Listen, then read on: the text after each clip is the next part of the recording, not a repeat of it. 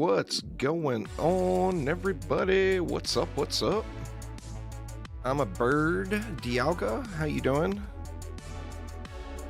Suggesting a video how to set up Ancient Mines Survival. Well, you know, Ancient Mines Survival, there's about 1 million different builds you could use, to be honest. What's going on there, Mitz? Control Freak, how you doing? How you doing? Gonna get back to the grind today. I still am not quite feeling 100%, but I feel worlds better than I did yesterday for sure. So gonna focus on Act 2 a bit today, but we'll bounce around some. Gonna start off with a little bit of Endless Spires grind, I think, though. So feel free to hop on in and join me. Just hoping to get those runes. Let's get it. Doing a pretty generic build. The old DST spam build just works super well here, so been doing that a bit.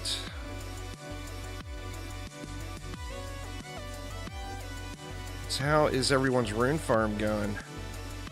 I have not had a ton of luck. I got that spider rune this morning.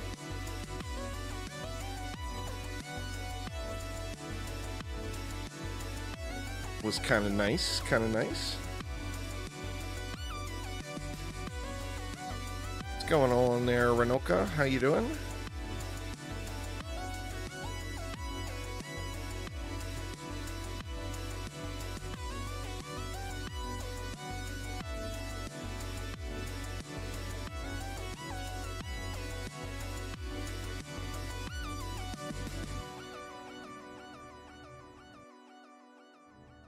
Just been doing this, and just that seems to be working pretty well.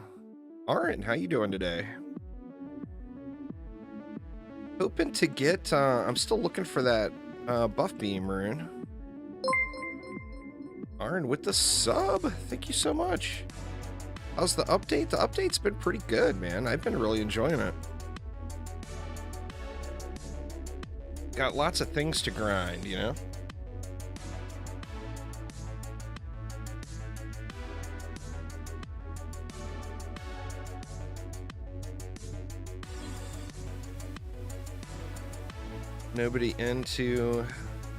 Nobody feeling the spires today, apparently. That's all good.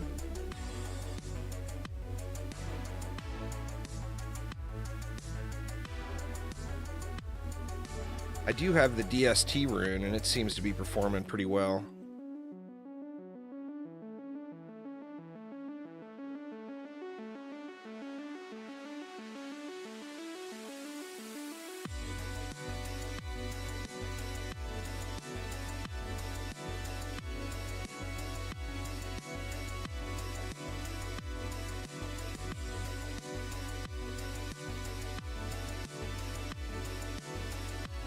Nice from this location being able to buff both of those electric R's too. Makes them put out quite nicely. But the explosions seem like a little bit better. Restart DDA time. Nice IHOPs. Grats again on the DD1 Achievo. Hitting the old ultimate defender. It's good stuff.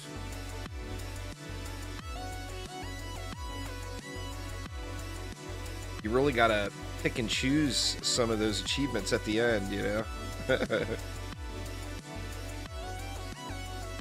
I remember when I went through that, it was like, you know, going through the list and trying to find the things, because so many of them you just do from normal play, but then you get all those oddball ones, and got to go through and do it all. But definitely, that one's a hard-earned and well-deserved achievement when you get it, that's for sure. We got the mildly annoyed Cloud, Dengap, and Eric P. Welcome, y'all. Welcome.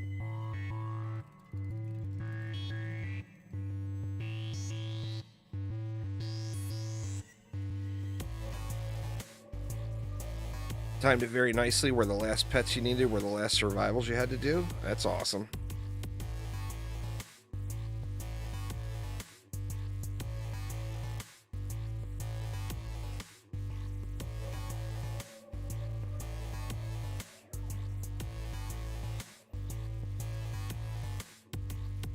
Seems like my pet boost is burning awfully quick all of a sudden. It shows you in game where you get it first. I don't have one because that's a rune that I'm just never going to use.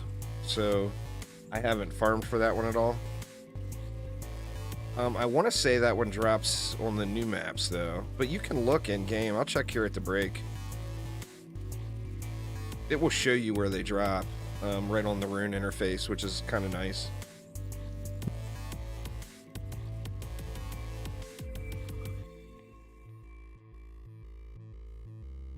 It's a first in the Dungeon Defenders franchise for in-game information. So proud of Phil.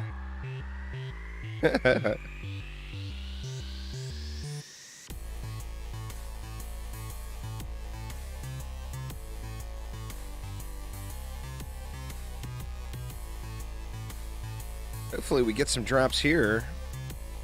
We'll find out. I want to get that overclock, but then the explosive trap rune also is Act 2. Those are two that I'm definitely pretty excited about. And I still got Act 1 stuff to do, but I got a little burnt out on farming Act 1.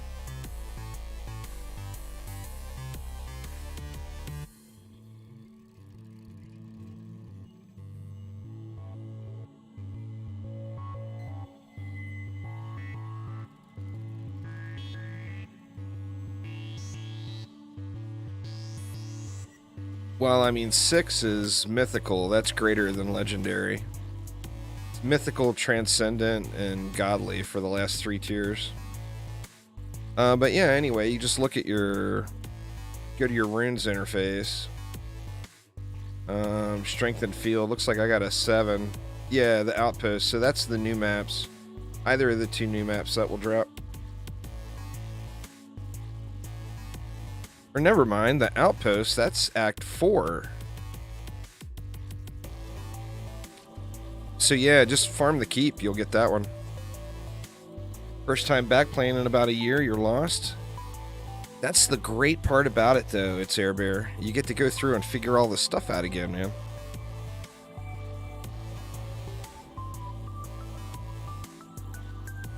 If you stand up top, you're gonna get the DSTs blown up. Just saying. They can drop in over your head from that top lane, the ogres can. The kobolds. Always do like in difficulty. First. Anything, well, this is how Phil worded it. Anything that affects loot affects rune drops. So always hardcore, always bonus difficulties, whatever you're capable of doing, and always mixed mode. And all of those things will directly affect your rune drops. Situationally, it's incredibly strong, actually. They're appeasable. Sorry, massacring your name. On maps that you've got clear line of sight to the spawns, it's incredibly powerful.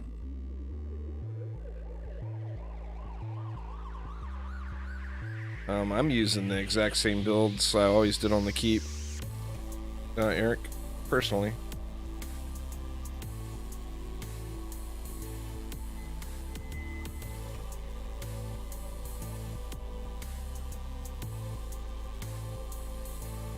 I think that spinning steel giveaway ends tonight. Let me look. I don't even know when it ends. Did it already end? No, it ends tomorrow at 5 p.m. So you all that are in my Discord server, make sure you enter that giveaway. Giving away a spinning steel starter set.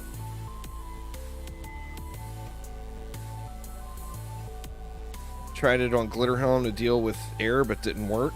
Wisps with AoE rune are way better for air. I think Glitterhelm is probably just a really terrible example, because it does need line of sight. If you use those on, like, Magus, on, say, Tornado Valley, I mean, they just decimate the entire map. Just crazy, crazy good.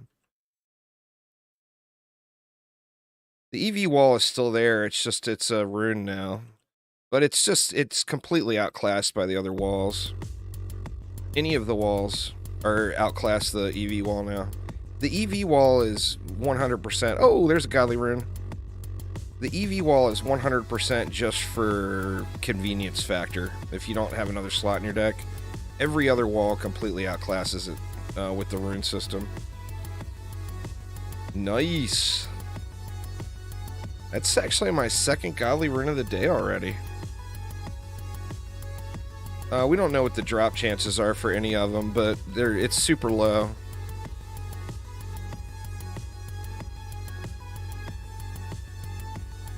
I'm averaging one about every 2 hours of play, and that's with like constant 8-minute grind maps. So figure I'm getting probably what? 7 runs an hour in. And I'm averaging one about every 2 hours. So for me personally, it's like every 12 to 15 runs. I haven't done that many runs today.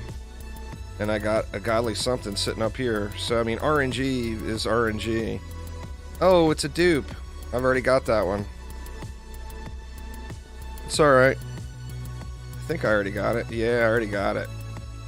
I've got a few duplicates now. Willing to trade if anyone needs any of those. What's up, Cake? How you doing, man?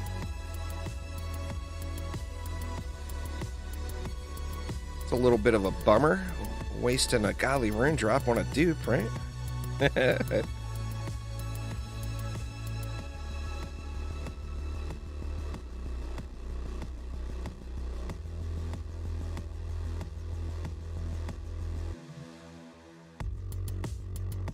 I don't have tons still, Aramir. Yesterday really put a... Yeah, there's trading now. Yesterday put a big damper on my my rune farming being all sickly. You know, I could break a bone and it doesn't bother me as much as the flu.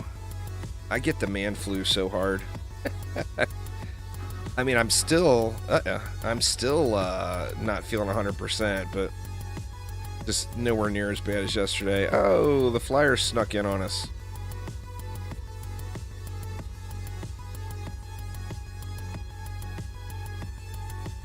Guess we'll have to throw something there for Flyers. You're on a 2-day dry streak. Youch, Cake. That's harsh.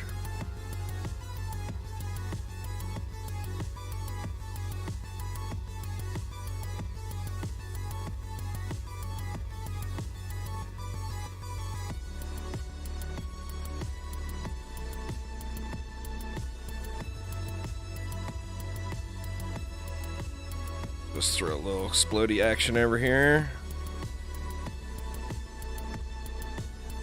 You don't have the flyer issues when you're playing solo.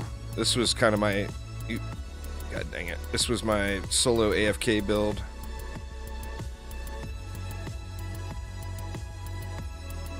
But we will take care of those pesky devils.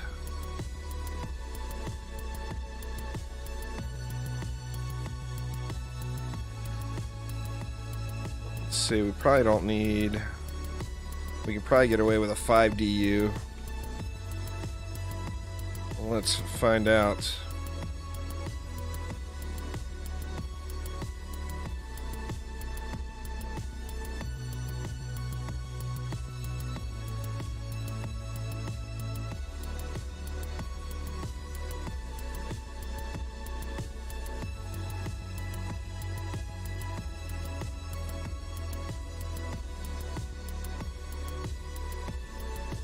We're gonna be able to get him?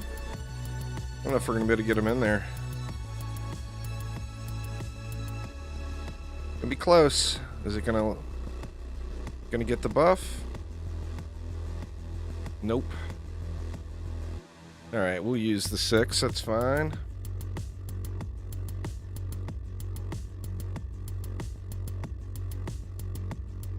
What we'll do... How do we want to do it? Want to do that?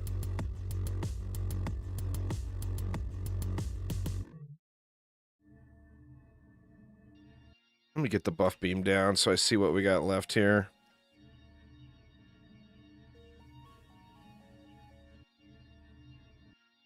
$18 left.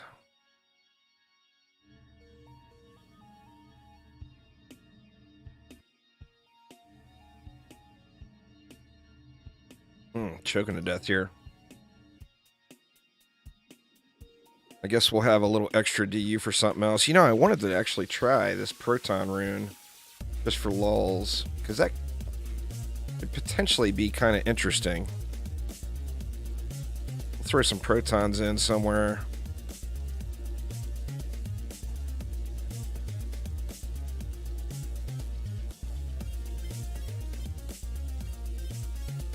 Where do we want them? There's a huge difference as they go up.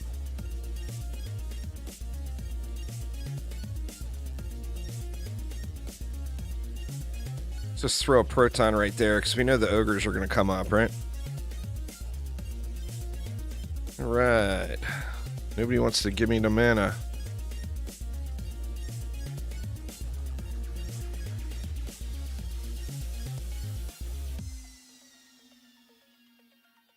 Oh, the summoner's super strong, Chris.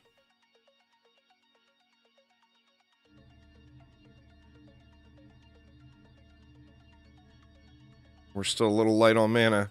You guys join public games, drop the goddamn mana, would you? Come on now. Thank you, thank you.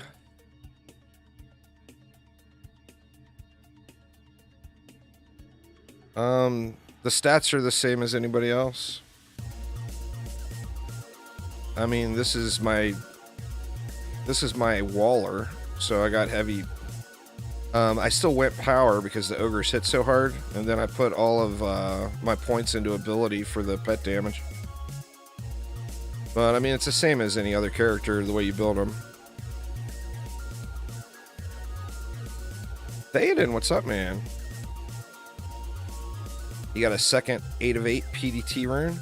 Well, I mean, the 8 of 8s are hard to come by now, Harris, so just trade them. Trade with somebody who's got one that you want, that has a dupe, you know? There will be much more trading for runes than there will be purchasing of runes until it gets a little bit more, market gets a little more flooded. Yeah, you can trade now. No, there's no upgrading of runes. You have to find the higher quality runes. Well, I mean, the PDT rune is not the worst one.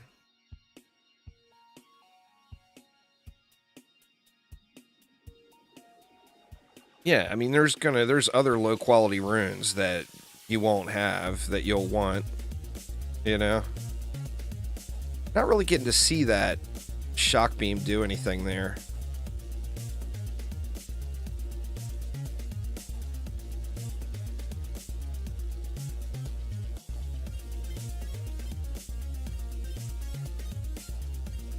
It says right in game where stuff drops first.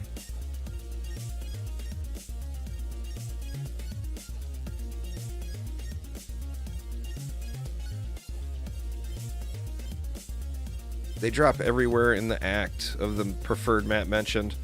Where it says preferred map, that's referring to the victory chest. And then they still drop on the ground anywhere throughout that act.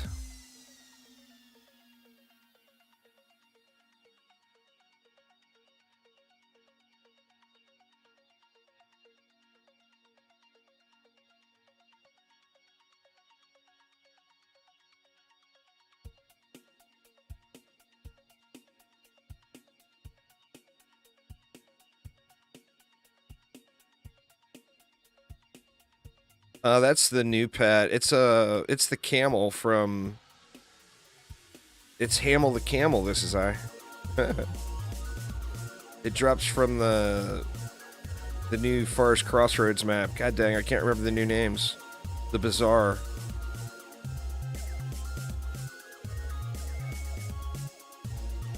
It's a range DPS pet that is a little lackluster.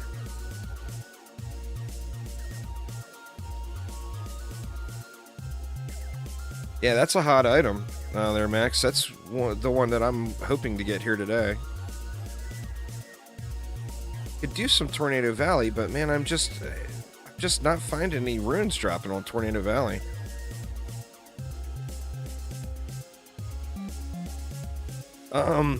It's just the Bazaar map. You get the pets. I guess the pet for the Lost Metropolis is coming. Sooner rather than later. There's no way to upgrade runes, Diago. You just have to find runes, and it's all available in-game. Open up your rune interface, look at the rune you want to get. Say, Spider's Poison. Favored map, Ramparts. That means it drops everywhere in Act 2.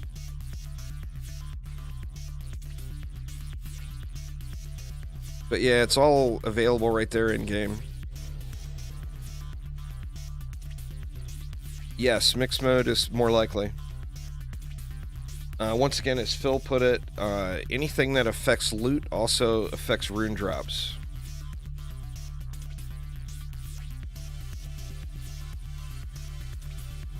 Oh, as a suggestion video? Yeah, for sure.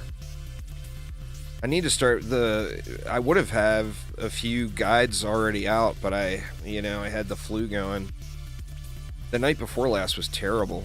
I mean, I was literally, like, in the bathroom all night long puking. It was rough. When you can't hold down water, you know it's a problem, you know? And then, last night, I didn't have any pukies. But I also went to bed at, like, 5 p.m. or 6 p.m. or something ridiculous. Dosed up on a bunch of NyQuil and, watched Star Trek.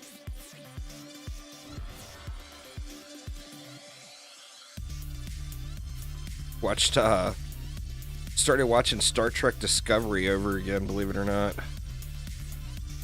How much of a self-punishment am I going after there?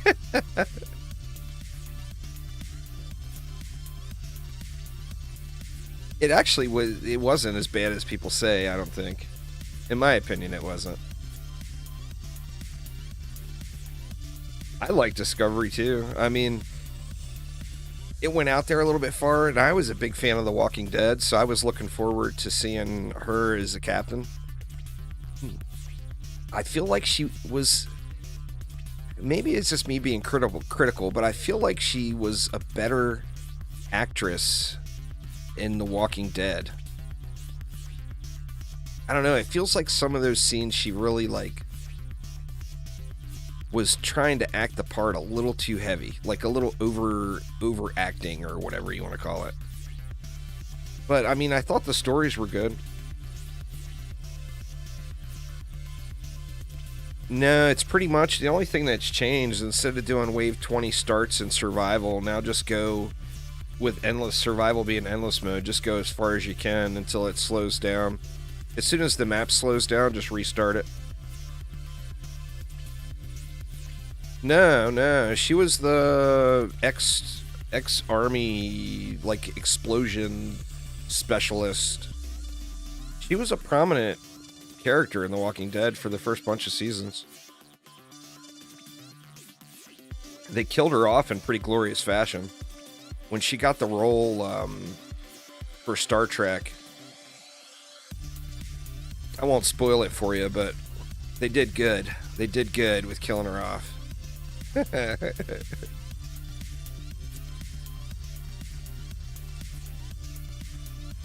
Got an 8 of 8 spider poison. Nice, nice. Nothing wrong with that.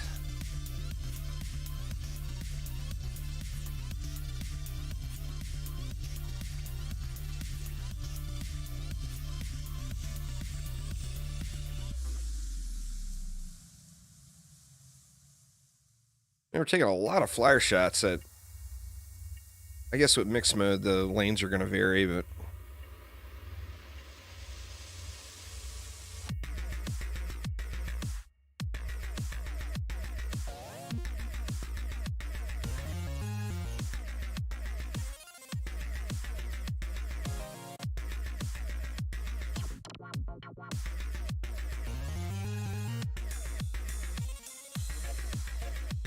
No more godly runes.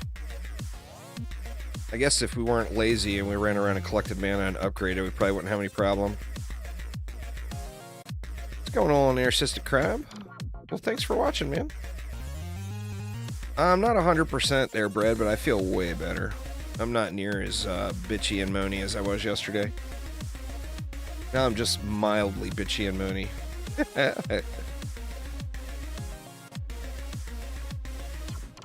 Yeah, it did get nerfed. It's still really good, but it got nerfed.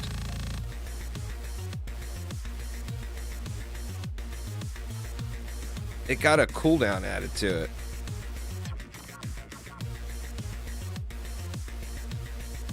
it. Summoner's really good, Alma. I don't know if I would call it OP, but very, very good.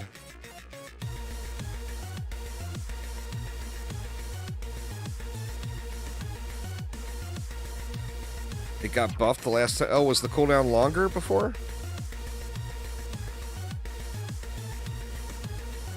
Oh, okay. It went from 5 seconds to 3.5. Yeah, it's 3.5 now for sure.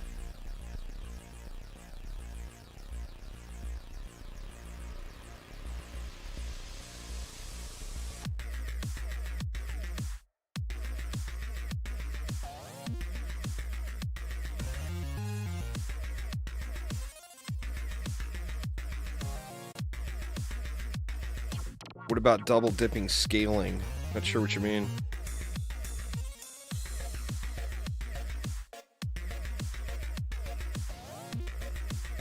No, it's not hitting that hard.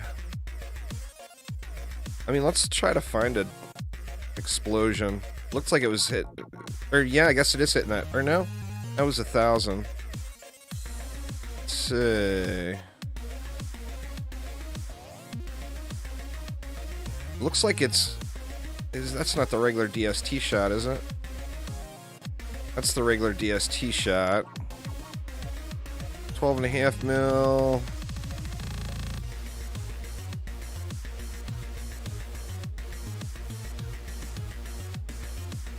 Can't find one of the explosion numbers here.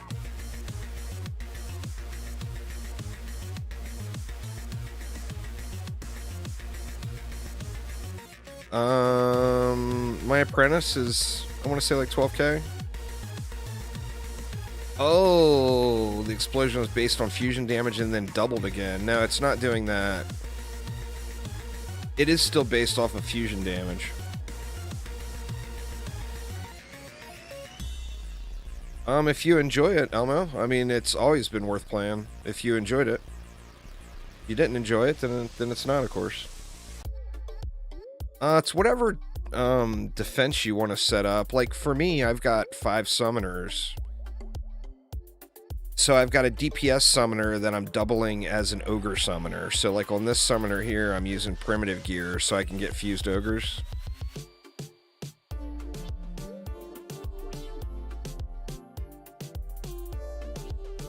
It seems like it's about 1 every 2 hours, Chris, of, like, heavy grind. Hopefully we change that, break the mold here today. I've gotten 1 already today, and I've only been live 30 minutes. Now, obviously, I've been playing longer than 30 minutes today, but...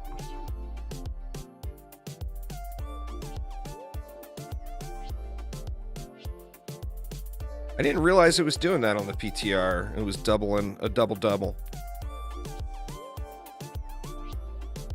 You farmed all day yesterday and you got 1? Well, I mean, of course it's going to be how fast you grind the maps, doing Liking King bonus difficulties, and doing mixed mode. It's all about repetition. Also, whenever possible, play in a group. Because a group means more mobs. More mobs means more chances. Oh, shoot. That's why we haven't seen no explosions. I didn't have it equipped. What kind of shit am I doing here? What a dumbass. And I'm wondering why it ain't, you know, why ain't it working? Well, that's a pretty good reason. All right, so it should actually do better now. Maybe we don't need these flyer traps in now.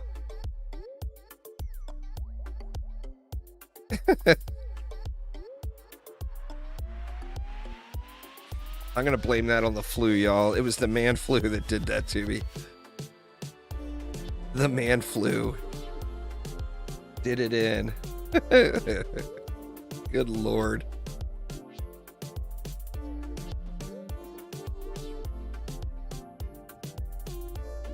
You gonna farm glitter because there's no ogre weight? The DST is really good, but see, here's the thing. There is so many really, really incredible options now. So the builds that there's an exploding wisp rune too. I mean, all the builds that worked before are still working, but there is so many viable options now on how to build and what to do. Just crazy, crazy, crazy options. Ooh, you know, I should have added a spider in here, huh?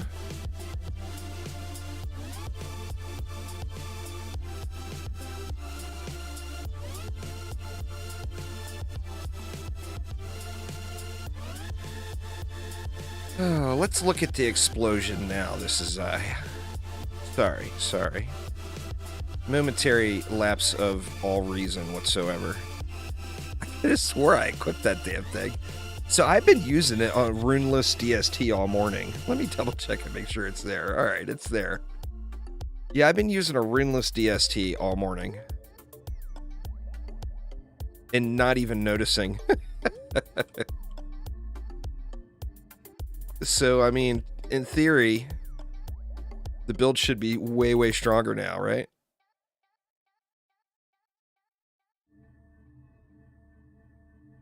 Yeah, I mean, what worked before still works, but now there's just so many more options, you know? The exploding wisp is when it switches targets. When it changes to a new target, it does an AoE explosion. It's super good.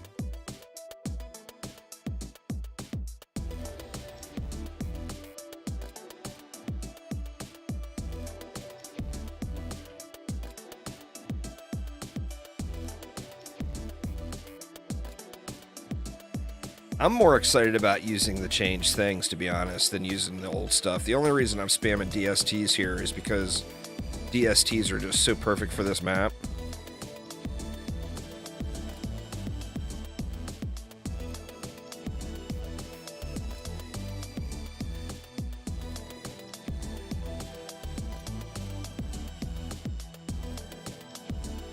Definitely perfect for the map.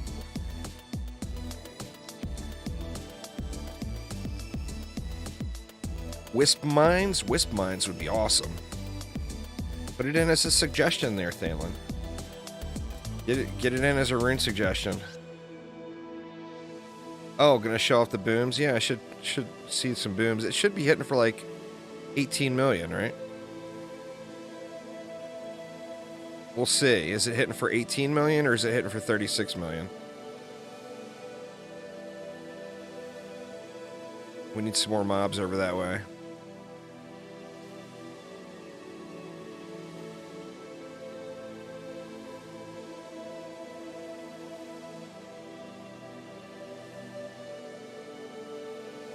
Not seeing any shots going off. Let me turn the numbers up a little bit more. I got the numbers reduced a bit now.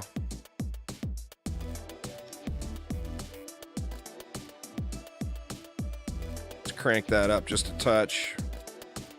It'll give us a lot of eye bleed, but we should be able to get some explosion numbers in there too. Oh, they are. Even the ogre one, the spike blockade, and the apprentice wall one is all just incredibly good. Let's see. Not seeing any explosion numbers in there. Part of that is that electric art has eaten up so many of the numbers.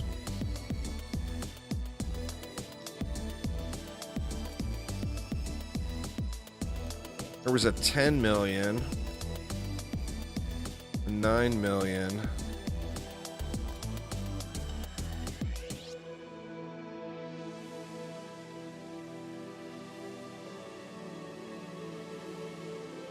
No, they're doing really good. The overclocked ethereal blades. I still got to get the rune for that. I've got a 7.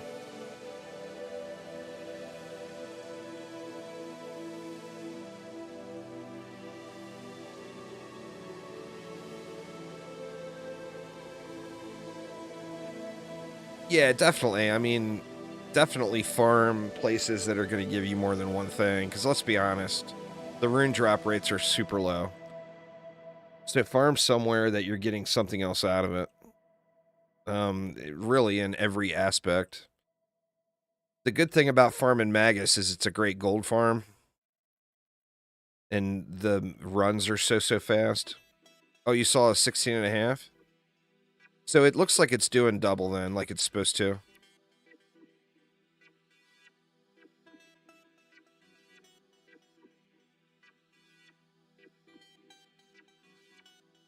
You get double paddle balls. The paddle balls, from what I've seen, seems like the highest value pet in the game. Or maybe I just get good ones. But I'm getting 40 mil a run usually on Magus, and it takes 6 minutes.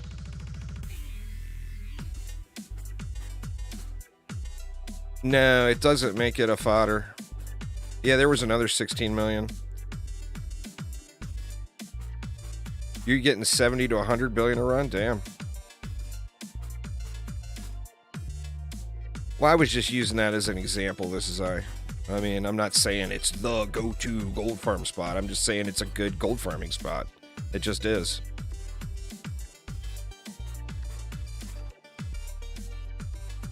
I mean, is it the best in the game? As far as gold per hour, it might be. But it's just you're getting something else out of it, was my point. You're getting a ton of clears because of the 6-minute runs, and you're getting something, an additional benefit out of it.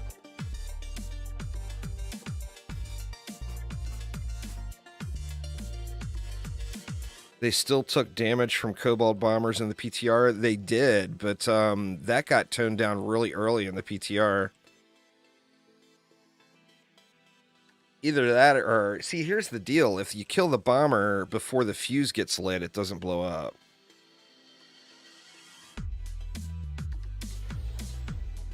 So if you're doing it on one of the super clocked buff beams, you're going to be killing the kobolds before their fuse gets lit. You know? Now, the key there is placement, too. If you put it back in, like, an aura stack, then maybe the aura or trap or whatever will damage it enough to get the fuse lit, and then it is going to blow up. But the last... Now, I don't have the rune yet on live, but on the PTR, the last I checked it, they were just absolutely incredible. Just ogre shredders like you wouldn't believe.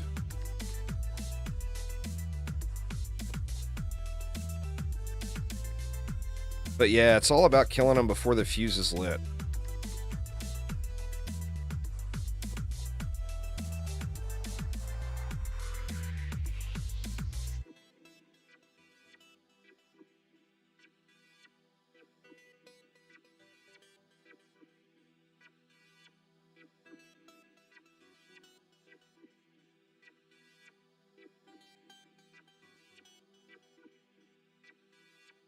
End of first hard deeper well, you got a purple staff? Oh yeah.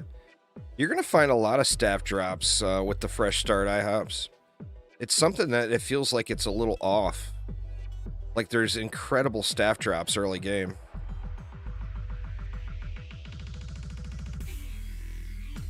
It completely doesn't feel right. What's going on, Zilla? Kamikaze in the Kobold if you have to and kill the ogre. Hey man, whatever it takes. Whatever it takes.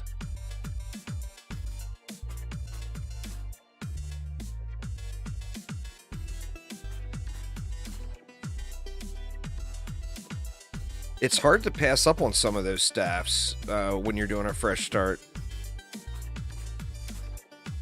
The last time I did one, I ended up switching. I wanted to play through on the Rogue, and I ended up switching just because the stats were so good and switched up to the EV. Well, it's all about the boss drops, their Ghostly Coma. So if you loot the boss victory chest on a monk, you're guaranteed a pole arm. Alright, let's do one more, y'all. One more here, and then I'll remake the group. You're doing app right now? Nice, nice.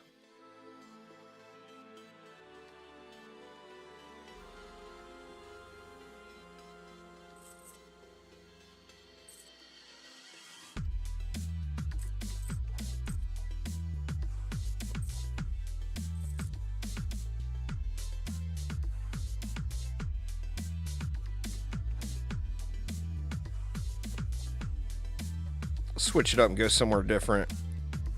Don't want to beat up the spires too bad here today. We can do a little throne room or something. I still need a blaster for my EV.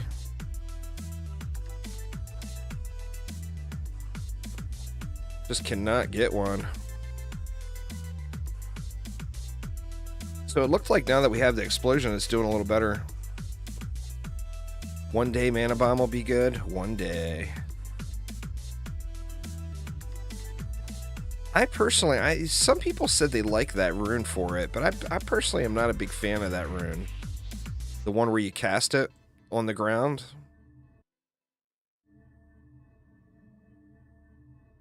I don't know, it just didn't jump out at me.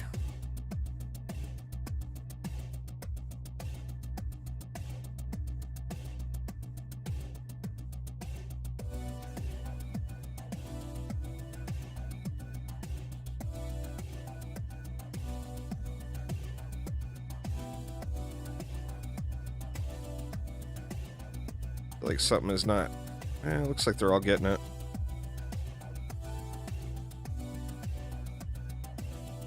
Would rather run at the ogre like a kobold.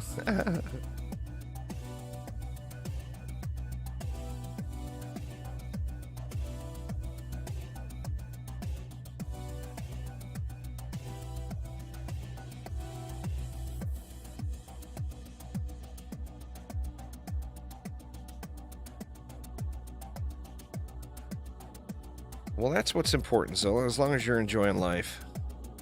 That's all that matters. The current game pace, App Bomb just feels out of place. I agree.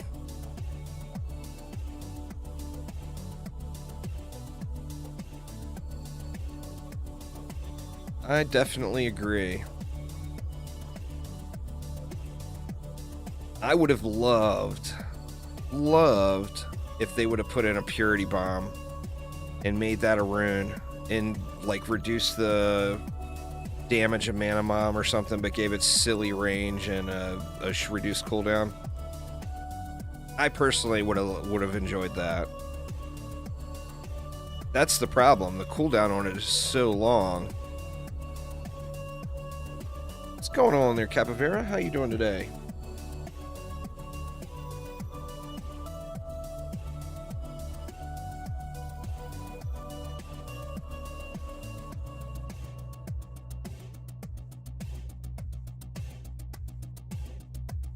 Oh, god dang it. Blue dots. I gotta take those offhands off.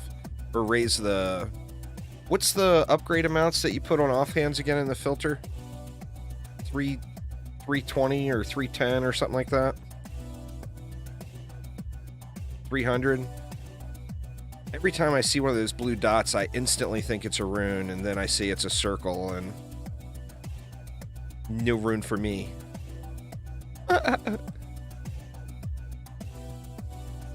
It's super, super low, Capivera. Yeah. Like hard grinding, I get one about every 2 to 3 hours. And I've had bad stretches. Like, I've gone as much as like 6 hours without getting one. And then I've had some like back to back. With 315, you haven't gotten a single offhand since the update?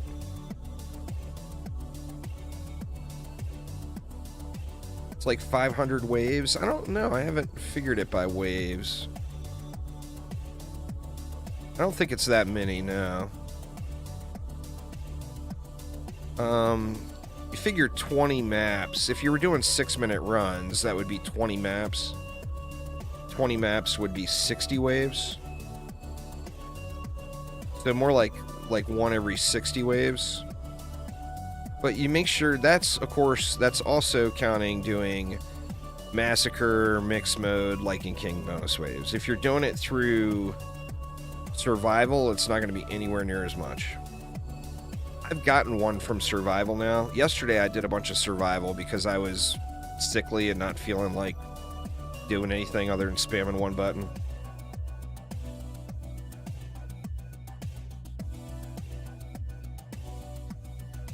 The other thing, remember, is trading is a thing. So remember, they're all super fresh right now, but in a month or 2 months from now, runes are going to be a dime a dozen, and you're going to be able to buy them for cheap. You know, right now, everybody's still finding them, but the market, it's just a matter of time. There's a limited amount of them in an open market, so the market will get flooded for them. Someone who starts playing the game in like 6 months is going to like have every rune so fast, you know, because they're just going to be able to buy them all from other players. Oh, well, there's your problem there, Capivera. Don't do survivals. You're not getting the same, you know, everybody says, oh, but it's only 6%. But that only 6% makes a huge difference. Yeah, it's out on Xboxzilla.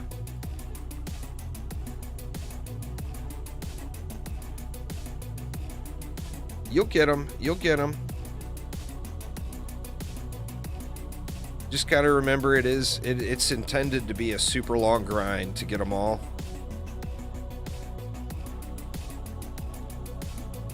That's the design. You know, they're supposed to be rare but tradable.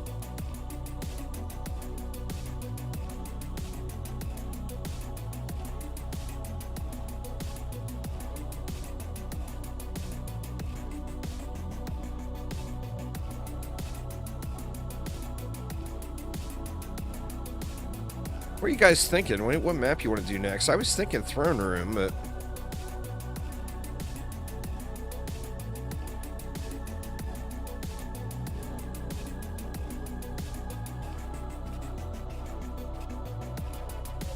yeah, no, everything's tradable. Well, not everything. Like, you know, the vanity rewards and stuff from live stream stuff is not tradable. Yeah, it's been pretty fun there, Zilly. You'll probably enjoy it. But yeah, armor, all the stuff is tradable.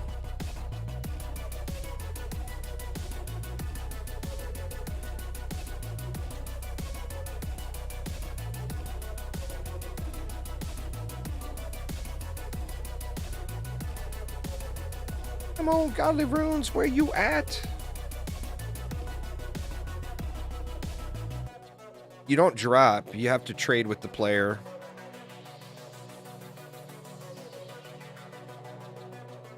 So you select player and then send trade request. When they accept the trade request, it'll open up a trading box. Player shops are the need to be added. For sure. Player shops will really open it up. You know?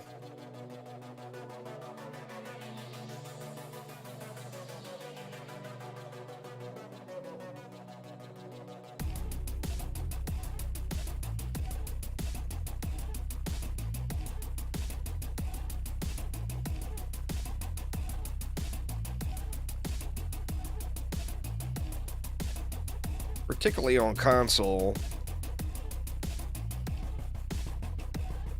You know, on consoles, of course, there's all of the groups.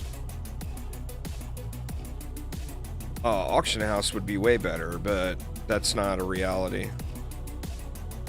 Auction house would require online server connection, and there is no online server. So that's just not an option. But yeah, that would be amazing. But just the player shops would be huge. Because, you know, being able to set up an AFK shop and just let it run and go to bed, you know?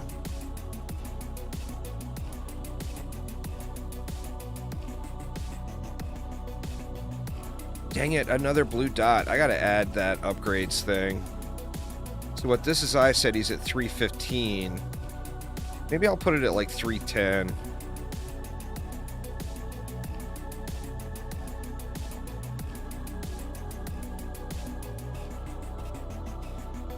No, once you unlock it, Snazzy, it's usable on everyone. It's an unlock, it's not like a shard like in DD2. Yeah, I can just do it now. We can see if that one is any good.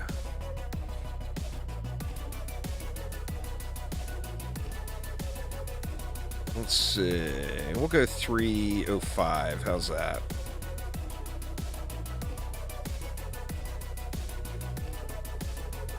See if it's still there.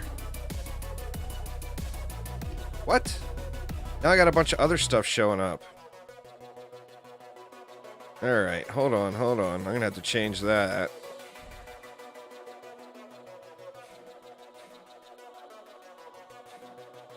Let me just not mess with that right now. I still got weird other stuff showing up. What is white circle dots?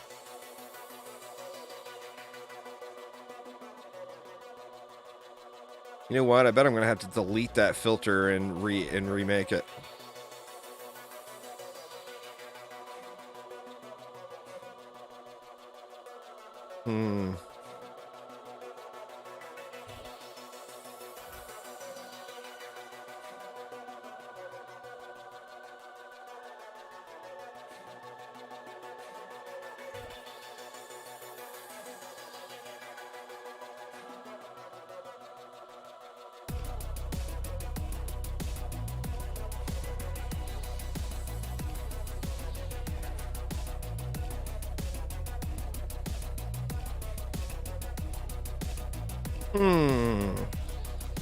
Now what the hell is going on with that?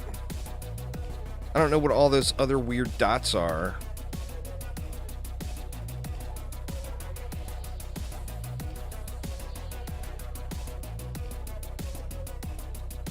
Not the rune.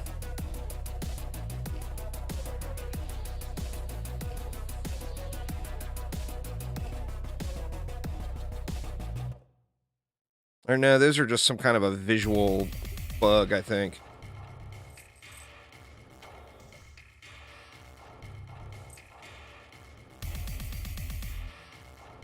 Alright, one more. Let's do one more.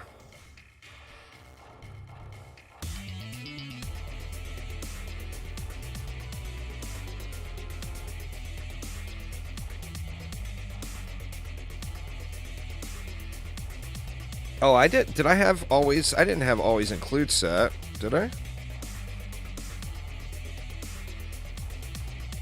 No. Shouldn't be anything else toggled. I think that was just a visual issue.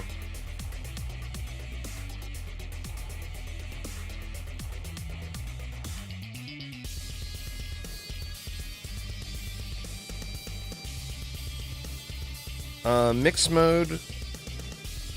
Massacre mix mode, Liking King bonus difficulty. Yeah, it's just back to all 105s for now. I'll play around with it later.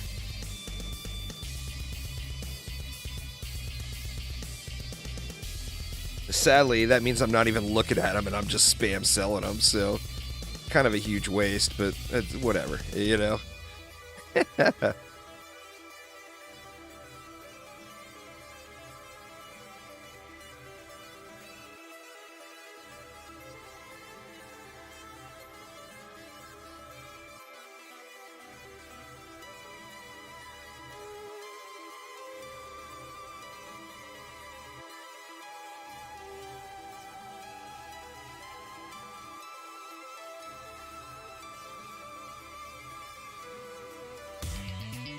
I don't know what to put it at. I think 315. I mean, I don't have a big need for offhands right now is the thing. So I guess I should put it high. I do need to find a good Ethereum champ one for my, or Ethereum marksman for my Huntress.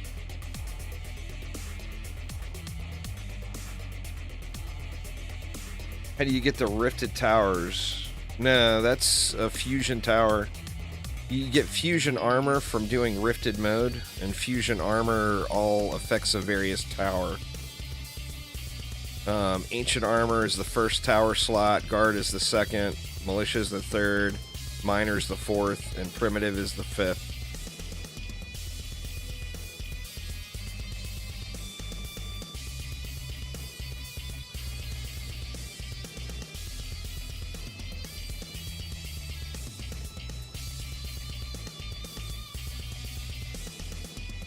Cross-platform would be awesome. Cross-play has never been promised or anything. When you play Act 1 through 3 maps, you can auto-sell all offhands anyways. Oh, really? It probably is the same way. It's probably the same, because remember, it was that way with accessories. And, they fixed the accessories.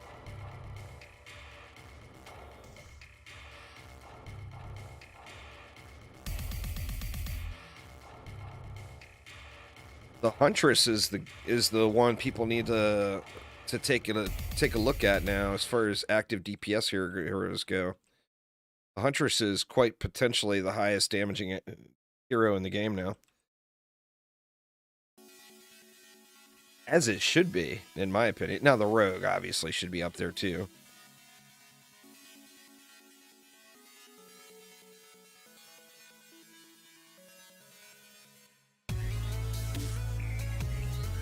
Oh, that's a big difference then, huh? For the same 300 upgrade from Act 1 through 3. See, I've done so much. I never really realized that, but just because I've done 6 million keep runs. So I think all of my offhands probably came from the keep.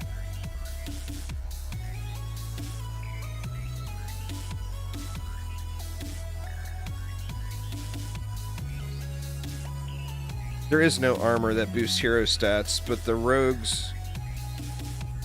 rogue fused armor is his devices.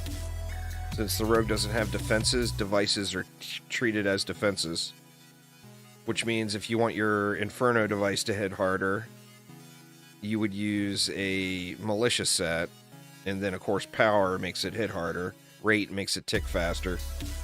The only thing that doesn't do anything on a rogue is range.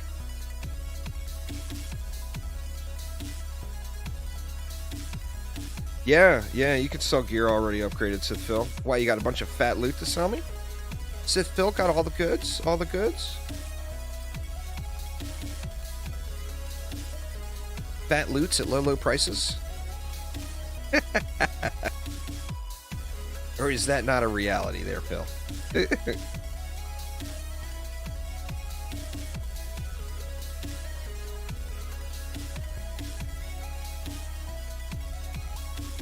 Your armor farming will become much more standardized once there's player shops. In my opinion, that's something that should be a major focus.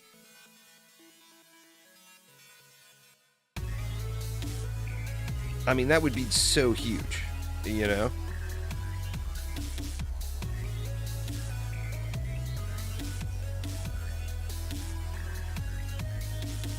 Well, people are mainly just trading runes right now. The other part of that is...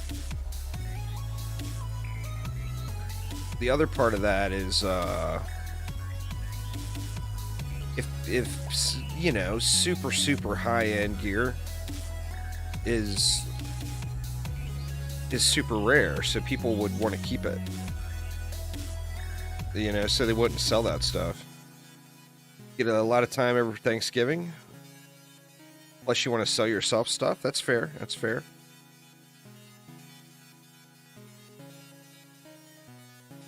I personally think the Ascension system was done so horribly in DD2 that I would hope that they never went near it in DDA. I mean, I have no problem with systems like that, but they're for live service games.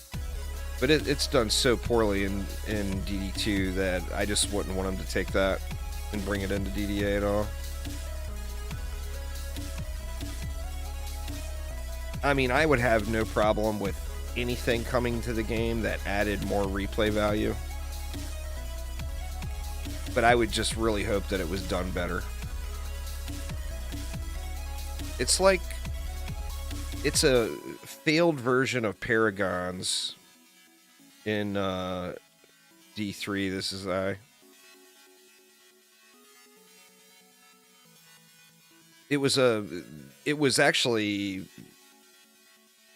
it was themed from the Paragon system, and like Onslaught floor climbing was supposed to be like Greater Rifts, or that's the way they envisioned it, and it just did not turn out that way at all.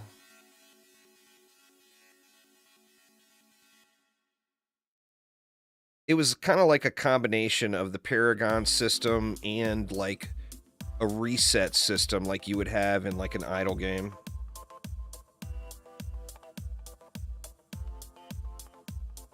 Oh, there will without a doubt be more runes, Angus.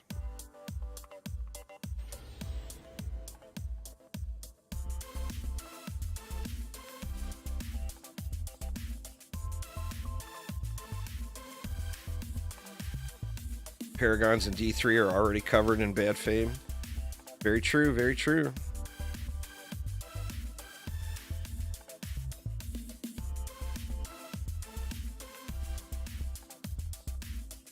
Yeah, figure on your rogue, if you go with a militia set and then an Arcanist helm, you get the electric device and the Inferno, or the napalm device, both.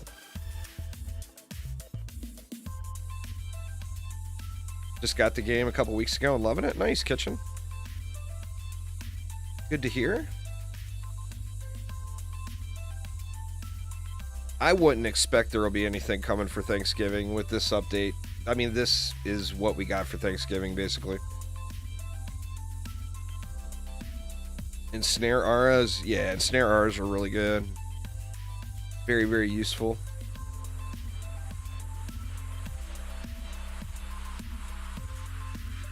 Yeah, it was a... how do you even call it?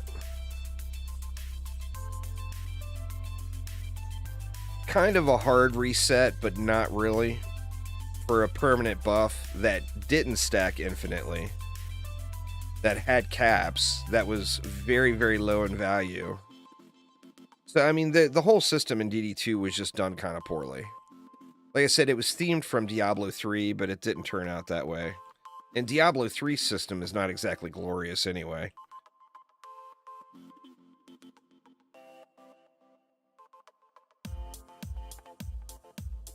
Why is the summoner so OP on level 1? I would guess everything is OP at level 1, Tim. The EV is just slapping down proton beams. You can pretty much AFK the game all the way up until you get into insane survival.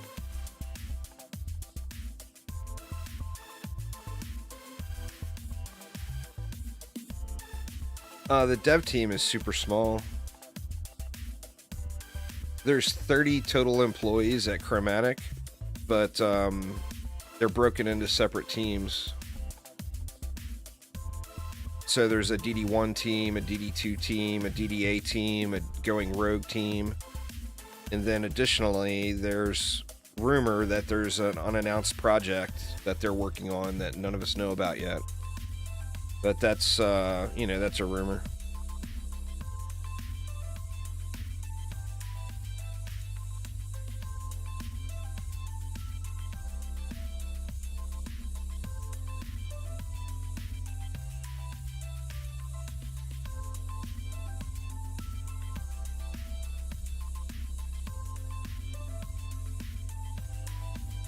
No, DDGR is already in early access on Steam, so it was an unannounced project, but it's not an unannounced project anymore. Oh shit. God dang it. I didn't realize the map was over. Sorry, y'all. Didn't give anybody a chance to loot. I would guess probably even smaller than that, because remember there's going to be, Oh, shit! Woohoo! Celebrate! See what happens when you don't look, y'all? When you don't look, it just happens and you don't know it.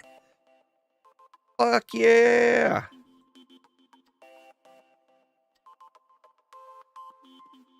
That was what I was looking for.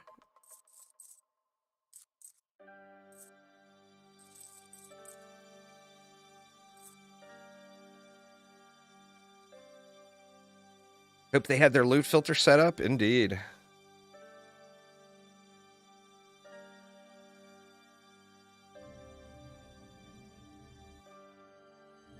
Oh, I'm going to be using the hell out of that thing this afternoon. You better believe that.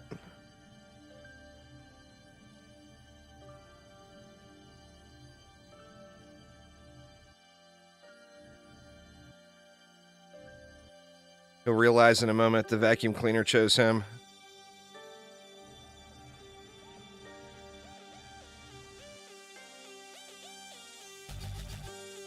There it is. Thanks, Reap. Oh, that is so awesome, y'all. That is so awesome. I was really hoping to get that rune today. That's 2 runes on stream today. I've only been live for an hour.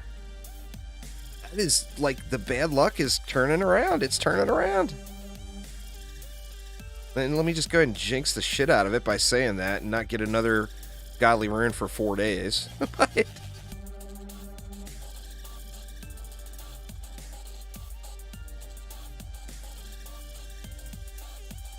But that is awesome. That is, I mean, now explosive traps. I really want explosive traps too.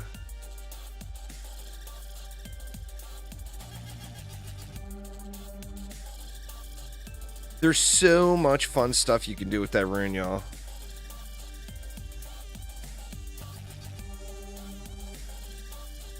Yeah, it is DUIs. Well, you figure it's not actually triple damage. Because remember, it's got some kind of diminishing return in it. I mean, I'm assuming it's triple the power stat amount that the buff beam would normally give you. Or a 300% bonus to the power stat amount. Which, of course, gives you diminishing returns because you're not doing 3 times damage. But you do more than 2 times damage. But I think in most cases, it's worth using.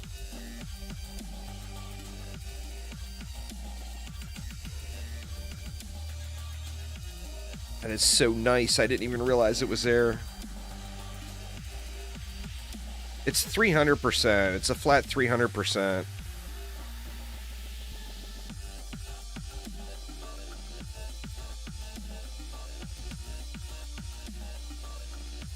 Unless it got nerfed. I do, Kitchen, I do. Well, now we got the setup. We got an Overcharge Apprentice, a Summoner, and a Boost Monk. These beds are screwed. Well, maybe it got nerfed then if it's 250, because it was 300. I'll look here as soon as we get to the brink. It could have got nerfed. God, I hope it didn't get nerfed. Camille, thank you so much for subscribing. Welcome. Even 250 is massive, I know, but... Oh, it was 100% 300, because I would get... My upgraded buff beam was at 399%. So I know for a fact it was 300. So it did get nerfed. It got nerfed. That's not too bad of a nerf, but that's a nerf. But yeah, it was 100% 300 on the PTR.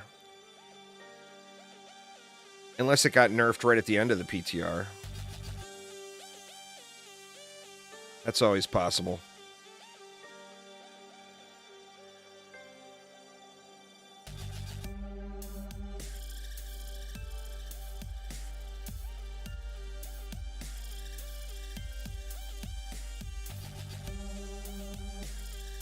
Yeah, it was 100% without question 300% on the PTR.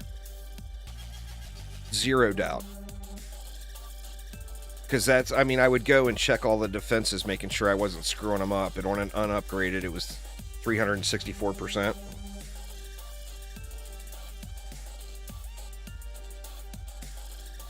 What towers got the biggest buff, I think? I think lightning towers are doing really, really good with the runes. I think harpoons are doing really, really good with the runes. DSTs and wisps are doing really good with the runes. The Beaming Blossom has got a really nice upgrade, but it's not viable with the rune if you play the Warden actively in Wrath mode, because that Pierce resets the rune. What else? I'm sure I'm missing something. Oh, Explosive Traps is huge. Yeah, the PDS is doing really, really good on maps that it's, you know, it's meadow on some maps. Some other maps, it's barely usable. Like, I wouldn't really want to use the PDS on this map. This map just screens DST so damn hard, is why. It was 300% and minus 114, and it got changed to 250 and minus 63. Well, that isn't too bad since it got changed to the minus 63. That minus 114 was pretty steep. Nah, elemental combos are not a thing in any Dungeon Defenders game except DD2. It's a DD2 specific thing.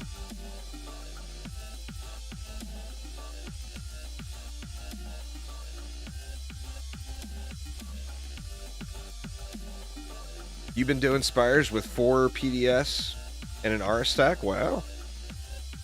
I mean, this map is just not good for it. So that's impressive that you can get it done. Like, the best maps for it are maps that you have line of sight to the spawn.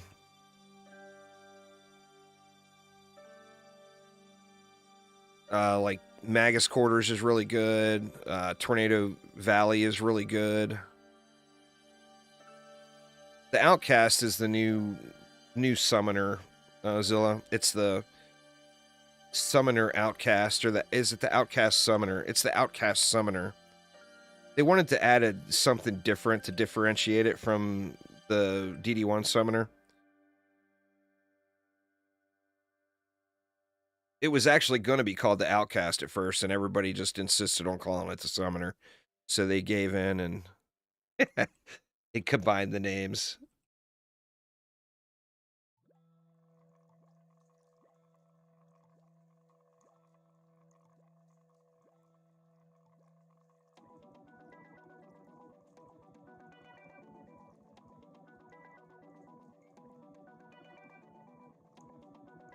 That would be awesome there, not stir fry, but that's something they've directly addressed and they'll never put in. They don't want to give us a way to fully automate the game, and that would fully automate the game.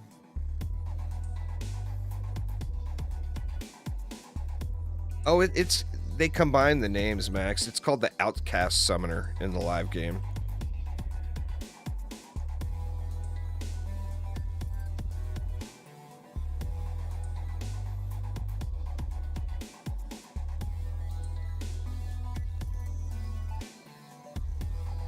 Are you playing on consoles there, Ghostly?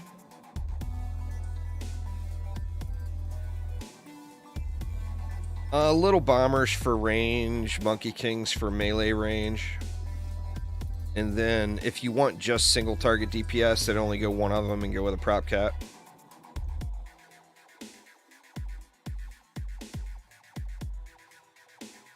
But you can use pretty much any pet you want. Every pet is performing really well on the summoner. You're on PC. Since the last hotfix, I haven't gotten any crashes. But I think that there will be more hotfixes to come. I mean, we know there's still issues with the update, you know? So there will definitely be more to come.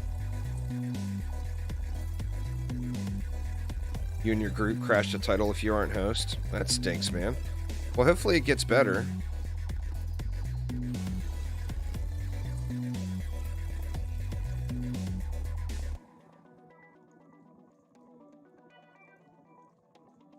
It's good stuff, Zilla. It's good stuff, man. Get to downloading.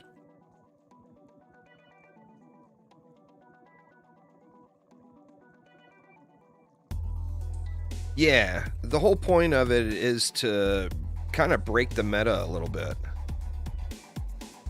With 4 towers, it would be negative damage. You stack 10 wisps and throw a buff beam on it, your wisps will all do 0 damage. So it adds serious gameplay changes.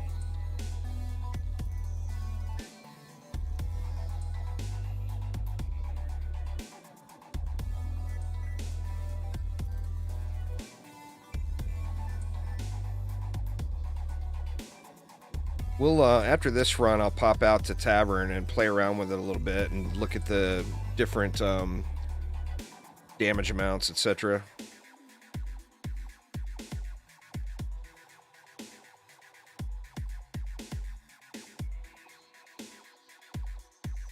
It also, I don't know if you read that part, this is but it also now ignores ensnare auras, gas traps, reflect beams.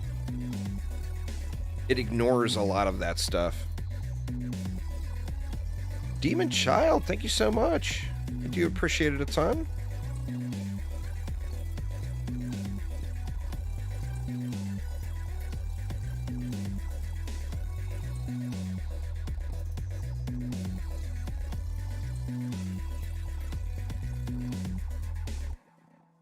Yeah, it's a big deal. It's a huge quality of life thing. I wonder why my notification didn't pop up on that. Thank you a ton, though, Demon Child. I do appreciate it. Oh, there it is. There it is. It's just a little sleepy today.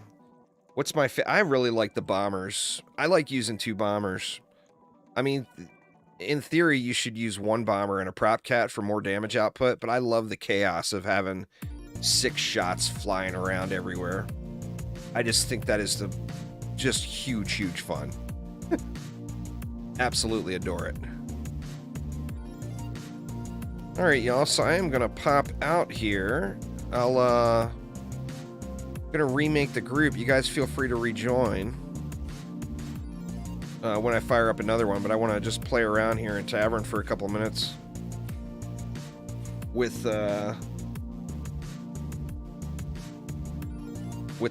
new schnazzies.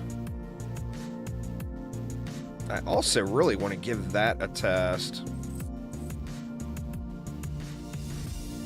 That's a good starter monkey for somebody. Is the loot multiplier higher than on the keep on the 2 new maps? It's the same as the keep. There will be a point to do on Bark when the second part of the update hits, but until that happens. When new damage scaling on Summoner, Prop Cat might not be mathematically... I haven't tested it. We can do that right now. Let's see.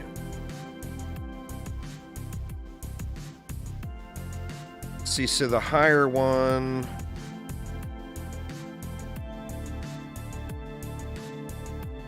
is what? 13.46?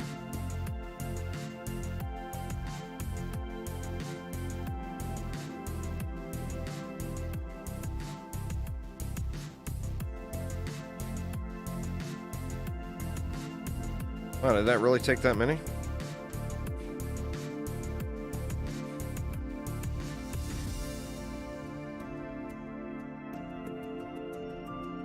Oh, 27.11. It's actually damn near the same, huh? It's barely higher.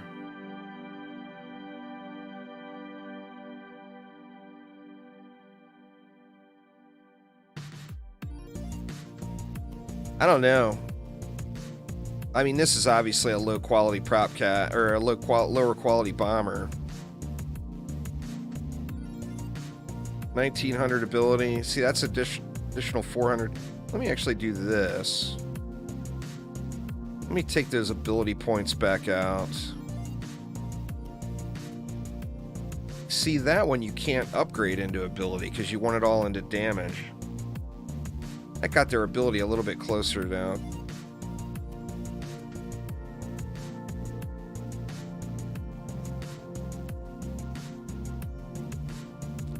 Oh, that is so weird. The damage didn't change.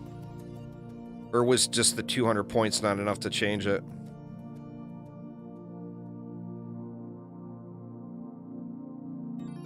Yeah, see, I love the Rocket Rain, man. That's just so good stuff.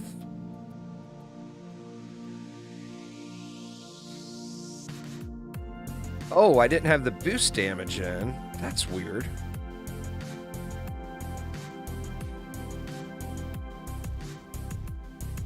That's something buggy. I'd have to unequip it and test. Let me see. Let me do this again. I'll put the boost damage in.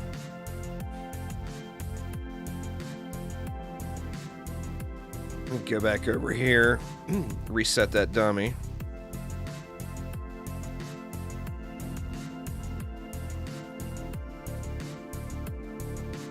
Re-equip it. It's a little closer on the ability stat now, but it's still off. Ghostly Coma, thank you so much. I do appreciate you very, very much.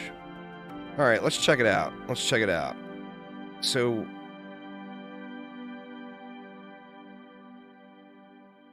$26.89. So it just barely. It didn't go down a ton. I think you're right. It's gonna come down to what has the higher ups, and plus just how you want to play. I love having the 6 projectiles flying everywhere. It just feels like such glorious chaos, you know?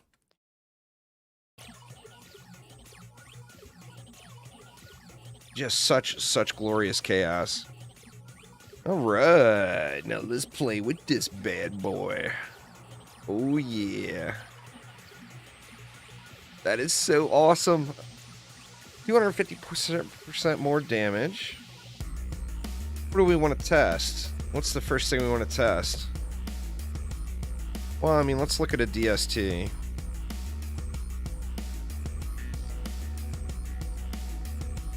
Let me grab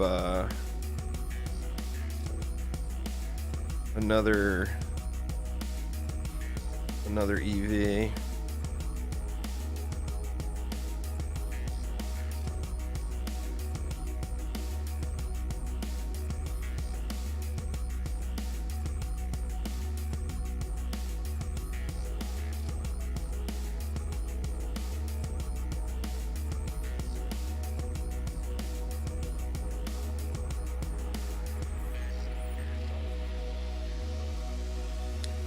The explosions are going to throw it off.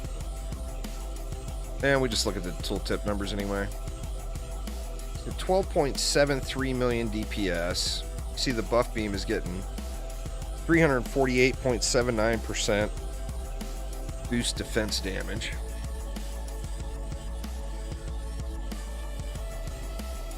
This one, 5.794.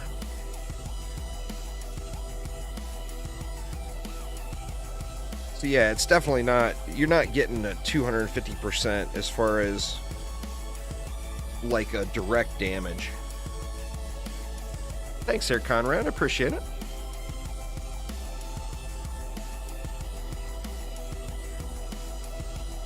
Assuming you're going to keep 100% uptime, you'll probably get more value out of using ability there, Harris. Put on Spider Minion and Gas Rune on Dummy. Oh yeah, huh? Will that work?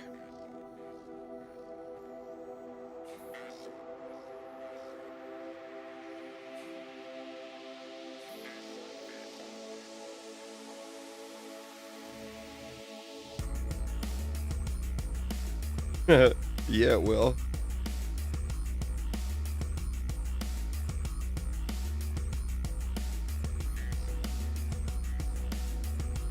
Is it gonna hit it? I'm gonna have to. Where am I gonna be able to place it where I can hit it?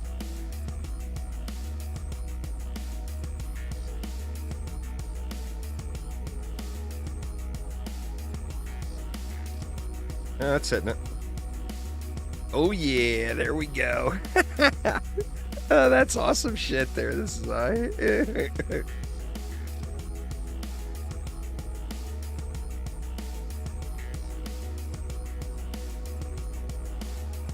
I have the spider rune on? Yeah, I do. Okay. That is crazy, isn't it?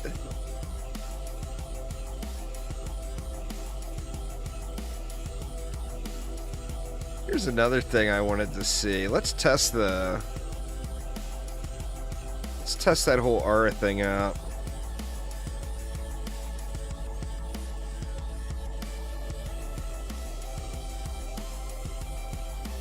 Okay, so if I got an ensnare aura, an electric aura, a healing aura, a strength drain aura, and a gas trap, if we put this down, it should only read as if there's one defense there, right? Yeah, it's working. Working as intended. 348%. Now what does that take my electric aura up to?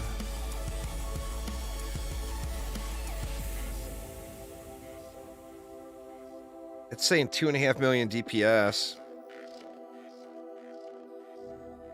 Let me get rid of all this so I can see this stuff easier. Now what happens if you give it a tower boost?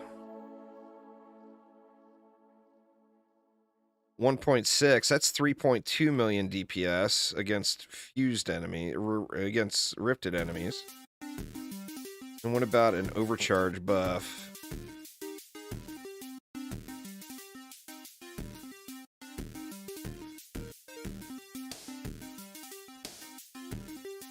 Woo! 6.5 million DPS for an aura?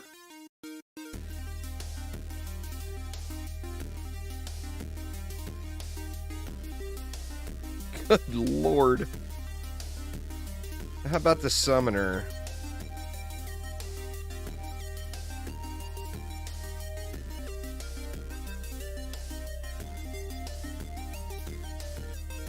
Way lower. It's all about the apprentice boost, huh? Well, yeah, that's without any gemstones. I've got the spin to win, but I don't have a good 8 of 8 yet. I got a 7 out of 8. In fact, I wanted to look at that too, because that was not functioning correct on the PTR. Let me see. Okay, let me unequip this.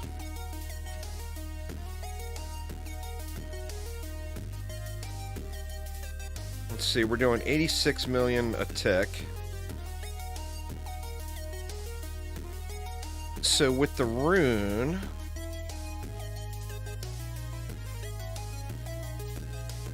oops, that's only with a 7 to 8 rune, but it says it does 175% of the original damage. So let's see about that. Oh, they fixed it. Oh my god. Rogue deeps, please? Holy shitballs.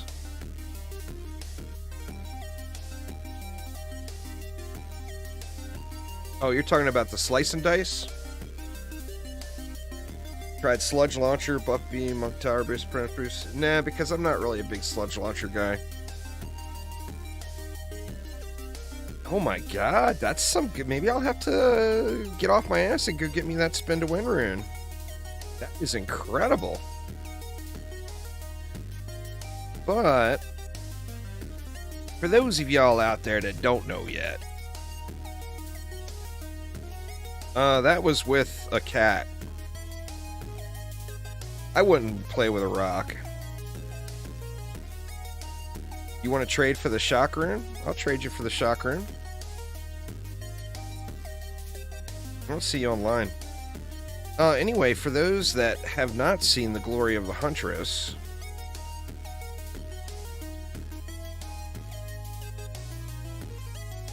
oh yeah, got the Tony Stark out. Oh, the Huntress is a screaming girl. She's angry.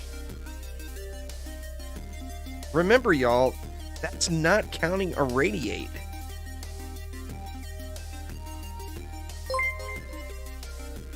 So my god. So my god. And not only is that not counting Irradiate, that's with a shitty weapon with the wrong set. Axel, thank you so much for subscribing. If you have Ethereum Marksman and better quality stuff, that's going to go up.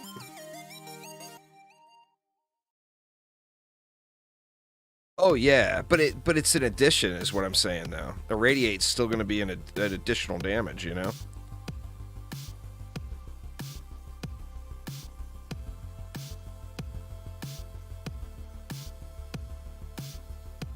Don't you be thunking over there, Phil. It's perfectly fine. And thank you very much for fixing the rogue spin to win. I didn't realize you did that. It's all special and shiny now.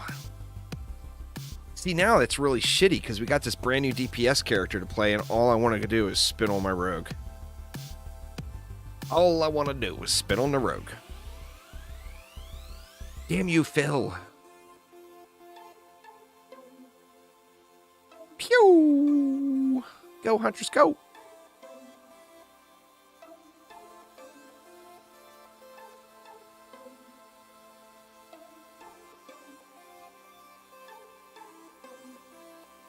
I mean, I am excited as hell about that Spinny Boy stuff, though. Oh my god.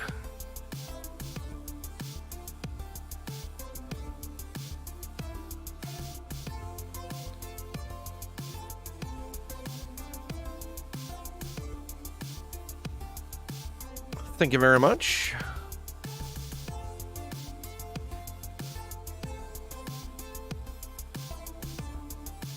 And now it's even better.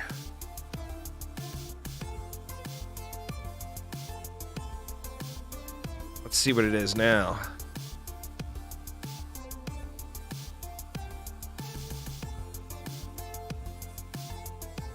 Well, what is the tooltip on it? 200%. Oh yeah!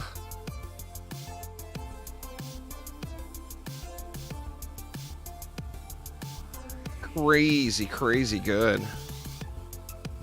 Your first map of the day, first rune was 8 of 8 overclock. Congrats! That's awesome there, Dragonic. You're a ghost now? Why are you a ghost now, Zilla? Alright. So what's the build, y'all? What are we going to play with first? I keep talking about Magus.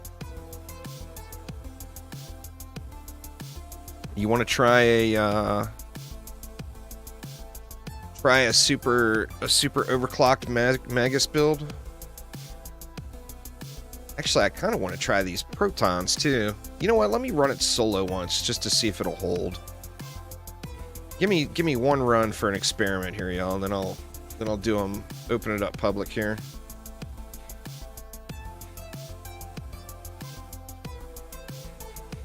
I want to try those Shocky Shocks and see how good it is. Because let me tell you, the shock beams right at the end were incredibly good.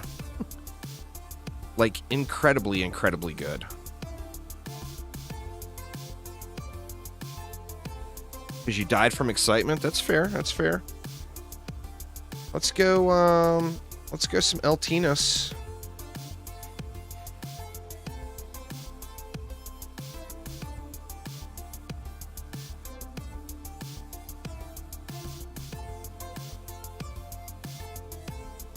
Actually, you know what? Let's do this.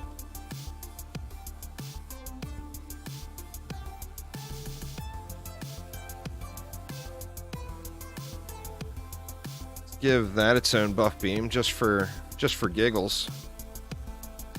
And then we'll go with the Eltinas.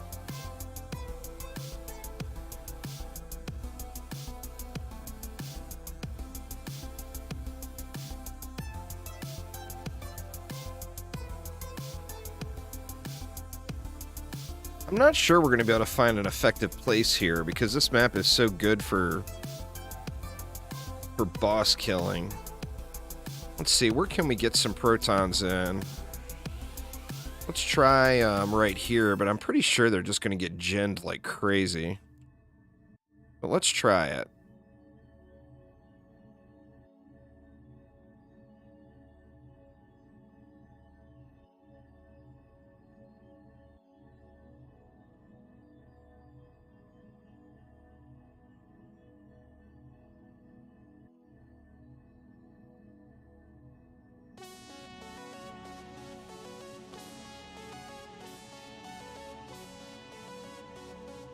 Yeah, the LT can benefit from striking. No, it's... Well, you know, I'm not positive, but I don't think it's affected by line of sight.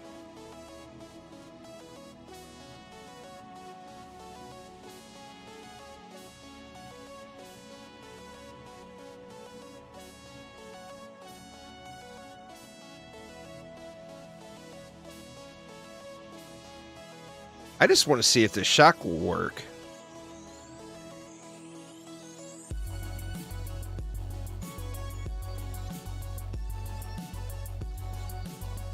We'll just be wasteful here.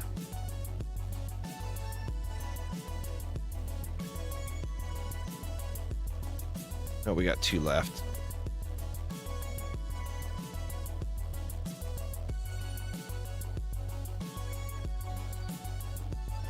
Shoot, did I have mana regen? Or is that just on the PTR? I don't know if I did this guy yet. Okay, yeah, I did him. Homie been done.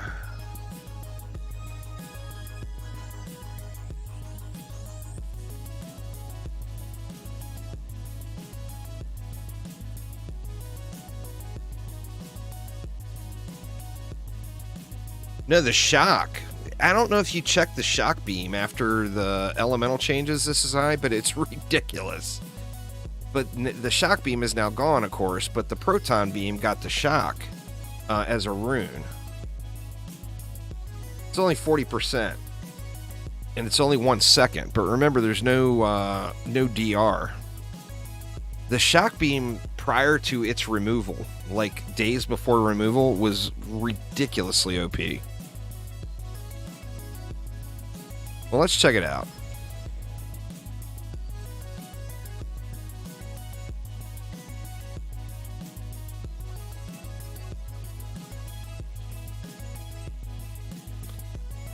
Need to see more enemies. Ooh. That wasn't good. The protons disappearing everywhere. See, look at the CC. There's a good example of it.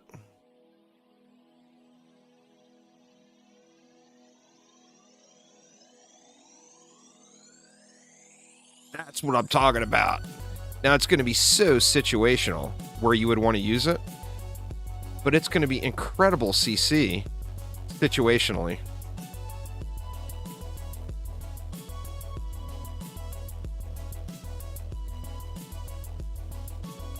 Well, see, that's the thing, is it was the case right at the end.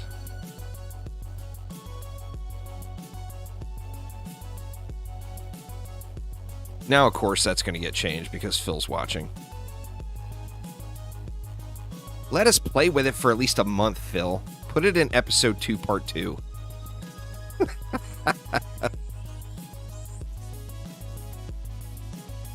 Like a better use of this would be putting it on the final stretch right here. How do you upgrade without going into Sky Camera view? You hit T. Like, go to upgrade, go into Sky Camera view, and then hit T, Jack.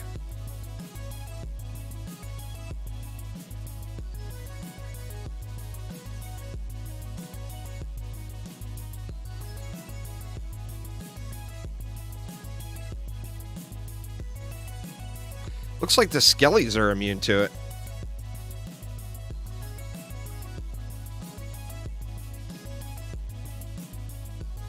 But yeah, that's just straight spawn camping right there.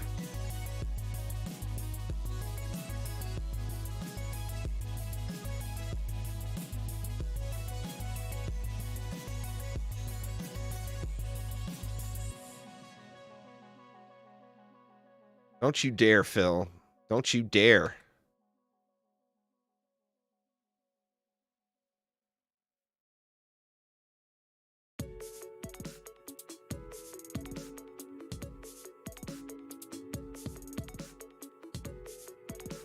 Oh, yeah, that is probably what it is. The skellies are respawning. Good call there. I'm spinning.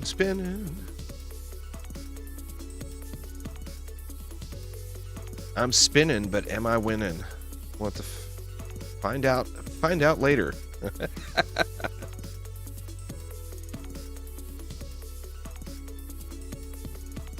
All right. Enough of those shenanigans. Let me see if it will actually hold through a proper build like this. So I can open it up here. Enough of the shenanigans. I mean, we can put some last resorters down on the last stair coming up. But I think they're just all getting vacuum cleanered up too much right there.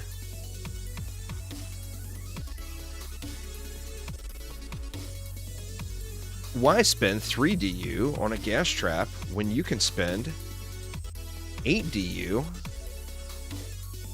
on a shock beam?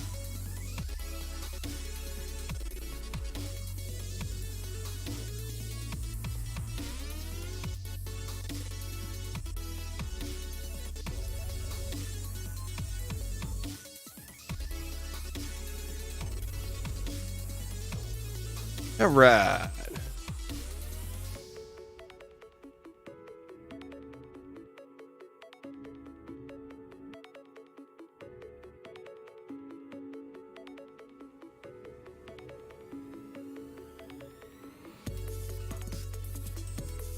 I mean, is this travesty of a build even worth? I don't need the electric aura. I guess with that in mind, I could just throw down a gas trap for a little extra safety.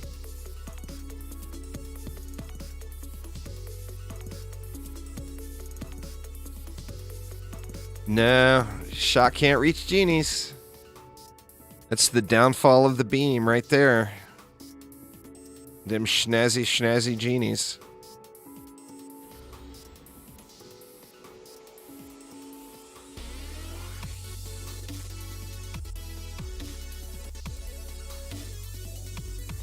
Doesn't look like it's working on ogres either. Where the shock beam was working on ogres. Oh, ho, ho, got slapped.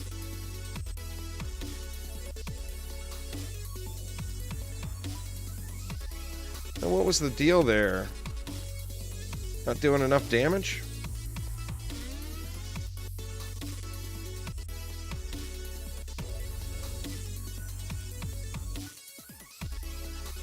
Well, no striking on the aura stack was the deal there.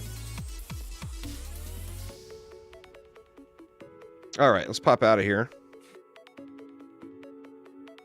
Now let's take a look at the breakpoints, though.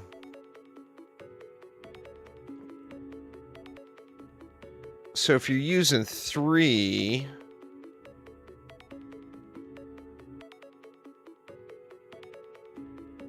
Actually, let me just put a long beam down here so we can throw more stuff on it.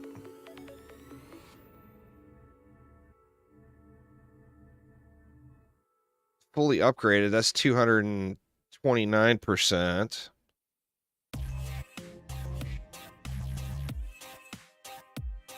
So that's still more than a regular... That's a good chunk more. So you can use 4 defenses, it looks like. What did the tooltip say on that? 63%. Okay, so yeah, well, it's actually doing more than that.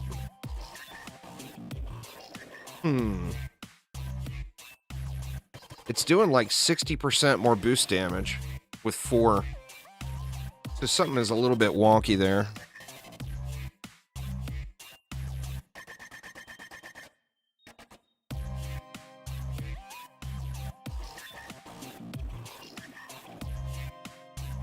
If I went with another one, of course, we should go way down.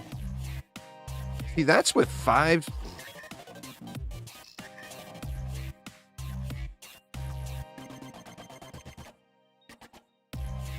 That's...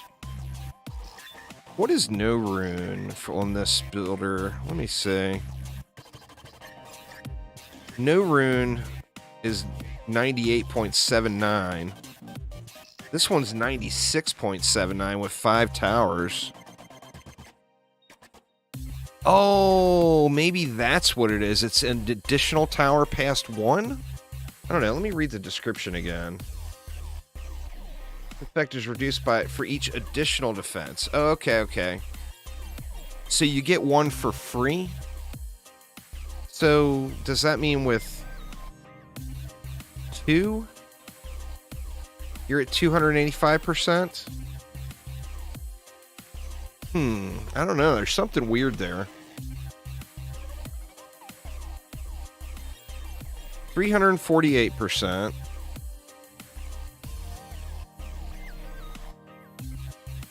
285%.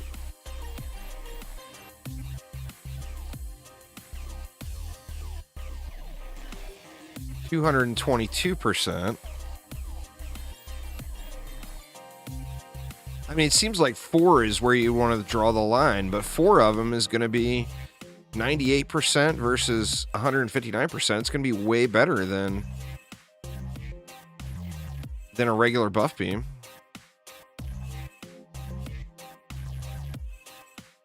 I mean, that's a lot more generous, to be honest with you. That's way more generous.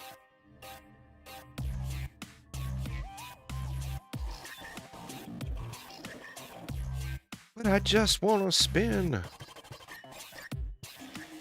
God, that's so beautiful.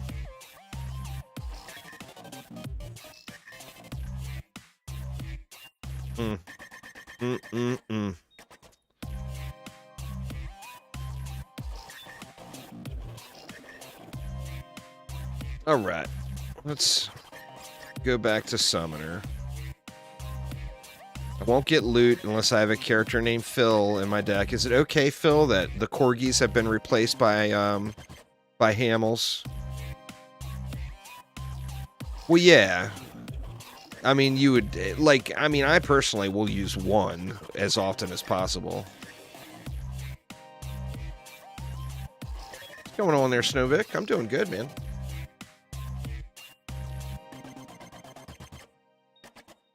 Here you go. We'll get in here and meme it up. Let's do 1. Let's do 1. Feel free to hop in and join me there, y'all.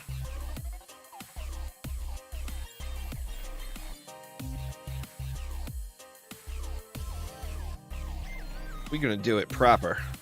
We're gonna get some of these guys in here.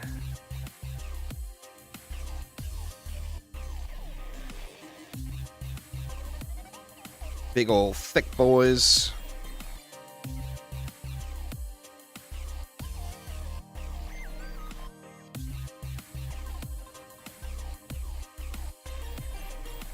I think we'll just go with that. Maybe go something like this, just because.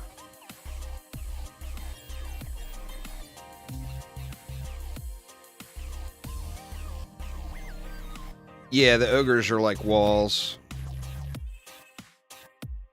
But they got the side benefit of hitting like a truck. When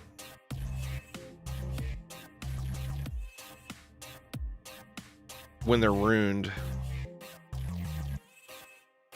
Aramir's a spinny boy. Alright, what do we got left?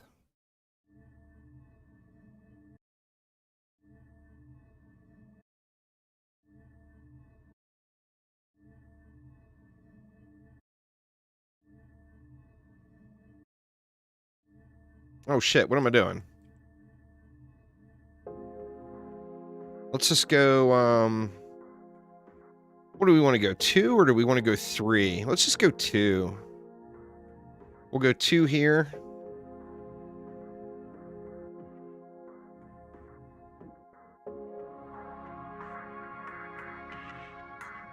Two there and 2 here. We're gonna have enough for that? We're not gonna have enough for reflex. We'll go 1 on the sides. And then we'll go...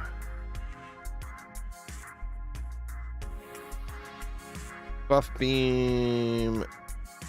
Buff beam. Buff beam. Actually, it seems like we could have went one more somewhere else. Well, actually, we'll give our ogres some reflex. How's that? There you go, ogres. We'll treat you like equals in the Etherean army. We will not put you on subpar minion duty without proper protections. We ain't gonna give you a healer, though. I'm just saying. Don't expect a healer. That's too much to ask. Alright, let me just go and throw another one over here. We can do 2 on this one.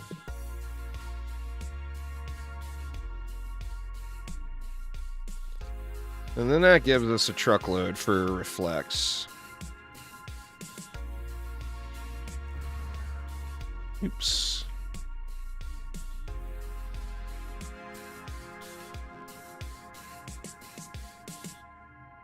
Did I put a 2DU down somewhere by accident? I did right there. I'm gonna say my math is not working right.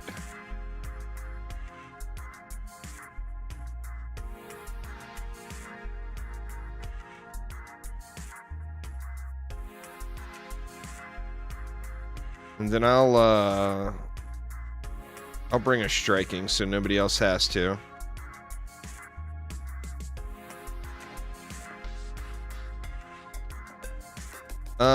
I do not, Makriko. Thank you so much, though. Right, let me get a striking going on here. And let's do it.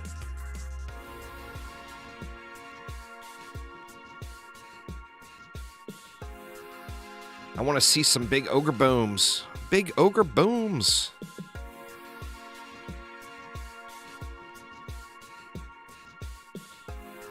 Yeah, runes only work on characters in deck. Tried out the bowling ball rune yet. The bowling ball rune is so powerful. But that tower is just so situational.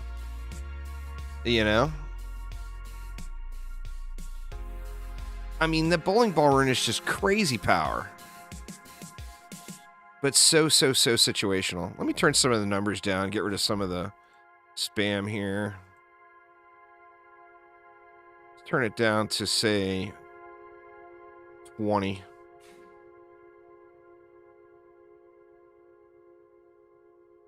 Make y'all's eyes bleed just a little bit less.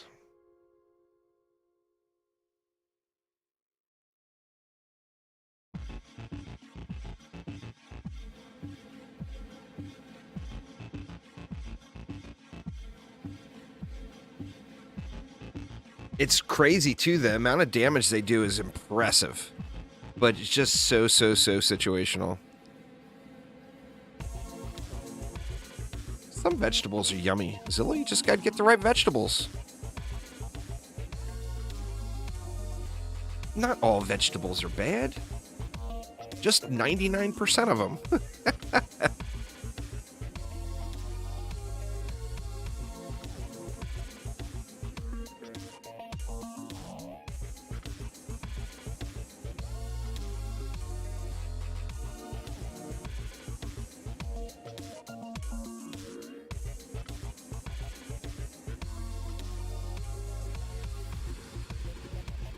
These ogres aren't getting too much action, huh? Getting a little bit. There's a splode going off. Too far away to see the numbers, though. What about that one? I couldn't see what it was.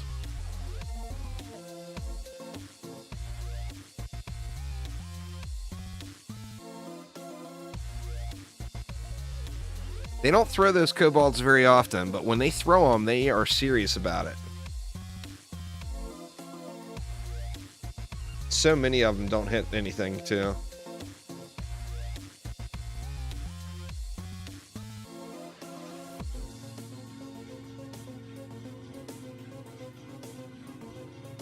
He threw that one into the lava. What the hell are you thinking?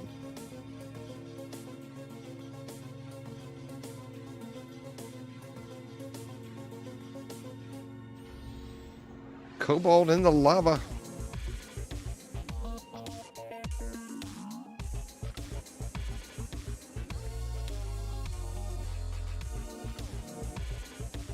Doing 5 mil a swing, though.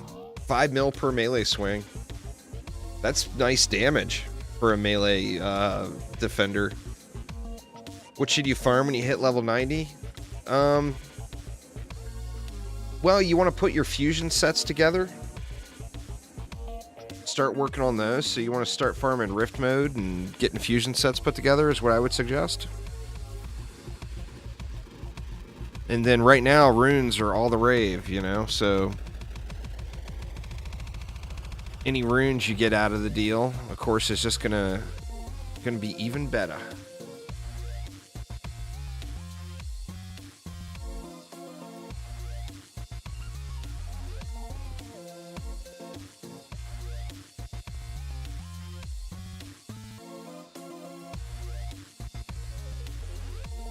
Yeah, they're really good. They're doing really, really good for sure.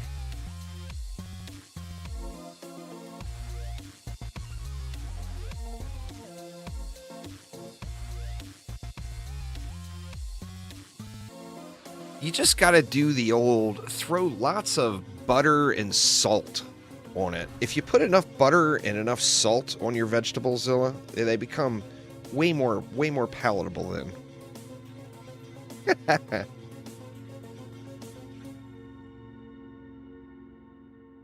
Basically make your vegetables as unhealthy as possible, and then they suddenly become edible.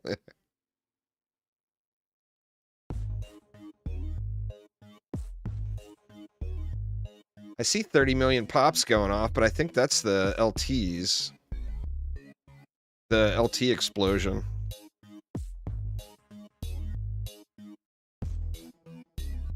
Oh, they are super rare, Harris. They are super rare.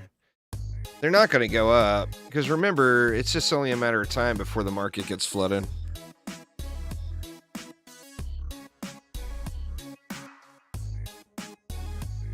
Would you say this game or DD2 is worth to buy for someone new to the title? Both of them. I mean, every game that says Dungeon Defenders in the title is worth playing. You're going to get plenty of enjoyment out of any of the products. And I do not get a cut for saying that. Yeah, DD2 is free, so you definitely get your money's worth. It's free to look at, but if you actually want to play it, you get a whole lot of convenience out of spending a couple dollars. But if you don't like free-to-play systems that are microtransaction heavy, then definitely stay away from DD2.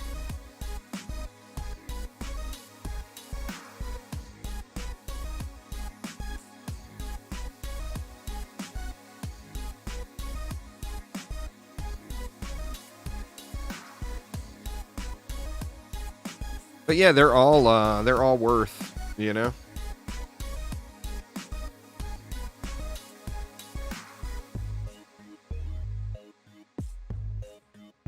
Wait up, runes that game. I still need to get the heal rune. Yeah, they're both soloable for sure.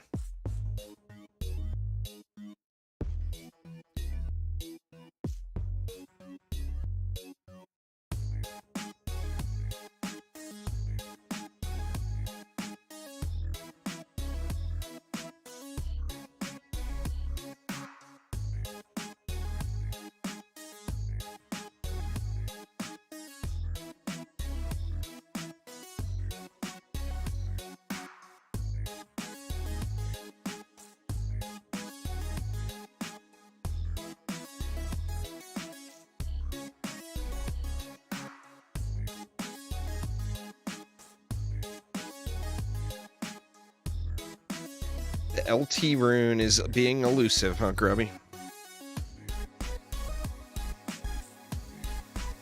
I'm hoping I get runes like crazy here today. It'll be my first time ever getting streamer luck. If I can get just 2 more godly runes today. Any flavor, I don't even care. Just 2 more godly runes. And we can say that streamer luck is then a thing.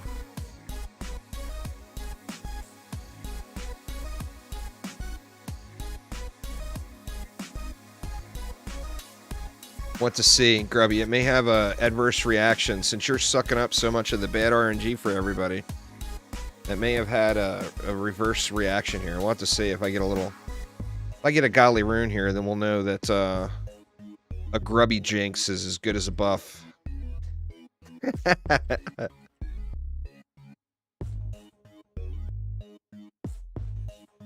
I'm so stoked I got that overclock one, though. The ogres aren't really getting a chance to shine here because we're just destroying the entire map.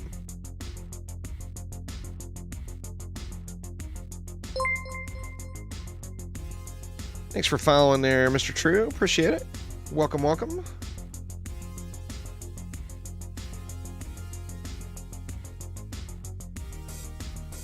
Nothing in the box. Aramir is the ogre now. That's fair, that's fair.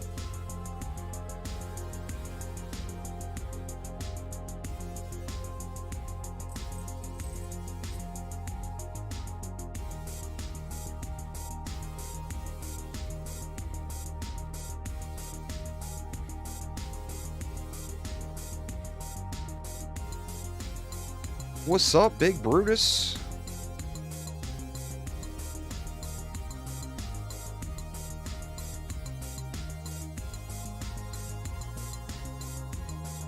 What did I do? I did 2 here. I did 2, 2, and 1. I'm going to do that. I should put the 1 here, right? Because my buff is hitting all of it anyway.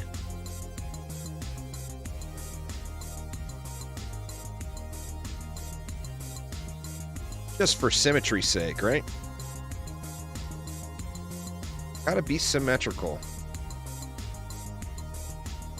My buddy Joe would have a fit at the lack of symmetry in that last build. What am I missing? I'm missing gas traps, huh?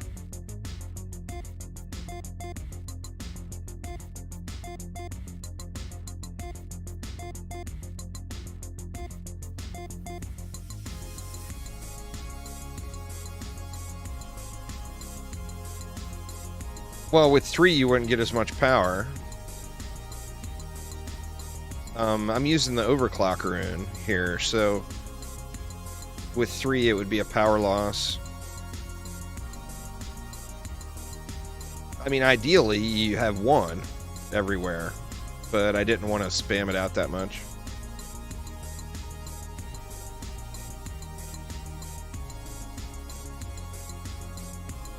Oh, did you get 1? Nice.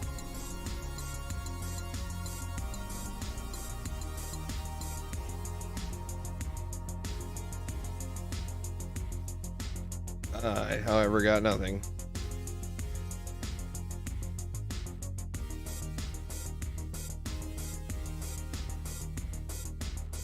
Give you a sec to load in, then. This long, I bet you're bugged. Because I don't see you in the map either. Because normally I would see you sitting there. Yeah, you probably are going to have to restart.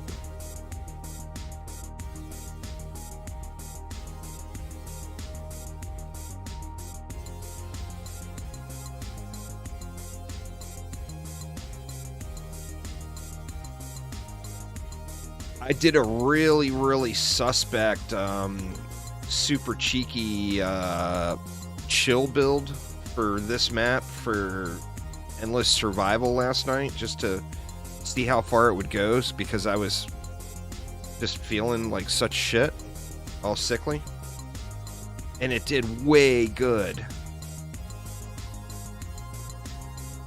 But you take your LT stack and you move it all back here into one stack, and then you move your ogres back onto the stairs here, and then you sit right here and do your flash heal, and it heals all the ogres. So as the ogres take damage, you just sit there and flash heal through it. It did really, really good. Like, impressively good. Like, was quite shocked good. That spider rune is going to be a coveted item, Harris. Don't feel bad about that. You're going to be able to trade that for something good with somebody.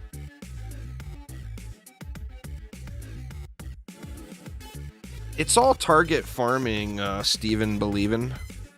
So we're doing it just for runes, and this is a decent rune map to do. Yeah, the DST 8 of 8 rune is good. But we're just doing it for Act 1 runes. That, and this is a heavily farmed map by a lot of players, so...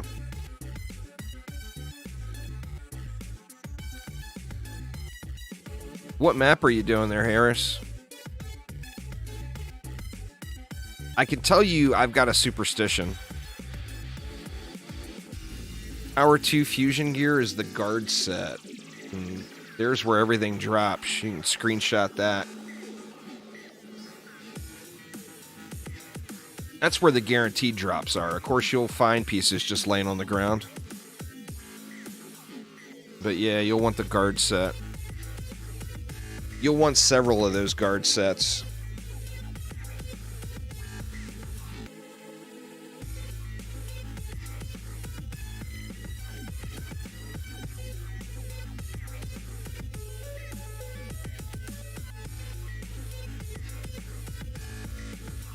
Oh, nice. Yep, there you go. Dizzy's on point. Dee Dee's got the links.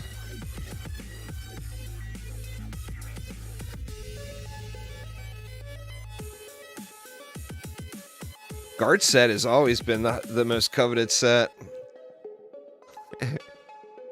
Guard set is bees. Guard set was electric auras. Guard set was gas traps.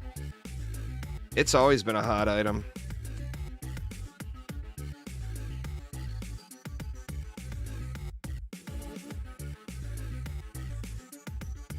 No fat loots.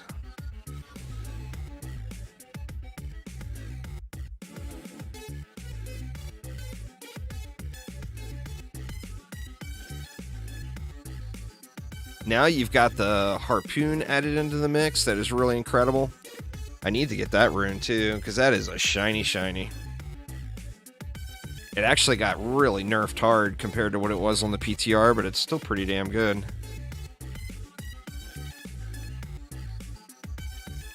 Well, it got nerfed during the PTR, to be fair. Oh shoot, I didn't spend none of the juice.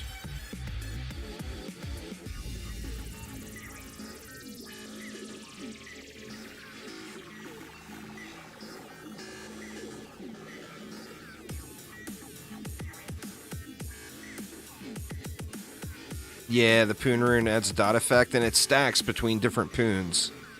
So if you have a multiple Poon setup, it's going to apply that dot a bunch of different times.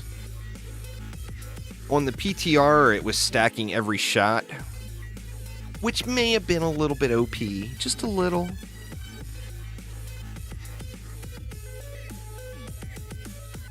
But it wasn't like broken OP. It was just like kind of good OP. So I don't know. I got mixed emotions on the Nerf bat. Of course, I'm not a fan of Nerf bats in general. Well, I just mean one stack of the dot per tower. Where before the dot was stacking multiple times per tower. Now it only stacks once per tower.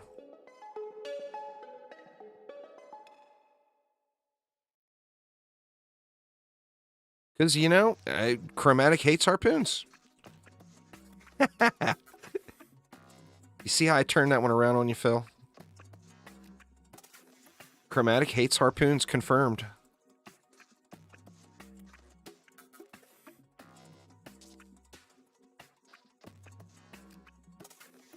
Give me that shiny godly rune. Not as much as they hate the bowling ball tower. This is true. This is true.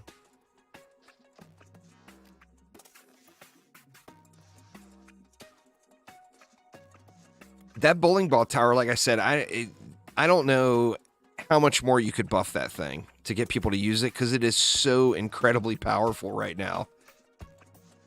Like crazy powerful.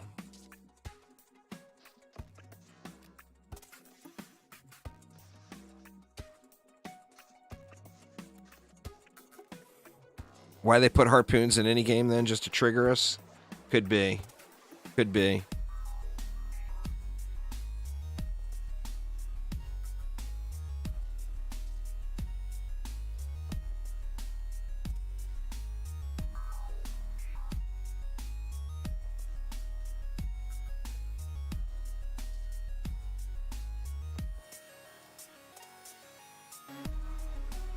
Way to ruin that game.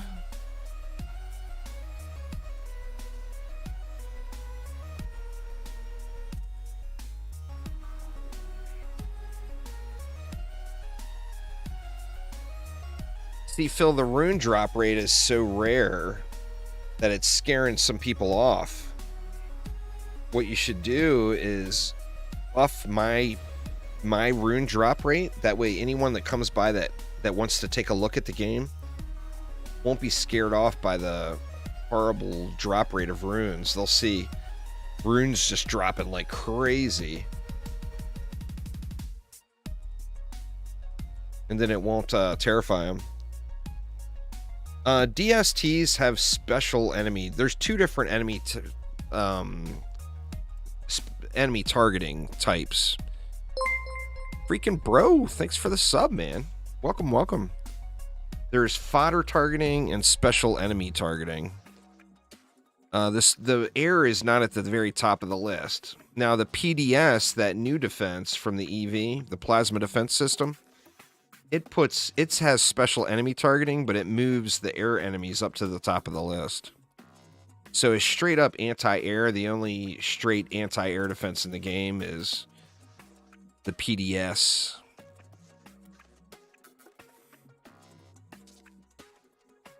The NQ DST. It's a not quite DST. It's actually crazy powerful. I'm just talking trash because it doesn't shoot through walls. And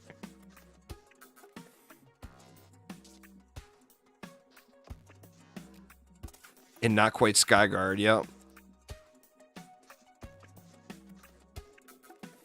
What, did my ogre get moved over there? Oh, my ogre got sharkened. I didn't even realize. My God, we're playing a summoner. Let's address that.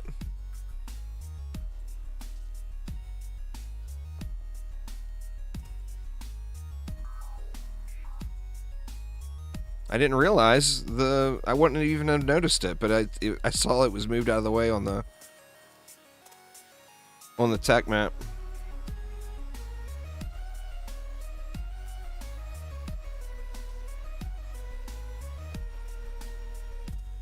You think ogres should be immune to shark and push? You would think, huh? This big old thick boy getting pushed by that little tiny shark, and they're not even in the water? What the hell? What's going on there, Xavier?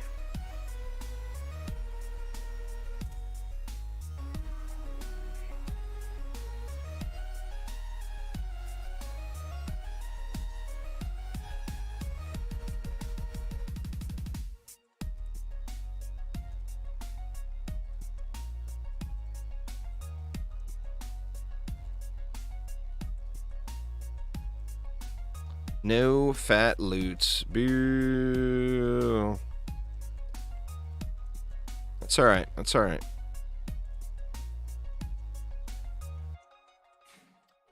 One more try. This one will be the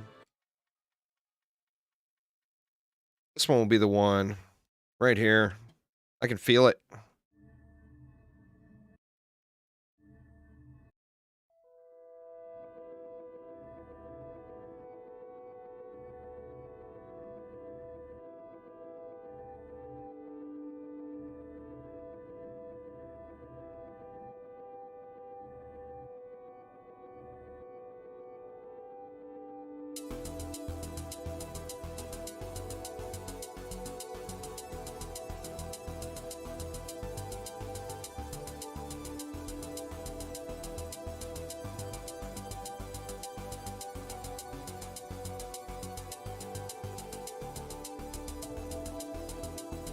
Really heavy basketball towers at this point. This is true.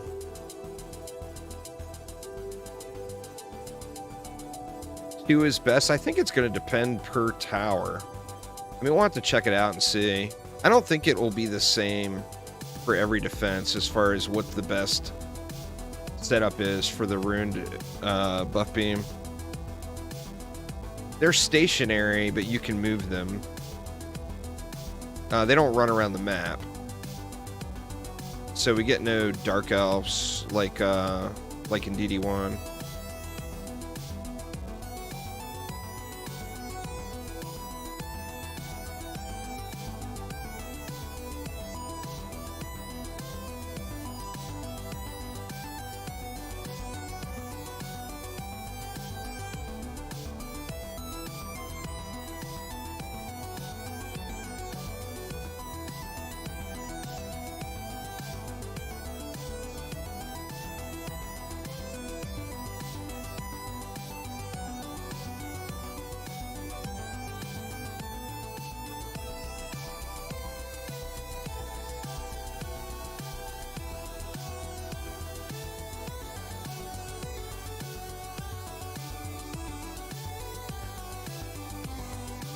Four ads?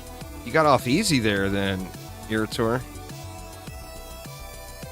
Twitch is normally throwing out 6 to 8 these days at people. Sorry, y'all. Not a Twitch partner, so I got no control over the ad issues. And it is out of control at the moment. Exploding Wisps or DSTs? It's a pretty tough call there, Snowvic. On the PTR, I would have said that the DST one was better.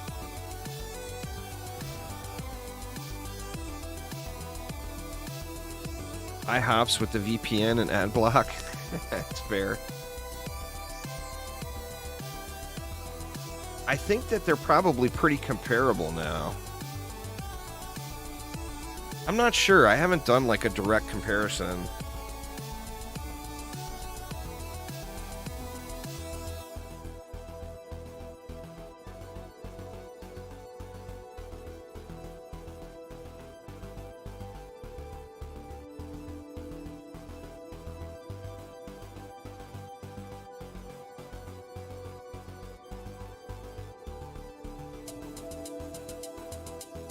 As far as like a DPS gain per DU or whatever.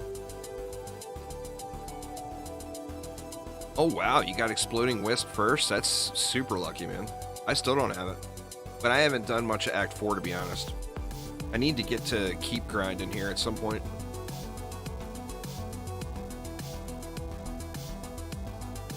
Pick that bad boy up.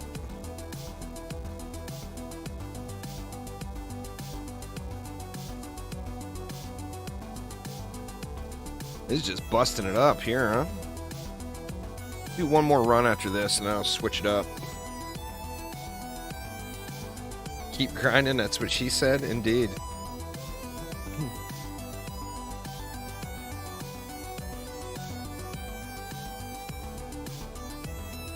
Played for 40 minutes and got it. One of my friends, well, he's probably watching. I'm not going to call him out. It's not really a call out. It's a compliment.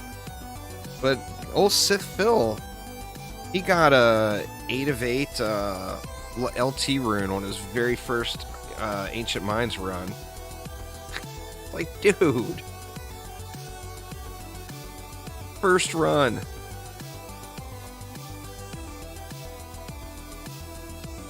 It's crazy.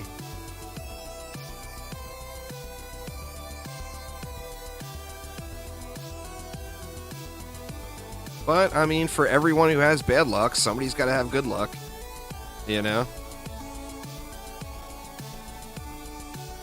Think of a casino, you know? Casino never won. If there was never anyone that won, no one would ever come in.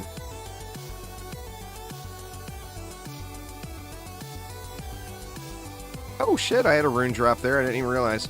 Well, I got mythical turned on right now. I should turn that off for Act 1. Probably a mythical rune.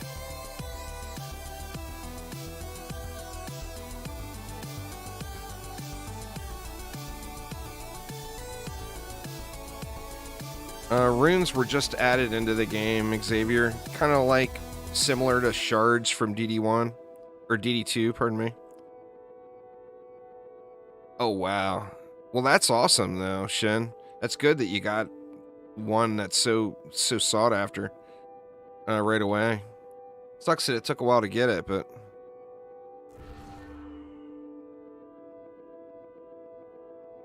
There's another mythical rune on the ground right there.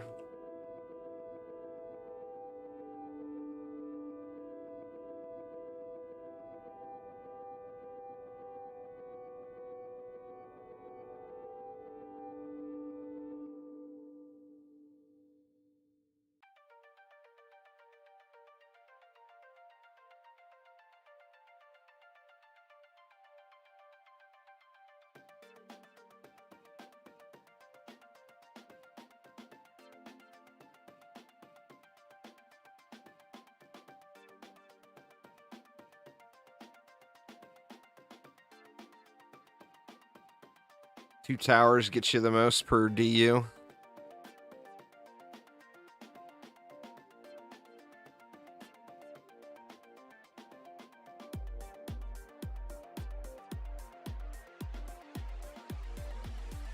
Oh, dude, you weren't doing it on the right difficulty. They're foreign kicks.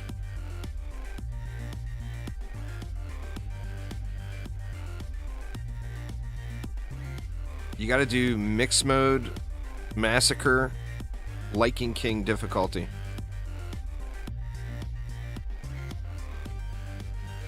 You can farm, I'm assuming you did survival maybe? You can farm survival all night and not see a rune. Massacre, mixed mode, Liking King difficulty. And if you're going that many hours without a rune, then you got the worst luck in the entire world. Or you're doing maps so ungodly slow. One of the two. But you got to do Liking King difficulty too. Just doing mixed mode isn't going to cut it. I mean, you still probably have a chance of getting one, but it's going to be so remote.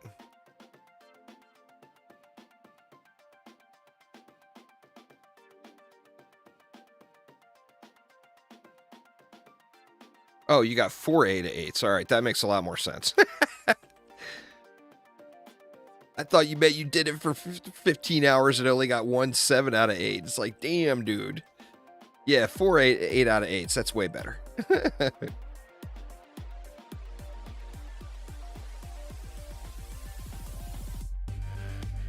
This map, your luck is bad. It happens. It happens.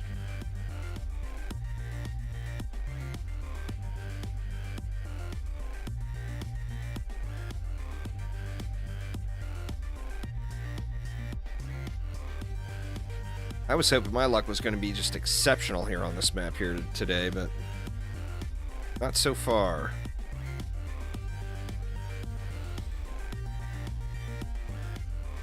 But it's not over yet. Oh, wow, you got 5 godlies today? That's a pretty good day, then.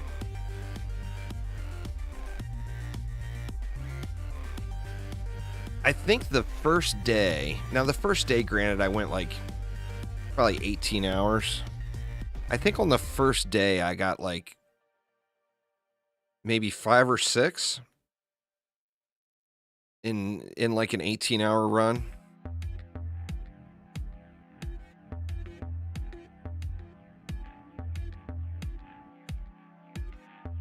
Today has been my best day so far. I've gotten 2 today. Actually, I've gotten 3 today. And what, I've been streaming 2.5 hours, so I'm probably like 4 hours into the day. No, not really whiskeys, because they're just instantly replaced by the Arcanist piece.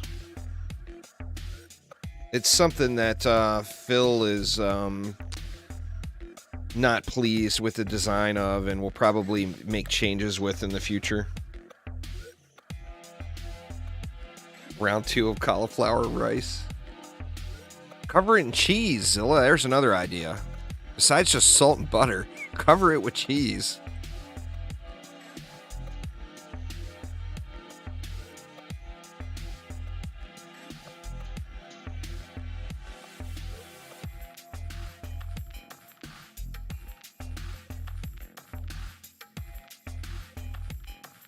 Well, now he's trying to fake it, Snowvic. He's trying to make cauliflower and pretend like it's rice. Or he's trying to make rice and pretend like it's cauliflower, pardon me.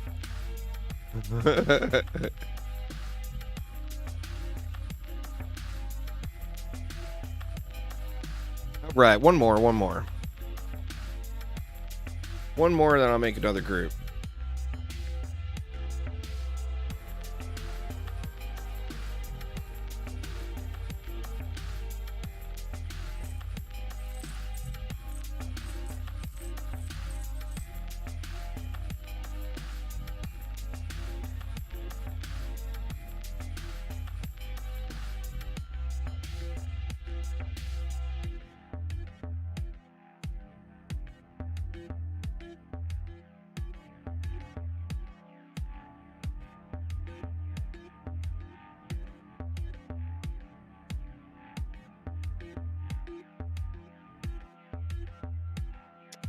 I believe he is moved on.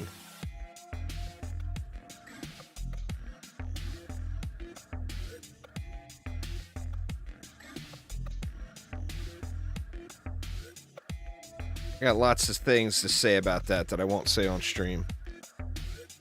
What's going on there, Sin Kilded? How you doing?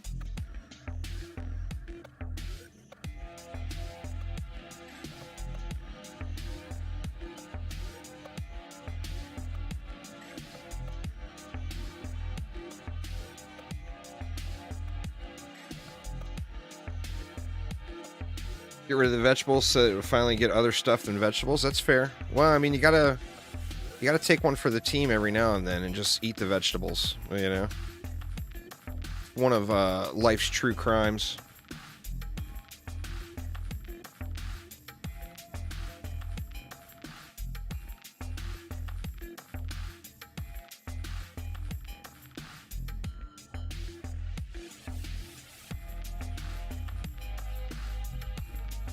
Just hit 83 on your first character? Grats.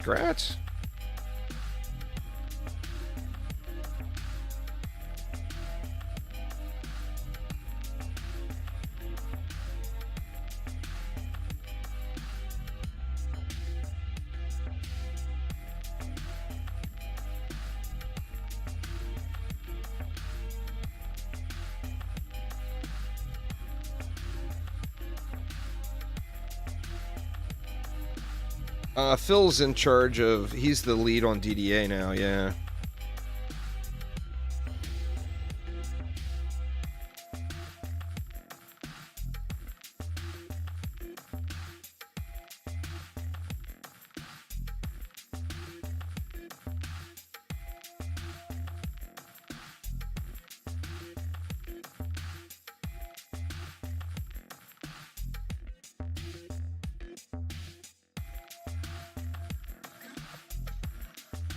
Oh, there you go.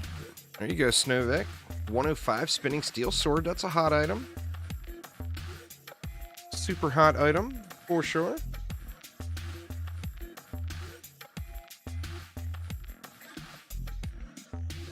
I'm using one little bomber and a striking gemstone right now because I want the ensnare aura to cover the map.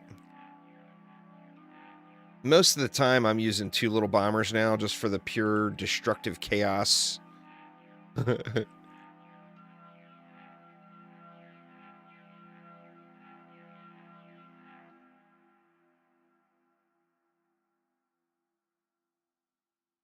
Watching the game with your fiance Paige, who has no clue what the game is and why you play it, can you explain it any better than I do? Probably not, but...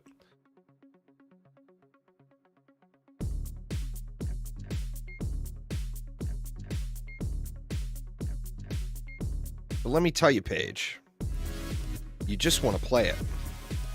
So don't fight it. grab the other controller. Oh, wait.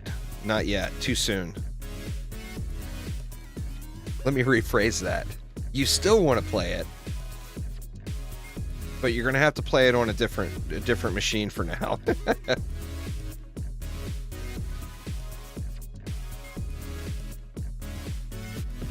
Towers go pew and enemies go boom. That's the reason.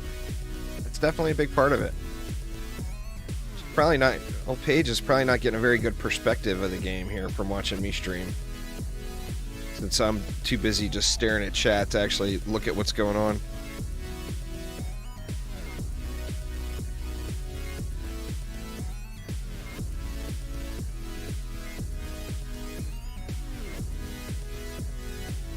Can tell you this, depending on what kind of since Paige is your fiance, she's clearly going to be concerned about household finances, as any quality fiance should be.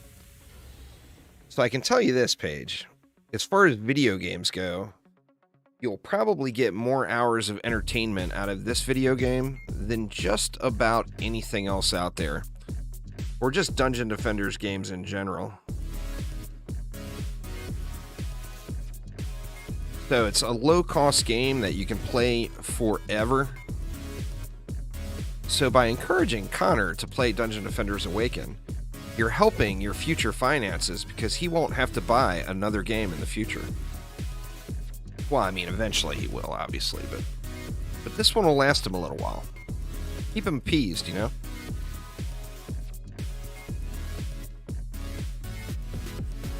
And then think of all the money you'll have to spend on things for you.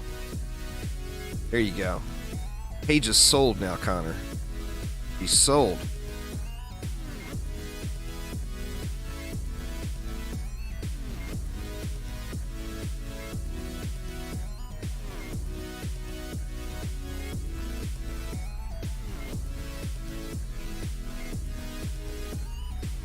Chromatic should make that an official marketing campaign. Have more money available to buy things for yourself. Buy your spouse Dungeon Defenders Awakened.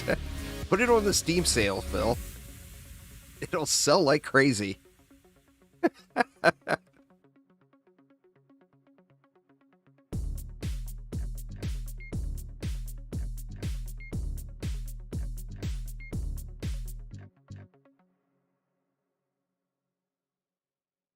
Oh, I'm going to leave that part out there, Shen. Because we know that split screen is going to be a thing at some point, and then it'll all be fine.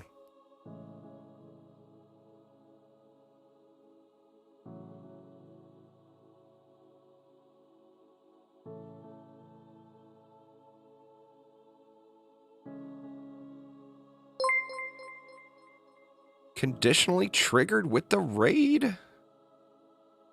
Welcome, y'all. Welcome. Thank you all so much.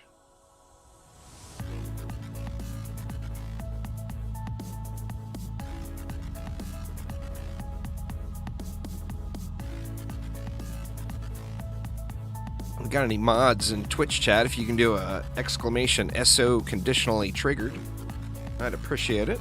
But thank you a ton and welcome, Moretos. Where the damn Rune's at?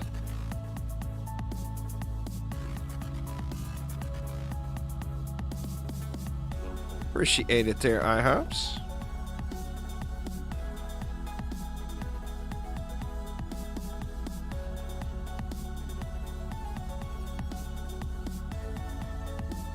Was just doing Magus yourself? Nice, nice. She's completely sold now? Perfect. Perfect.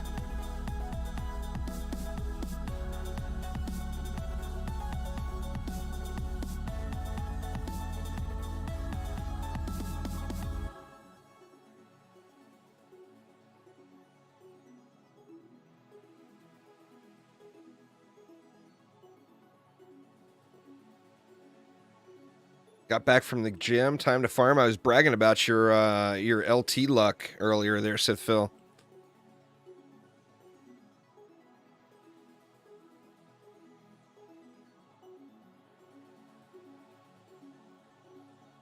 Said Phil's got it down. Install update. Instantly get hot item rune. You got a godly PDT one? Nice, nice. I got this. I got Spider's Kiss. The overclock one. And then something else today. I can't remember what the third one is today so far. Today's been a good rune day, though. I'm way overdue for another one, though. Come on, game. Hook it up. Hook it up.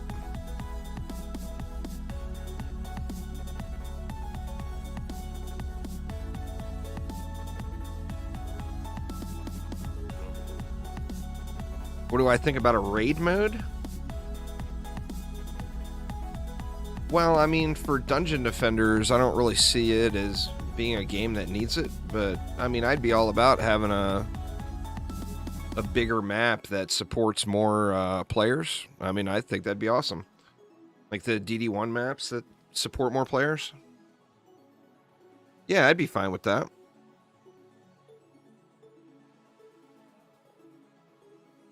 Well, I mean, anytime you get into the single digits, you're going to be fine, Harris. But, you know, obviously, you can always do better, too, on that note.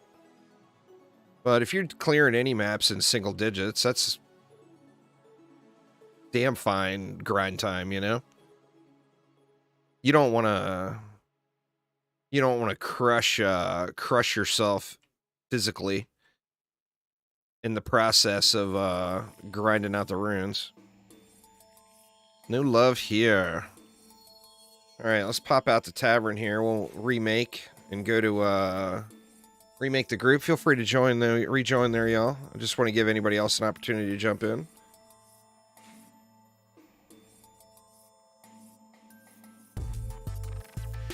And let's see, what do we get? Nothing. Go to Massacre, your damage go from 2 million to... Yeah, every difficulty has a modifiers for that difficulty. Whether it be tower damage, hero damage, your health, etc. You can test all that stuff in the tavern using this red button over here. You can switch between the different difficulties. Like right now, you see we're on Massacre. Switch it to easy. Medium, you see the damage amounts change and my health. See, I got 71,000 health right now. Go up to hard, that's the same. Nightmare, yeah, Nightmare, we went up to 558,000 health and getting a little more damage.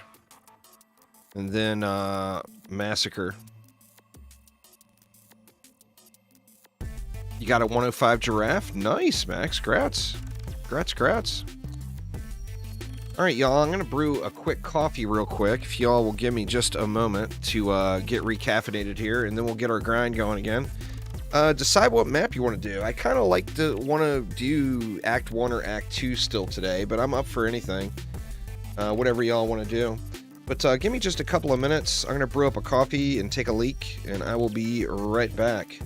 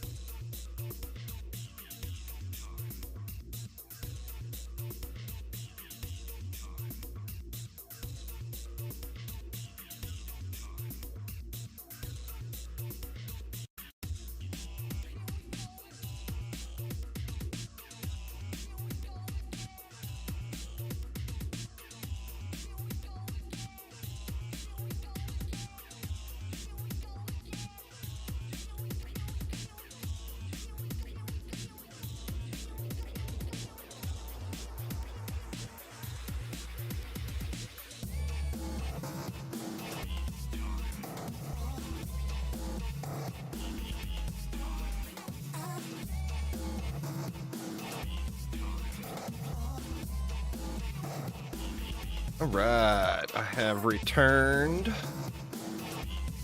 So what do you guys think? What do you guys think? Best champion for late game? I mean, there's a use for all of them, Joe.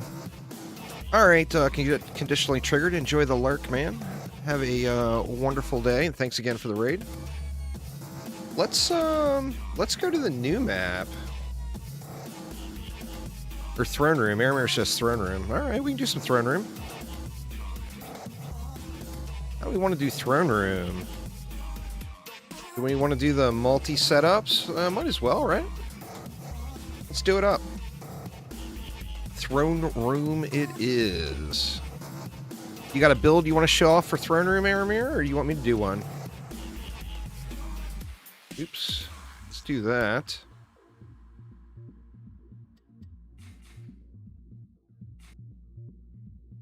Compared the overclock rune setups for multiple tower mounts and tower DU costs. Nice.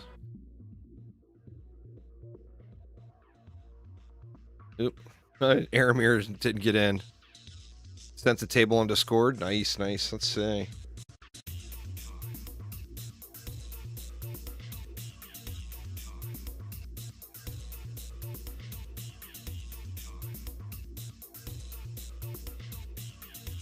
DPS per DU with overclock rune.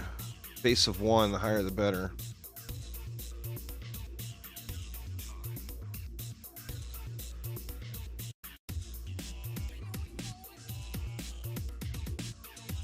So 3 for 1 DU.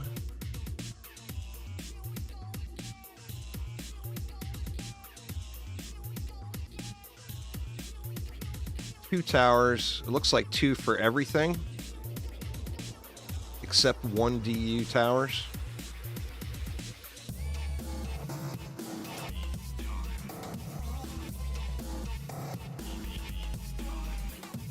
Nice.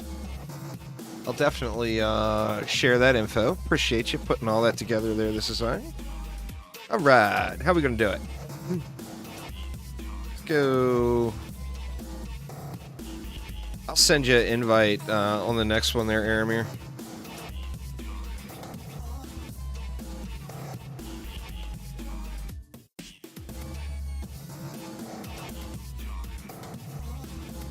Overclock it up.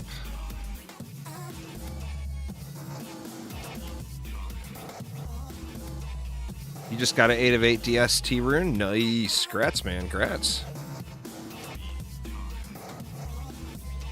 Basically, the only 8 DU tower is slightly better spammed solo. All others are better in 2s. Gotcha.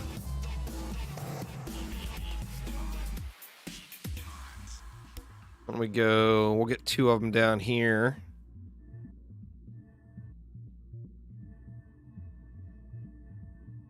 Actually, you know what? Let's just do it all the way around. We'll get 2 of them here as well.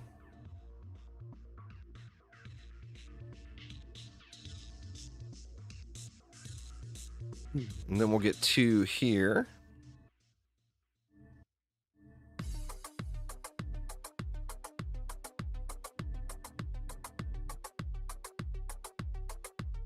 Then walls now count as damaging towers. I would think so, since they do damage. Let's see, we'll go 2.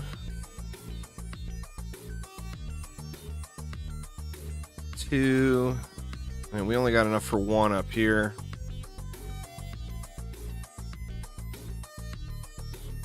Actually, this one might get shit on with no reflect beam.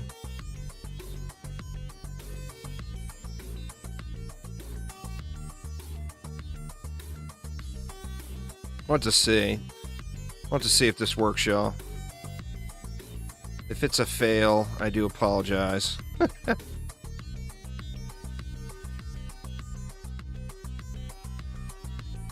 Yeah, Fuse Militia is what? That's defense number 3.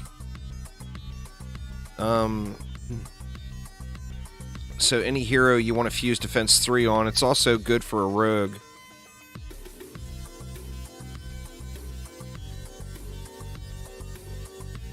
They don't.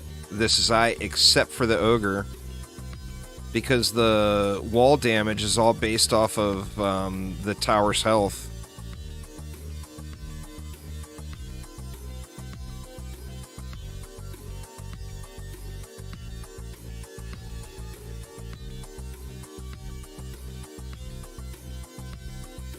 Get our little bombers bombing again.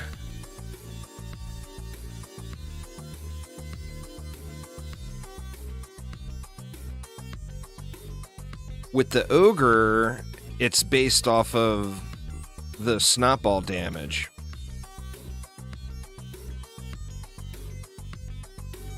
That would be crazy good if they changed that so that it affected that too. That would make... In fact, that would make walls just so incredibly good.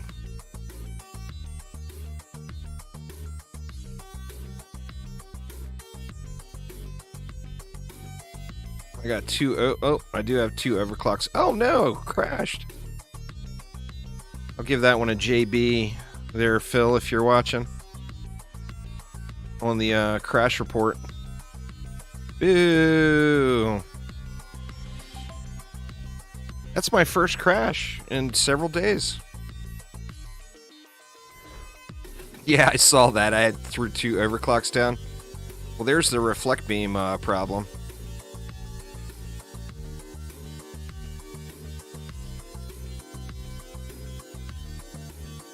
Same as every other character, Joe. No difference between any other builder. All defenses that do damage, you get power, range, and rate on every piece of gear, and then only upgrade power. The LT is a slight change to that.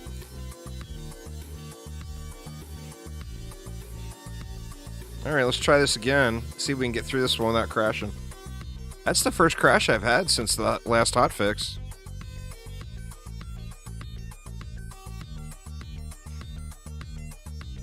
Let's try it again.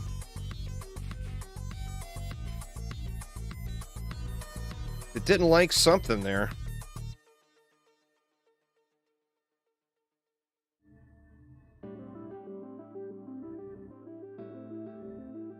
If it crashes again, we'll change the build up.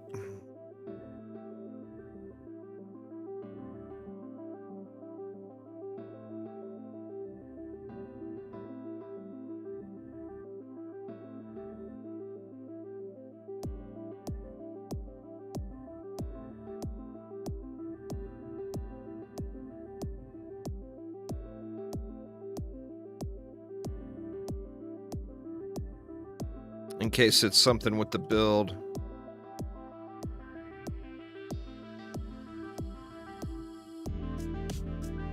Arcanist drops from the keep on survival mode for beating the boss. It's in the victory chest.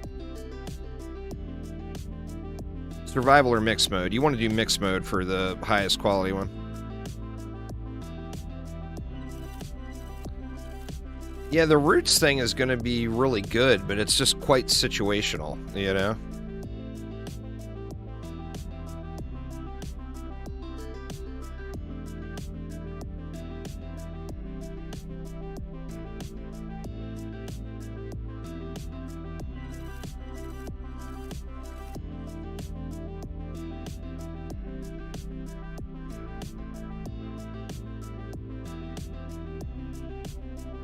We're gonna have some leftovers here, I think.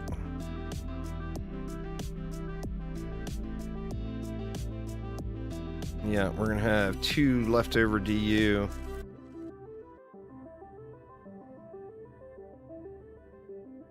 We can overprotect this one.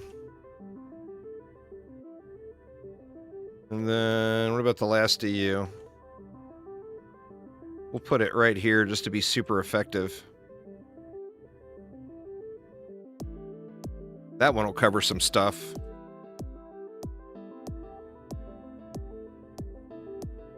Oh yeah, healing aura actually would have been a good call.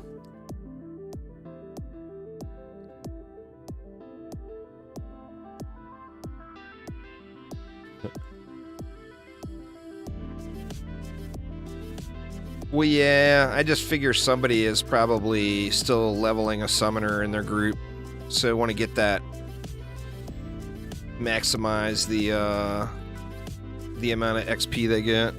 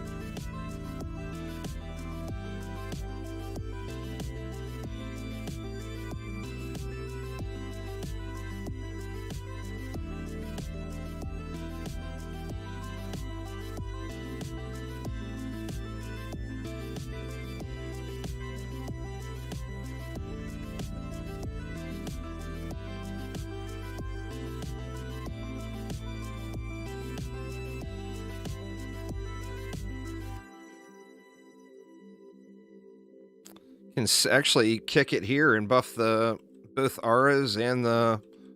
We don't get the traps, of course, but we at least get two auras and all 4 LTs. Quite a bit of juice on these guys. The pets are just so fun to use, just crazy good on the summoner, no doubt there.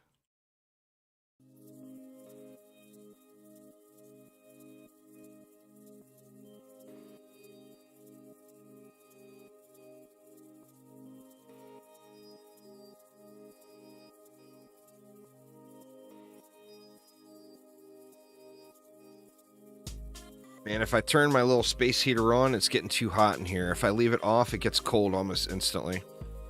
Let me turn it back on real quick. I don't have heat in my little game room. You just get 2 bombers and equip them both. The summoner's got 2 pet slots. Summoner doesn't have a weapon, so one of the pets go into the weapon slot.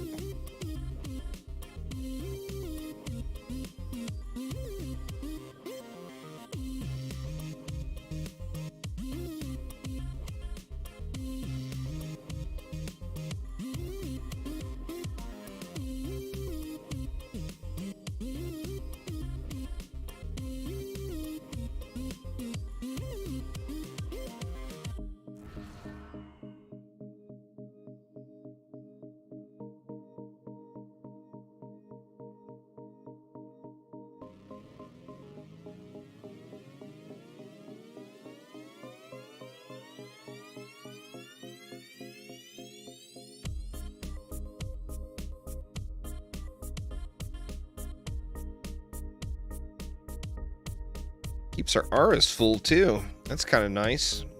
I mean, the traps are the thing that burn out on this build, but keeps the auras all nice and thick.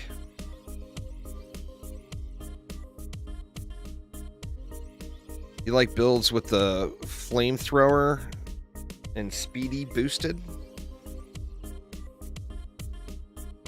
For sure. I wish there was a way to get the range a little better on that to make it a little bit more user-friendly, but...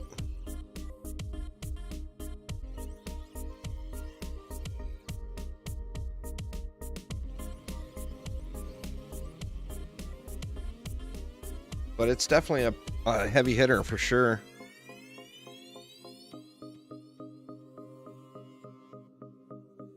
Yep, they all boost on top.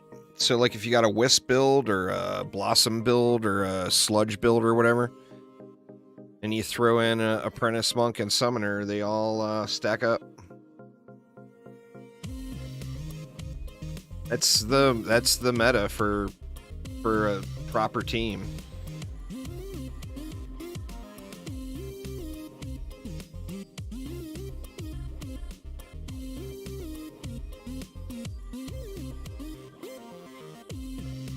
How does the range get to, though? The range just still feels kind of weak to me.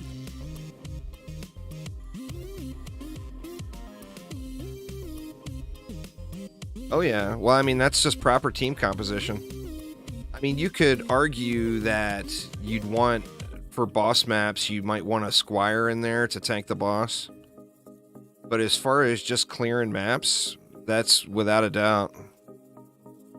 I don't have a godly flash buffer in yet. I'm still on the hunt for one, but it's definitely, it's at the top of the list as far as things that I want personally.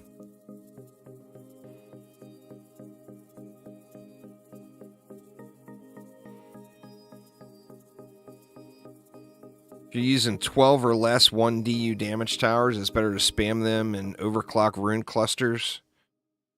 13 plus 1 DU is better without the rune. That's weird. With any other tower cost, it's always better to do rune to overclock small clusters.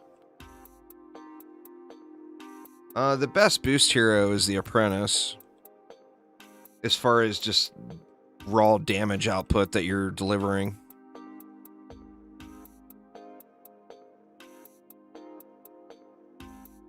Well, the deal there, like in a boss situation, remember, like, your monk is also going to be a hero booster. So you would assume that your summoner would be using damaging pets, which the monk is going to boost it. And then the squire, or whatever you got for face tanking the boss, is going to get a damage boost from the hero boost from the monk. The kind of the one man out, so to speak, on the, as far as group composition for a boss fight, would be the warden there.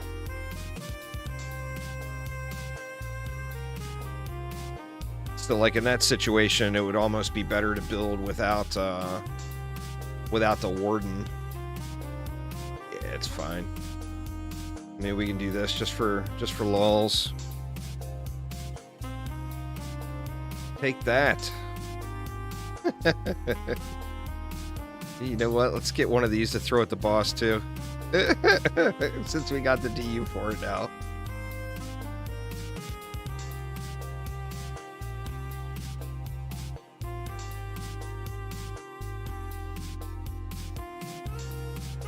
Oh yeah, 2 little bombers make small work of all them bads.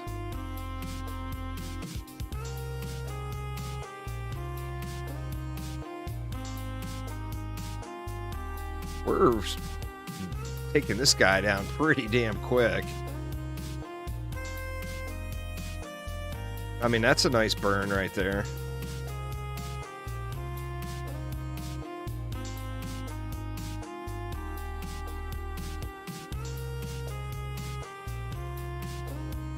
Yeah, he got roasted, man.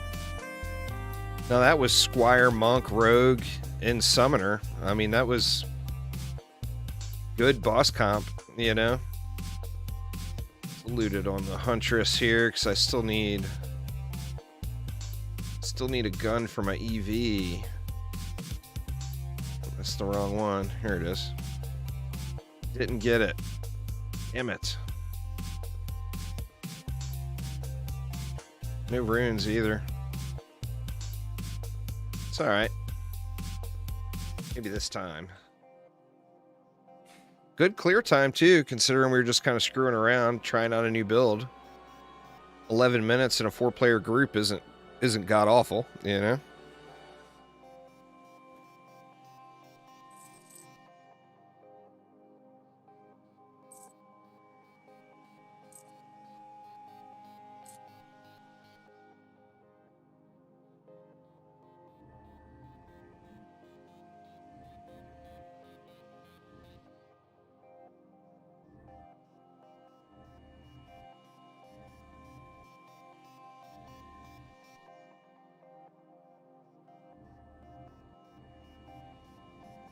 Oops. Let me place the RS first. DD2 is not that bad to learn. It's just got a lot of clutter that confuses it. Like, you've got all those shards and everything, but there's a very, very meta set of what shards to use. There's a very, very meta set of what mods to use, and there's not a whole lot of room to play. Like, there's a few, like, junk runes in DDA well, in DD2, like the majority of the shards and mods are junk. So it's, although it at first look, it can look very overwhelming and confusing. Once you learn that there's only really 2 builds,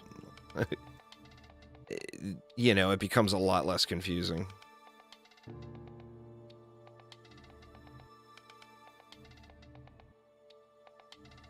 You know what? I'm thinking, why throw that LT up here at all? Why don't we just go right with the ogre?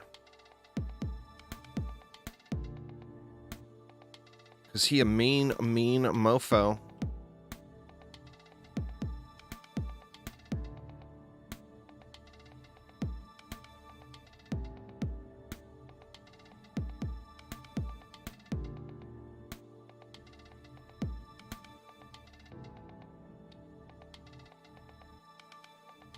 Now we got 4 left.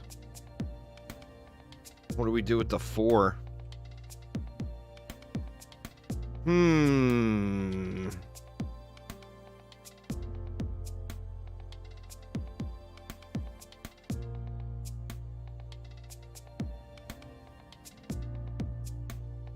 Oops, that's not what I wanted. I mean, we can throw a strength drain over here, maybe. For the ogre. There we go. That'll work, that'll work.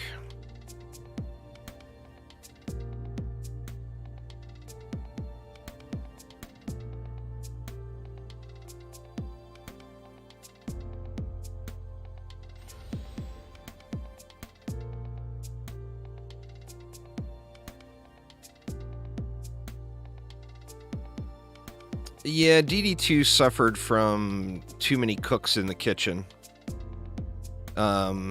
Particularly if you played it right at the beginning. Like, it was the closest to DD1 when it first launched that it ever was. When it first launched into early access, meaning. And then it slowly got farther and farther and farther away from DD1. And just, like I said, just too many cooks in the kitchen. There was a whole lot of different directors and designers and everything else.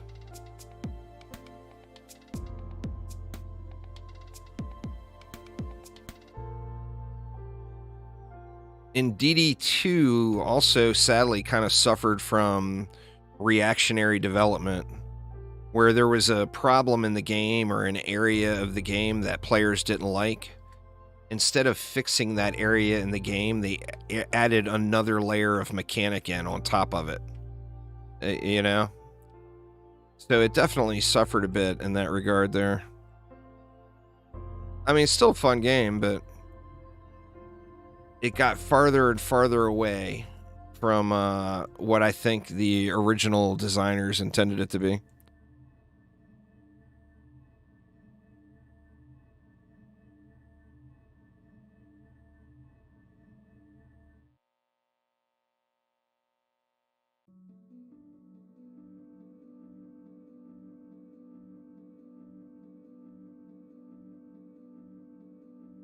I forgot I'm supposed to be boosting.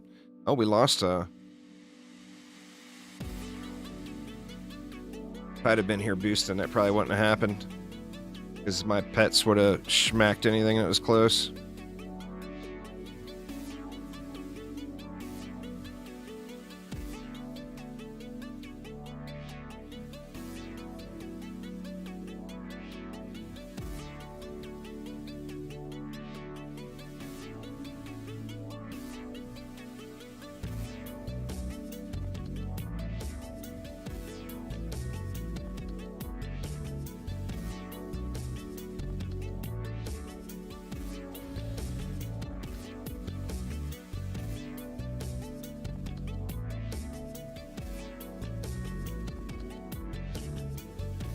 Yeah, now we got the powerhouse.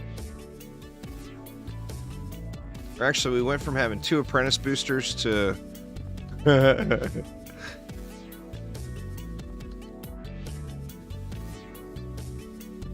That's alright. I think we'll be fine now, though.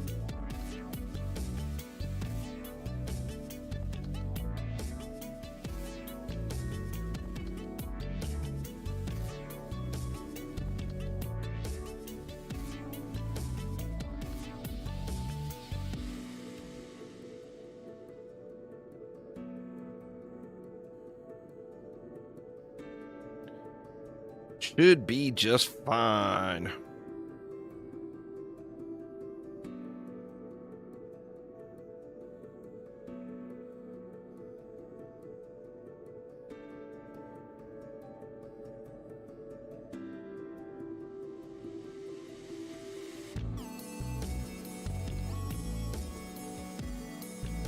Arcane Surge is more of a...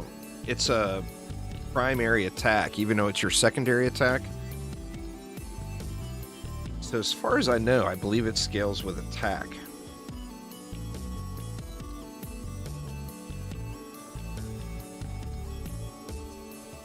The Act 3 bonus map, Glitterhelm? Glitterhelm is if you spawn camp each lane with traps, auras, and wisps, it's like a complete easy clap.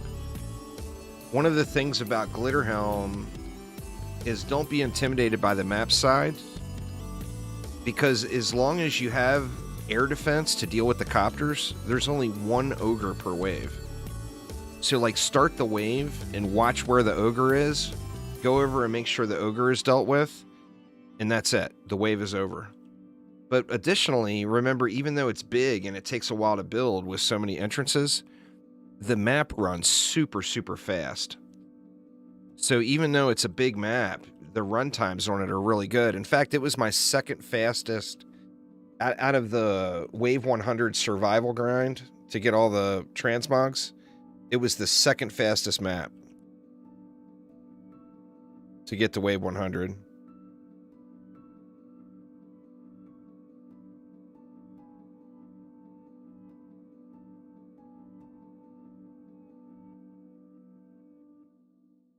The Monkey King is the highest DPS pet in the game, but you want a fusion one. You get a fusion one from Endless Spire's Rifted mode. But yeah, it's the highest single target damage in the game.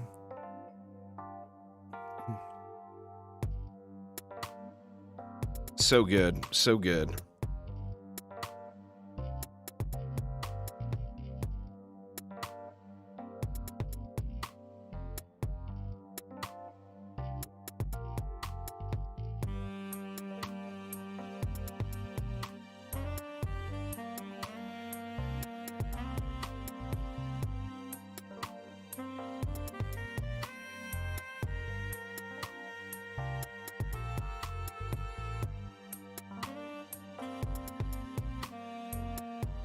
Repair these traps real quick. I'm not sure if they were getting repaired. Looks like they were. So I think we good anyway.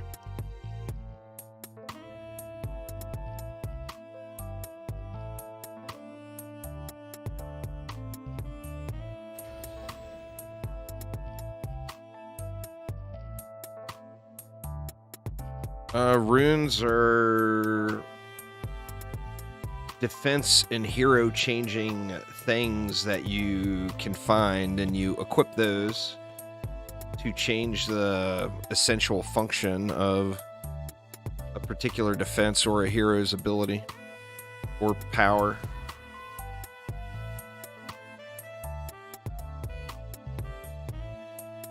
Kind of vaguely similar to shards if you played DD2.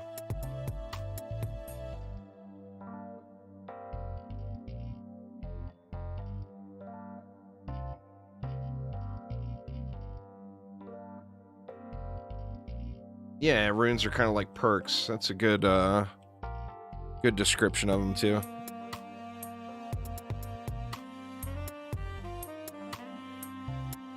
They're actually more like skill spheres, but so few people know what those were that are still around. That's why I never say that. They're definitely much more like skill spheres than shards.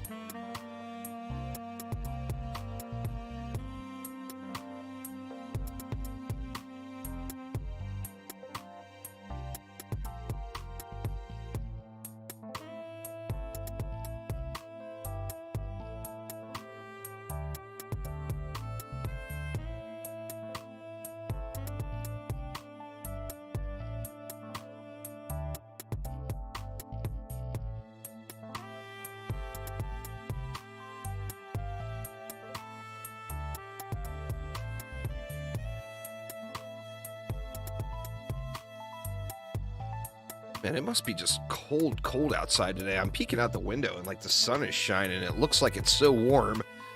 But God, it's cold in here. It must be cold out there. I haven't gone outside in a few hours. Who am I kidding? I haven't gone outside yet today. Or I think I may have ran out to the car once today. I'm not positive of that.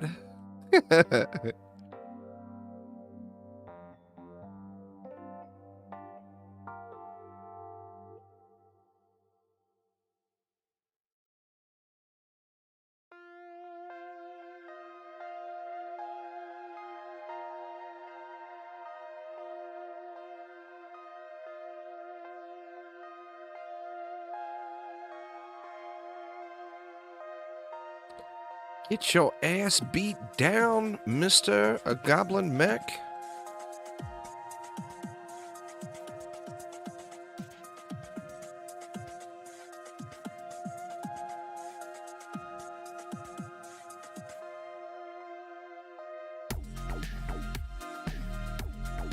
Definitely a lot of damage. All right, come on, beat a one, beat a one. Where's that? It's back here.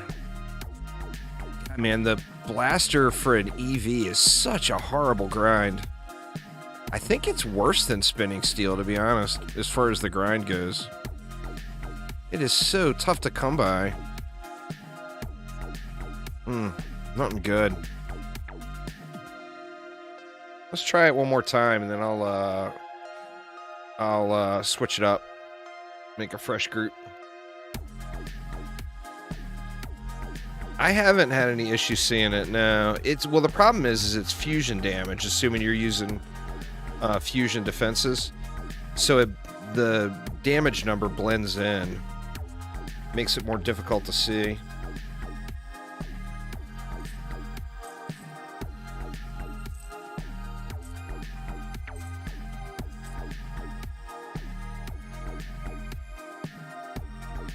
I'm looking for the one of the blasters with Protean Mark II on it.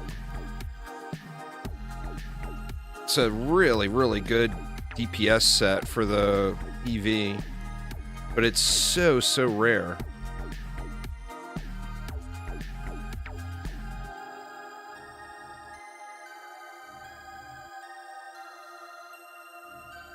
It is indeed winter.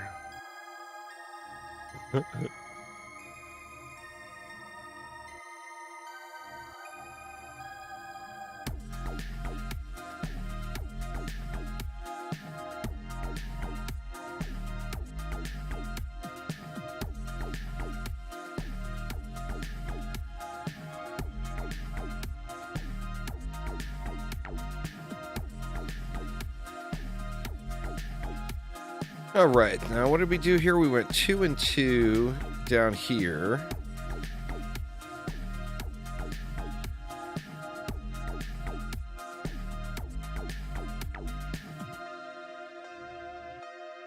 We put an ogre up here.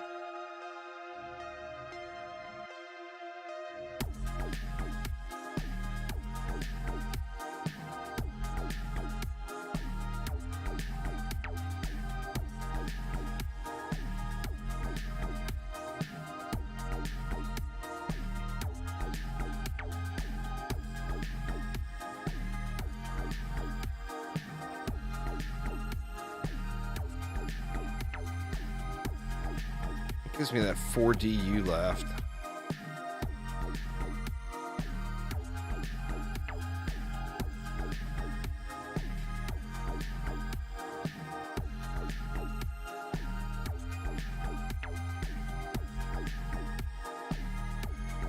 Put our lovely little reflect beam back in over here.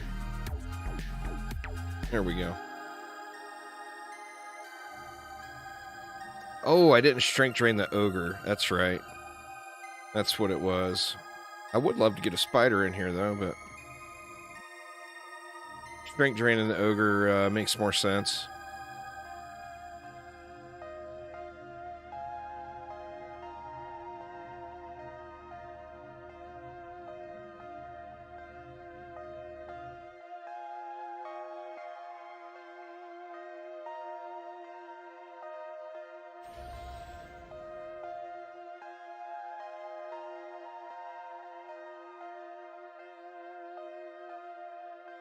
Just tried a bunch of runs with your DST and Overdrive. Oh yeah. It's a good rune for sure.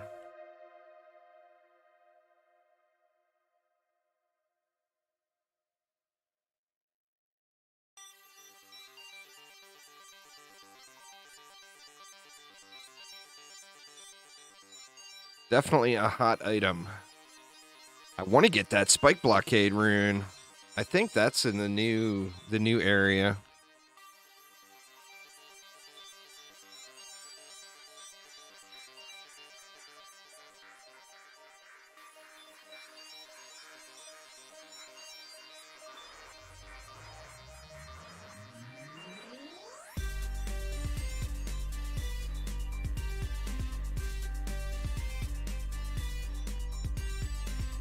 Yeah, it's a bug, Chris. It's supposed to be getting hot fixed on Monday. They tried to get the hot fix out before the weekend, but it didn't make it through certification quick enough. So it'll be squared away tomorrow.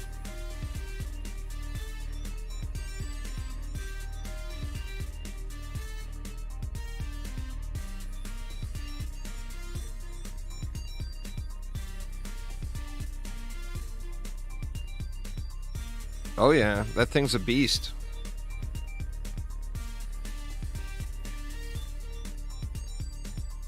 That Slice and Dice rune comes from the new area too, the new act. I'm pretty sure. What godly runes are S tier? The Lightning Tower, the Buff Beam, Mini Shadow with the raid. Welcome, y'all. Welcome, welcome. How goes the luck there, Minnie? Did you get you a whole truckload of fat, shiny, light blue runes today?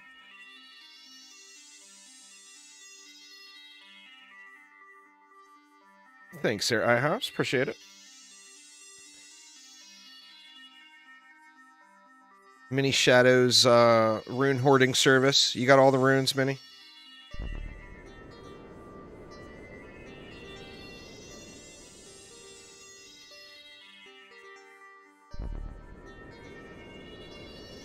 As far as a DPS comparison, I think it would be more meme status, but it's such legendary meme status. You got all the Act 1 runes that you want. Working on Act 2 now. Nice, nice. The Flash Buff rune, speaking of Act 1, is definitely S tier.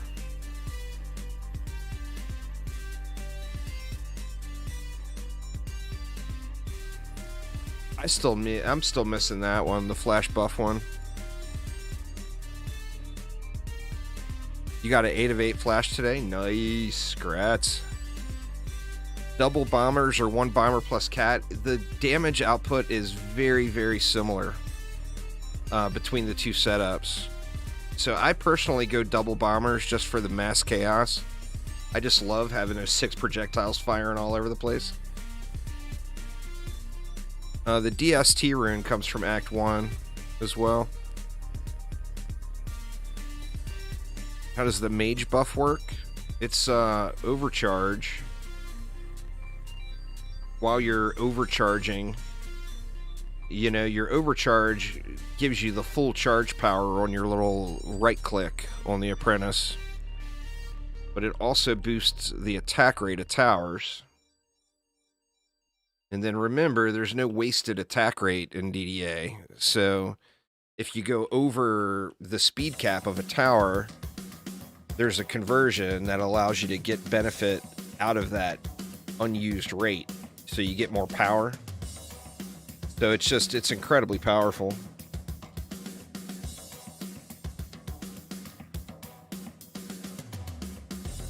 Yeah, the Arcanist Helm, Jefferson, from the Keep Survival or Mixed mode, gives you the first defense for free. So, like, for example, on this character, this is my Ogre builder, so I've got a primitive armor set. And then by using an Arcanist Helm, it also gives me the first defense, which is archers. There is a Whisper, and it drops from Act 4, I believe. The Keep is, I think the Keep is its preferred map. Remember, too, with the preferred, where it says preferred map, that's just referring to the victory chest. So anywhere in that act will drop the runes. And out of all the godly runes I have, personally, I've only gotten one from a victory chest. Every one of them has come off the ground. So, I mean, that's something to think about, the preferred map. But I wouldn't feel obligated to grind that map. Just do whatever is in that act that you like the best. The Wisp rune is one I want to go after, too. No, it's just the Wave 25 chest. I'm assuming on survival, it's every 5 after. It's just the victory chest, basically.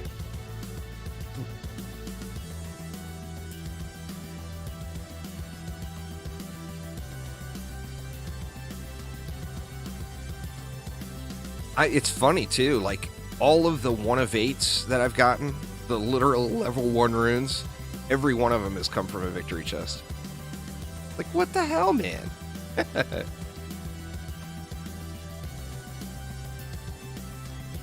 I think it's just a numbers game. I mean, there's so many runes that drop on the ground, and there's only one that could be in the victory chest. So, you know, with something that's a super low drop rate, you're just gonna, you know, you just have so many more chances for it to be godly, you know?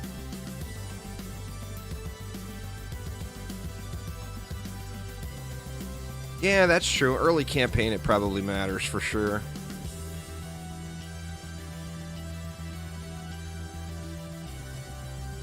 But even with it only, like, the hardest one has 3 runes in it. But, like, with my crappy luck, I would probably, you know, be going for a 1 of 3 and not even be able to get it. Yeah, Darkness Trap has been replaced by the Poison Dart Tower. If you like the darkness effect, you can put a rune on your PDT to give darkness. I got 1 8 of 8 from survival. But, I mean, Phil straight up told us do mixed mode. His exact words were, if it affects loot, it affects runes. So you want to do mixed mode, you want to do hardcore, you want to do bonus difficulty. Now, on the same note, like yesterday, I was sick. I'm still recovering from the flu. So yesterday, I sat in survival all day because I didn't feel like moving. I didn't get shit. I got 1 rune. In like a 10-hour day, I got 1 rune. But, I just didn't feel like playing, you know? I wanted to play because of the fear of missing out, you know? But I didn't feel like grinding and rebuilding over and over and over again every 5 minutes. So I just queued up into survival and kind of went semi-AFK and turned into a vegetable on NyQuil. Dude, don't hit me, bruh. I mean, right? Why you gotta hit me like that? I'm using 2 little bombers here.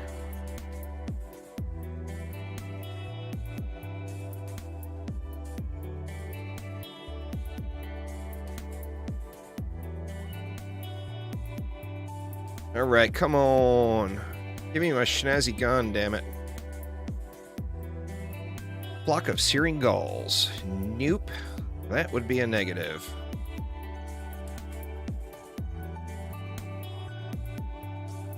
We got a crappy giraffe. Got a crappy gemstone.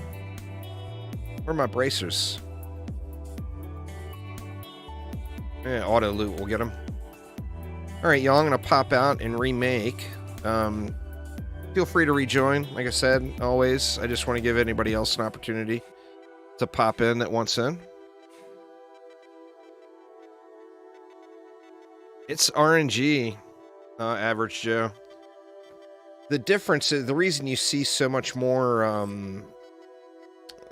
non-fusion gear with good stats is because it's the same thing as runes. So much more of it drops, you know? Anyone else think that pure strat should have increased rune drop quality so we have a reason to play all the modes? That right there is like the idea of the century. Dragonic. Get that shit over to Phil, man. That is like the best idea ever.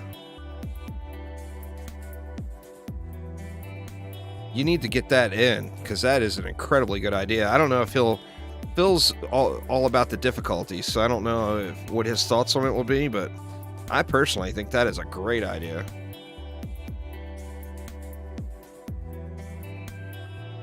Submit it, submit it. Right. Need to get the Splody Boy one here. That one comes from Act 2. I got that already. I got that already. What am I missing on the Huntress? Blinding Darts. Blazing Fire and Extra Spiky. I want to get that one too. So Act 3, and Act 2. I'm still missing the Ensnare Aura too. That one is Act 2.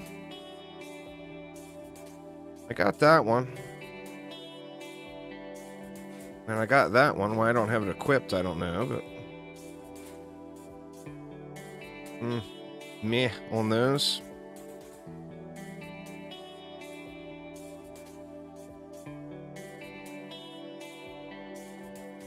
The Inferno Room, it seems pretty good. Would also need the same modifier as mixed mode.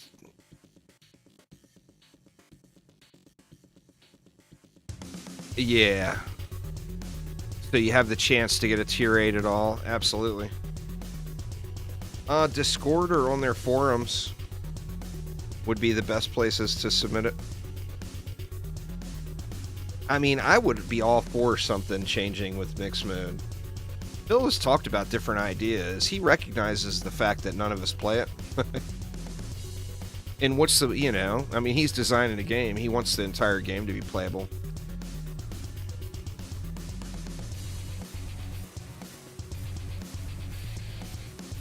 All right, let's do one more round.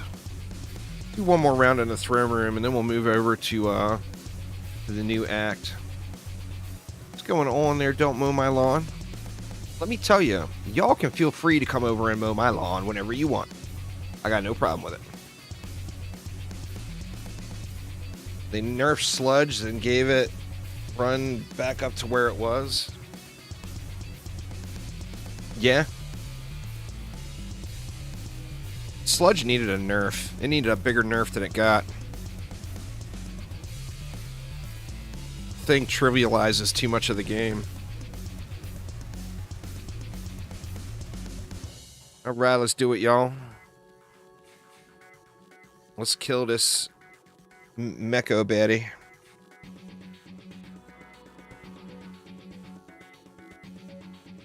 The Mecho baddie.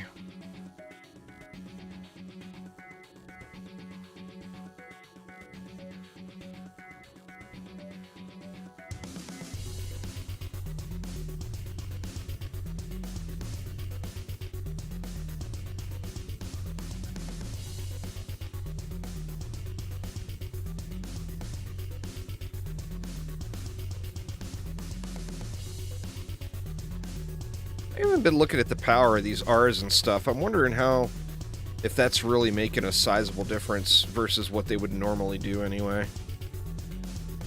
I mean, it's got to be adding more, but how much more is it really adding? What are we at there? We're at 252% on this overclock. Mixed mode, Lichen King. They're not a guaranteed drop. They're super, super rare. Doing like 5-minute, 6-minute runs. I've been averaging one about every 2 to 3 hours. Hardcore is a straight 25% loot multiplier. Hardcore is the most important multiplier you can ever add. So always, always play with Hardcore on.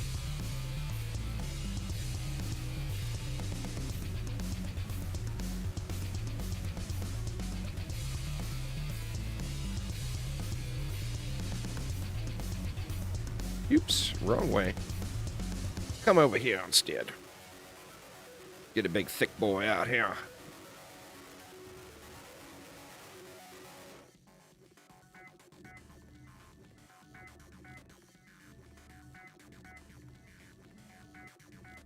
And always forgetting homie's strength drain. Sorry, homie.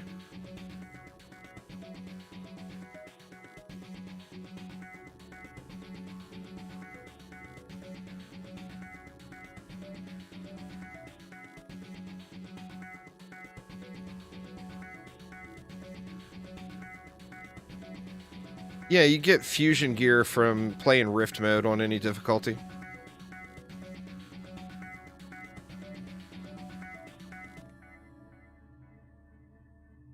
Fusion gear isn't something that's tied to Endgame. It's tied to just Rifted mode.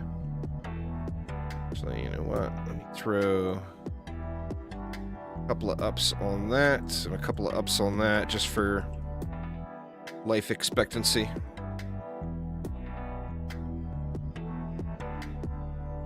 Aramir has arrived.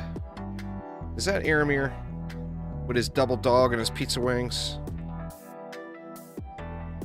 Yep. The double dog pizza wingish.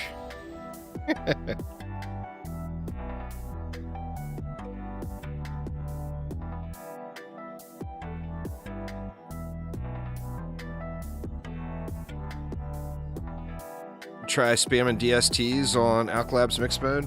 I don't think you have a problem with that. I think you'll wreck it, Snowvic. Remember DSTs way back in the day were like the meta there.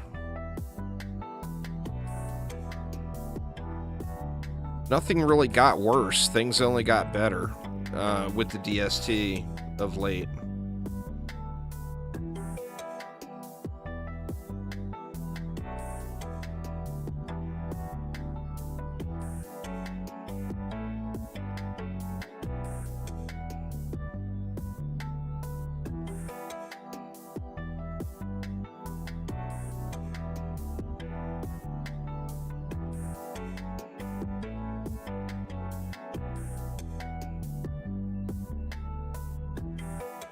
Well, I mean, when you add that DST rune in, though, it's trivializing the additional spawn rate. Some old strats don't hold up for sure, but when you add in the runes, they come right back up into par. Like, all the builds that I do, or were doing, still work with the runes. I was worried about that lazy wisp spam build, and it works great even without having a 8 of 8.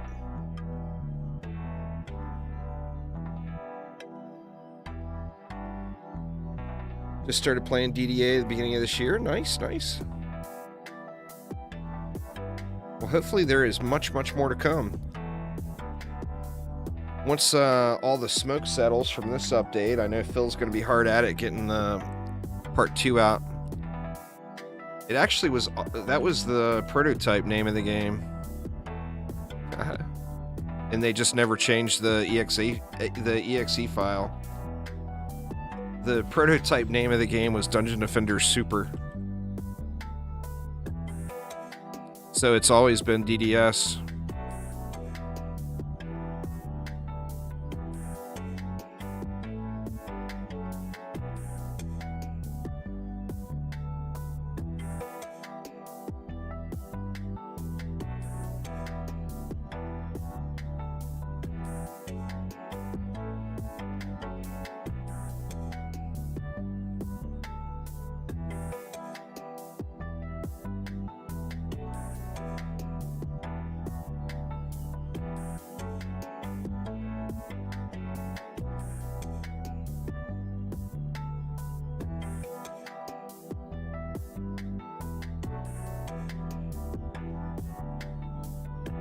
Oh, damn it. Another blue dot that got me. I've got to get that offhands loot filter set.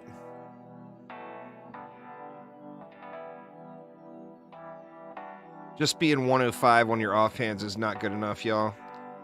Because there's so many really trashy 105 offhands.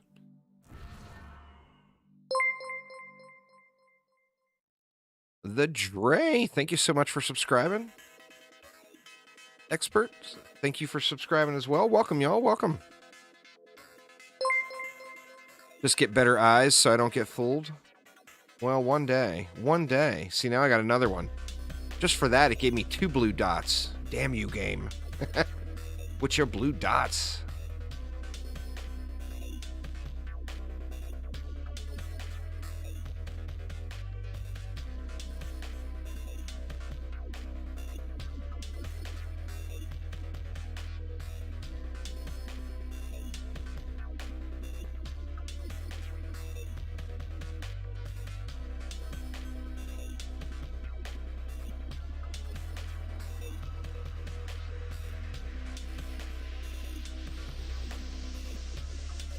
Two runes, but I saw those were both mythical. I gotta uncheck mythical too. I guess it depends on what tier I'm at though.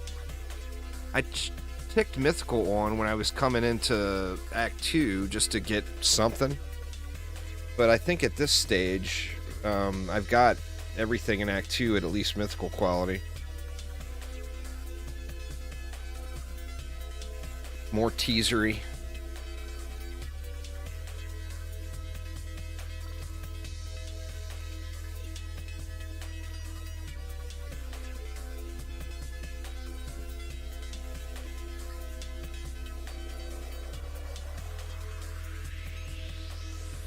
Come on, Runes. I know you're in there.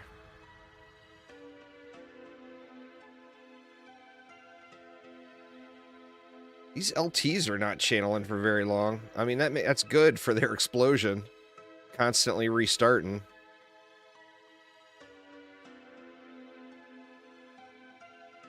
I want to check the damage output of those electric auras now.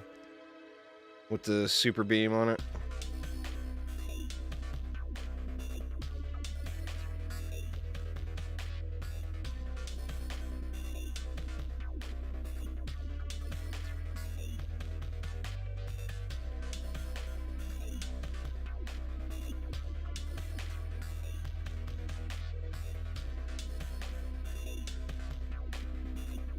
My ogre thrown at the floor.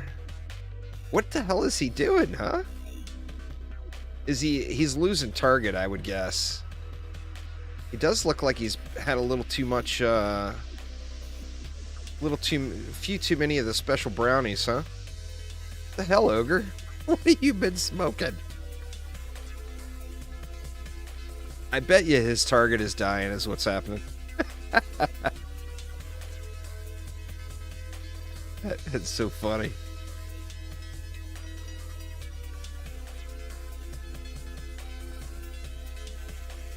Must be from New Jersey. Nah, this is a Washington State ogre, man. We got those chocolate chip cookies and stuff up here, you know?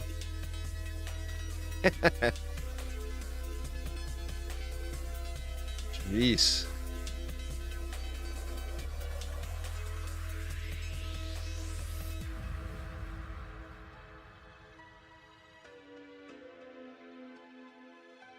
Holy shit. What? That electric aura did 5 billion damage? My god.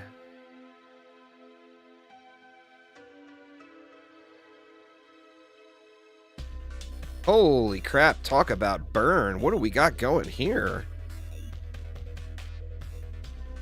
Somebody's dishing out some serious ass whooping there. Wow. Oh, that was Aramir and Archangel and their Huntresses. Damn, y'all. That was some burn right there.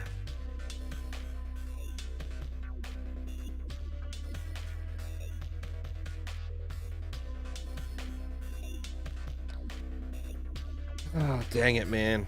Finally get a decent roll, and it's not the right set. That's the challenge, man, with the EV stuff. That is just the hardest set in the game to put together, I tell you.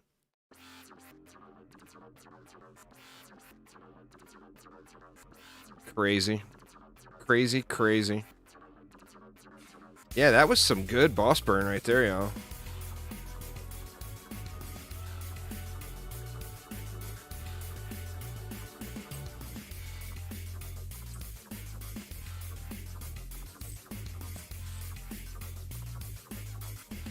Such a bummer.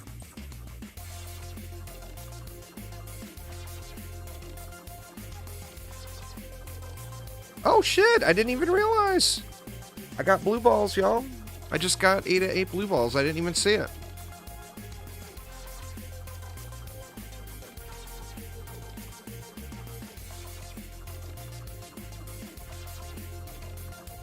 We got us some blue balls.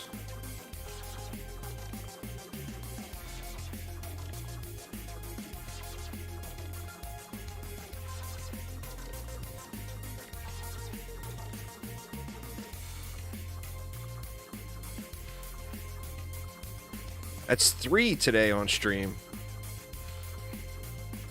3 godly runes. I've been streaming for 4 hours. Almost 4 hours. That's pretty good, man. Pretty good. I think I need one more for it to call it streamer luck, though. Phil, crank it up, man. Crank it up. Let's get this so-called streamer luck flowing.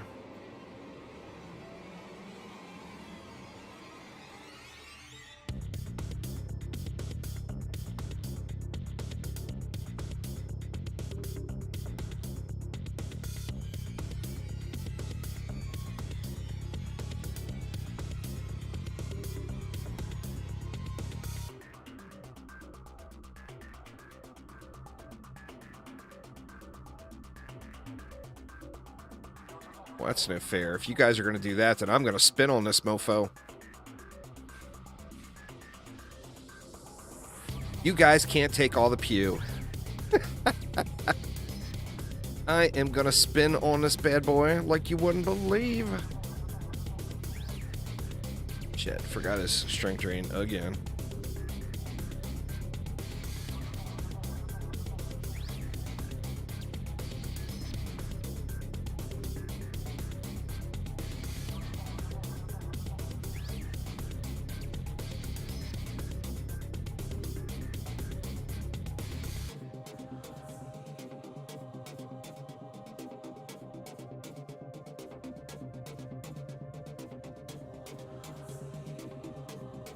You know what? I tried it. It was just underwhelming. It seems like the base damage needs to get really brought up to bring that even remotely comparable. Got to do a blue balls build on Magus for the culture. I don't know if it'll work. We can try. We can try.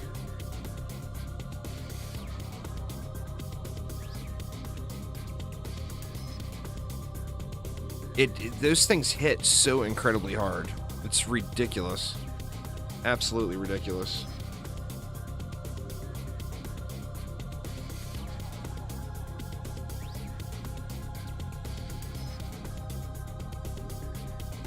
All right, game. Give me the back-to-back. I've seen the back-to-back one time so far on runes. They were dupes both times. I got a DST rune back-to-back. There's so many viable defenses now, Willie. Calling one better than the other is just... doesn't even really make sense, to be honest. There's just so many viable builds now. You got your spin on up there, Aramir?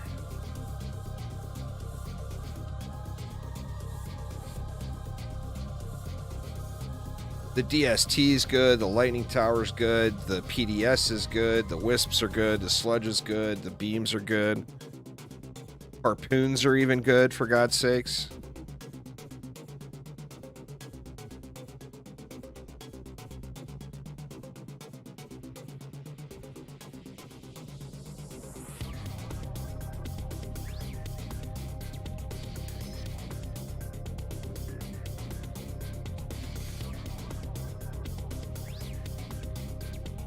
The problem with the blue balls is the lava pits. I mean, it'll probably still work, but you're gonna have a lot of wasted shots into lava land.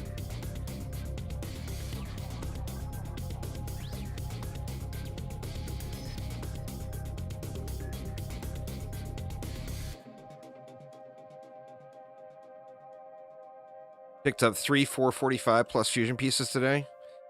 2 ancient pieces in 1 helmet. Oh, dude. I actually had a really good fusion piece drop yesterday. It was a guard gloves. It was power and rate, though. It was high rolls for the passives, but it was power rate.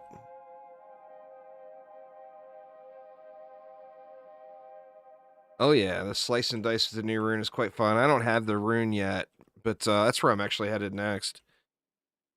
But I did that quite a bit on the PTR. Lots of fun, lots of fun.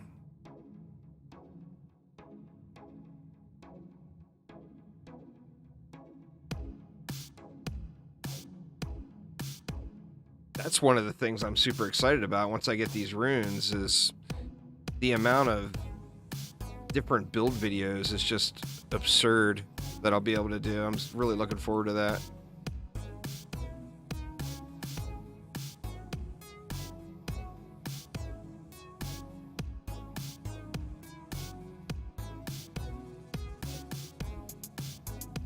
The slice and dice hits like an absolute truck.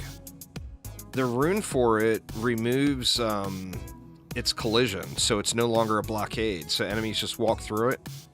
But you combine that with crowd control, and you throw one of these super buff beams on it, and you have got a serious powerhouse. Like, it does massive damage. Like ogre burning damage.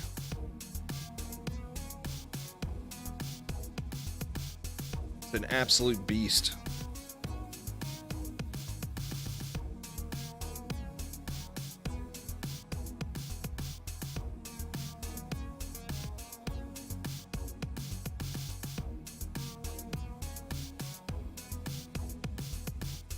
It's no longer a blockade, so there's no collision.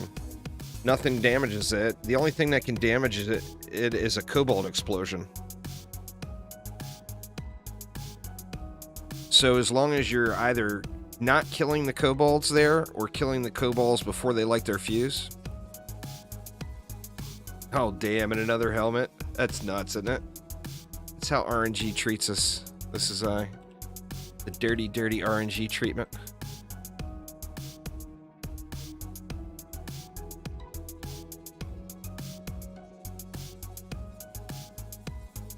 Oh. God, I almost forgot to switch.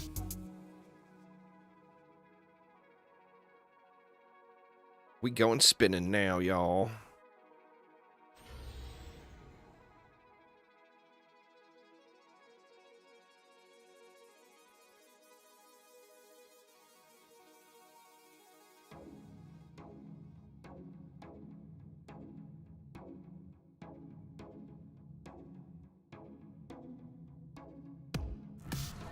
Oh!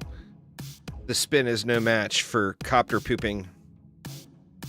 Don't let copters poo on you, y'all. It's not good. My spinning didn't last. The spinning didn't last near as long as the mana pool did.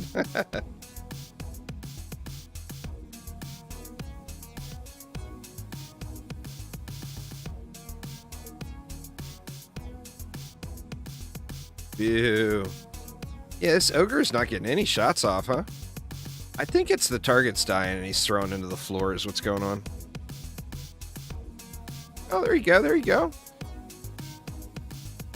Everything died before it got there, but...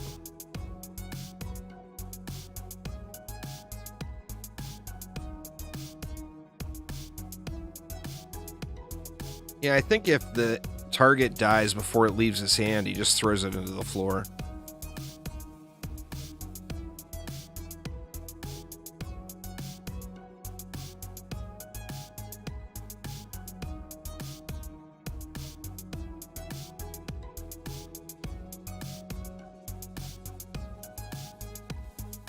Oh, the kobold throw has range just like an enemy ogre would. So I mean, it will throw across the map at you.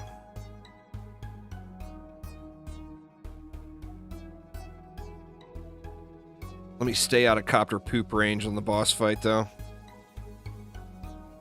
Getting copter poo on you is no fun. No copter poo, please. No copter poo. We got any runes dropping? No, it looks like the back-to-back is going to be denied.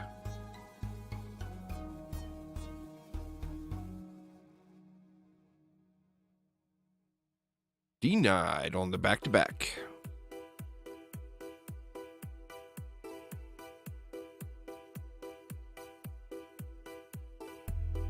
Let's see. So we got a boost monk, we got 2 rogues, and we got a super huntress.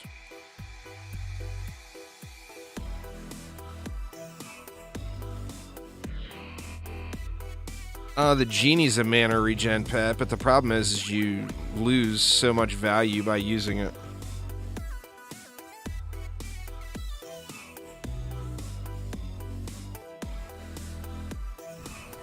Oh, damn. Copter explosion's wide, I guess. Too wide for me. Alright, I'll go back to summoning, y'all.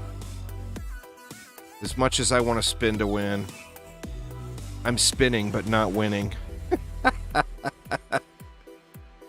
Spinning, but not winning. Oof. Oof, oof.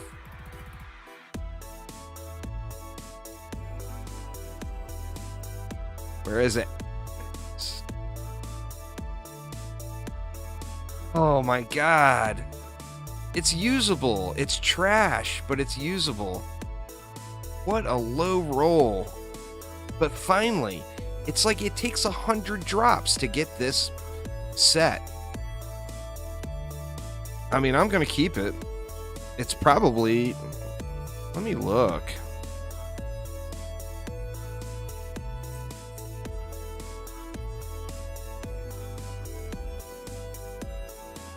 $345. Is that the one I just got?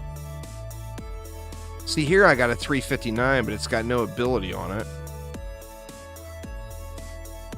Here's a $356 with no ability on it. I mean, that's a usable piece.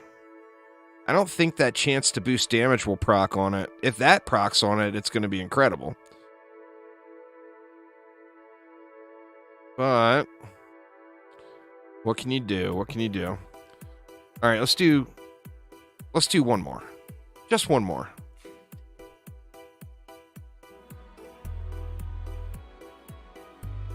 I'll work on my spinning here, y'all. I'll bring less fail to the spin department.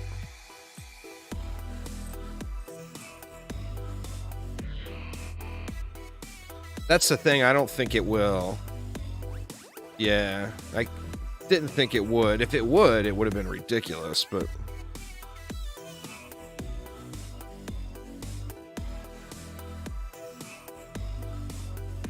But it's usable. I think it'll be... I mean, I'd have to check the damage. I think it'll be more damage than the higher roll without ability. We'll have to check it out, though, to be sure.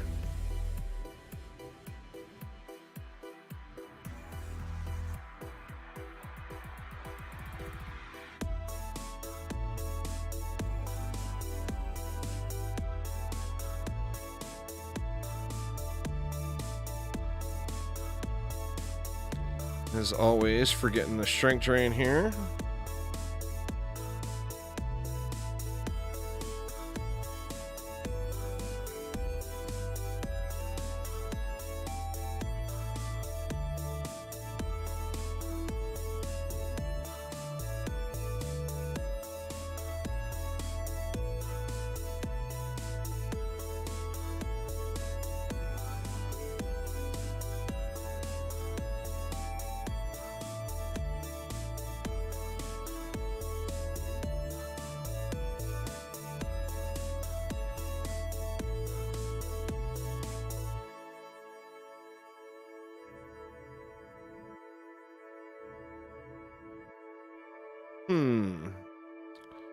One extra DU.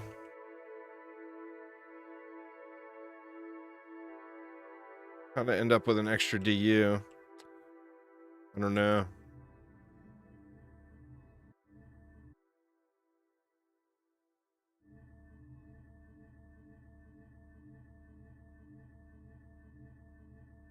What's going on there, Accelerator? How you doing? We will act immediately on the more troubling aspects of this report with respect to alcohol use and the anecdotal references of resistance by agency leadership. Can I hear a boost for the boss? Yeah, I can hear a boost. About the fitness and readiness of individuals. Oh, I didn't give the ogre a reflect beam.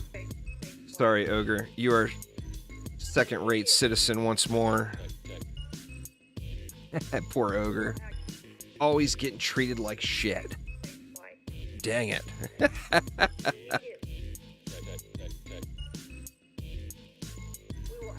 Sorry, Mr. Ogre. I'm still recovering from the flu, too. It sucks being sick, man.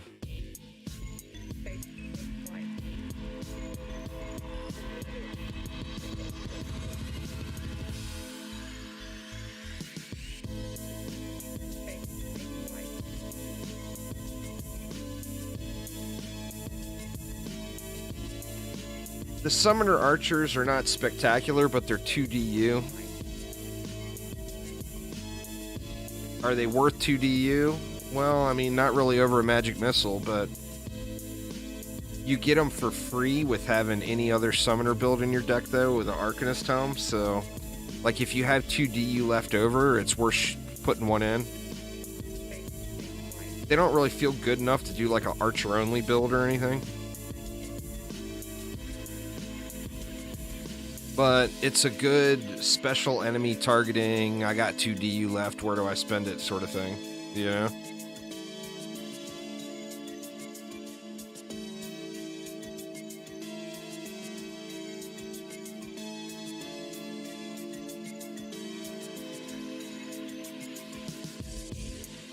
Actually, I don't have any mana regen on my monk, Archangel.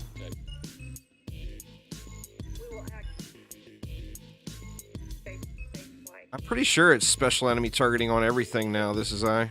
Because remember, it was all fodder at first, and then they changed that on like the first PTR patch. You can do the minion walls, but what made minion walls good in DD1 was minion units and not having to spend DU on it. The archers actually have a rune that allows them to heal, so if you want to do minion walls, they're a quite viable option. They'll heal themselves. Yeah, the Siren has special enemy targeting. The Siren's not a bad 4DU defense.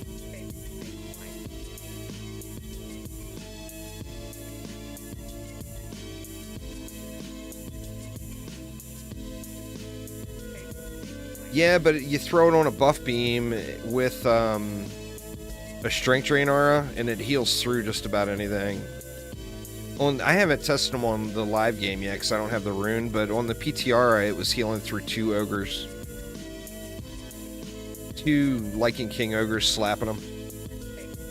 Well, the mage is a healer, so its damage output is not spectacular, but it's there to heal. It's there to heal your other minions. Yeah, the Archer Leech, it takes it back up to full like instantly. It's quite strong.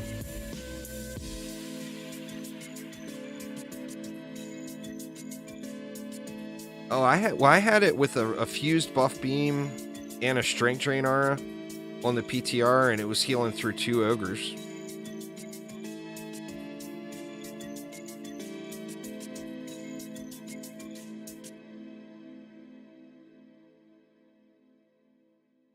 Unless it got changed since then. I thought it only got buffed since then, but it could have gotten changed since then.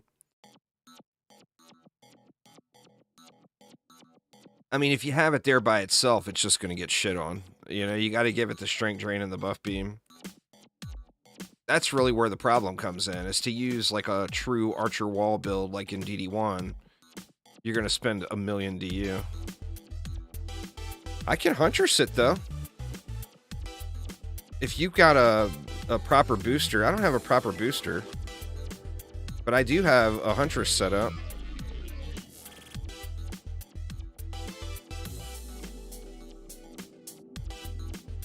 See how fast we can smoke this full.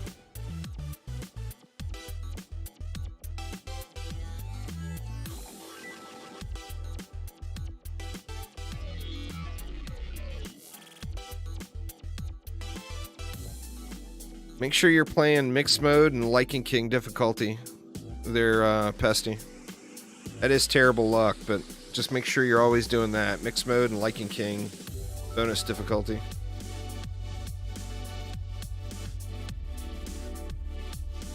I need to farm a better gun and get a Huntress really decked out.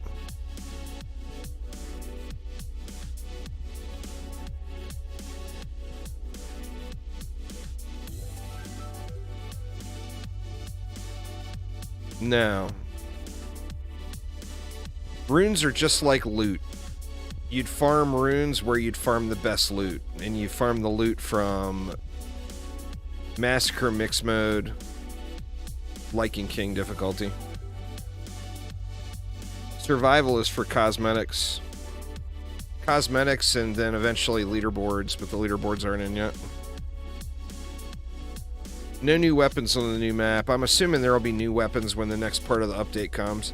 You got to remember that this is only like the intro to the new area. So when the part 2 of the update comes, there will be a boss fight and a new bonus difficulty.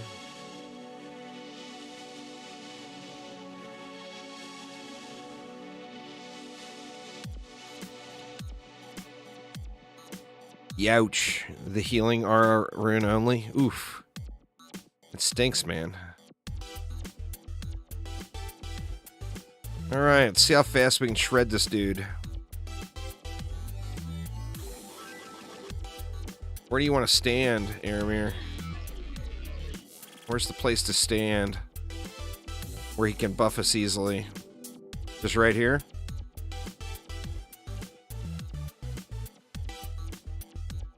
Aramir points at a location that I do not see. Oh, just up top? Fair enough, fair enough.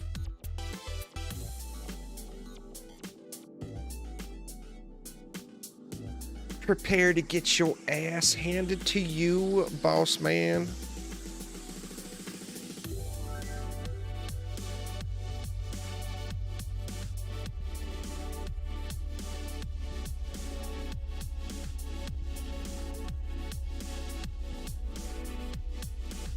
Well, I mean, this update wasn't about that. This update was... I mean, there's zero chance you're going to have all the runes before the next part of the update comes, and it certainly won't be 6 months. I'd be surprised if it's more than 2 months, to be honest. I would guess it would be more like one to 1.5. Oh my god, look at the power! Uh-oh. We getting shot at?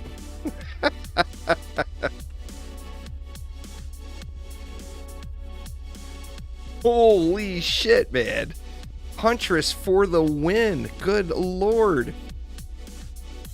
That is so crazy. Damn. That is just nuts. No runes. I should have got one shot. This guy is, I mean, obviously, this guy's set up to do damage against the target dummy, not against real life baddies.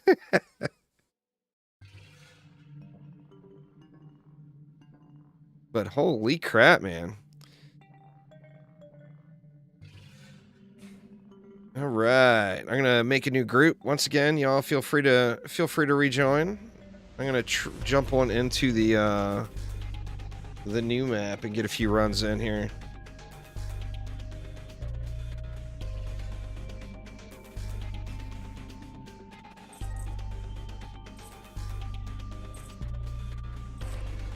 Man, that's just crazy damage. Girl just shreds it.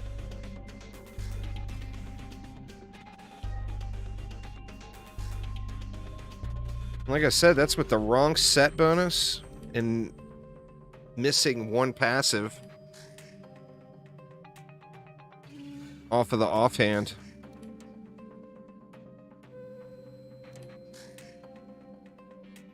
Just crazy, crazy, crazy. All right, so we're gonna mix it up a little. Let's bring this homie in.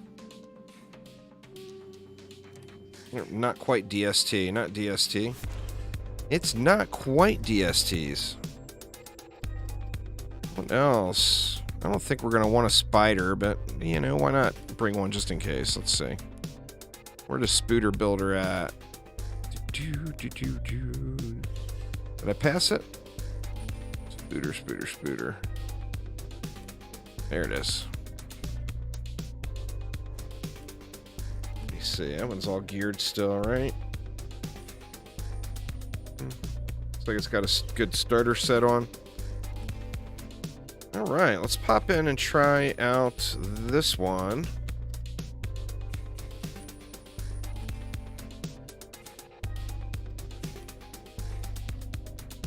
The Bazaar. Oops. Get a few runs in on this guy here.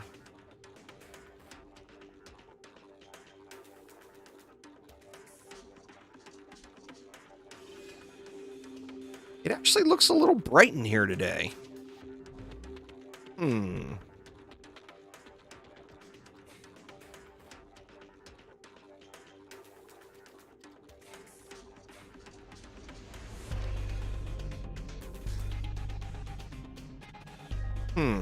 Definitely a little bright. A little bright in here today.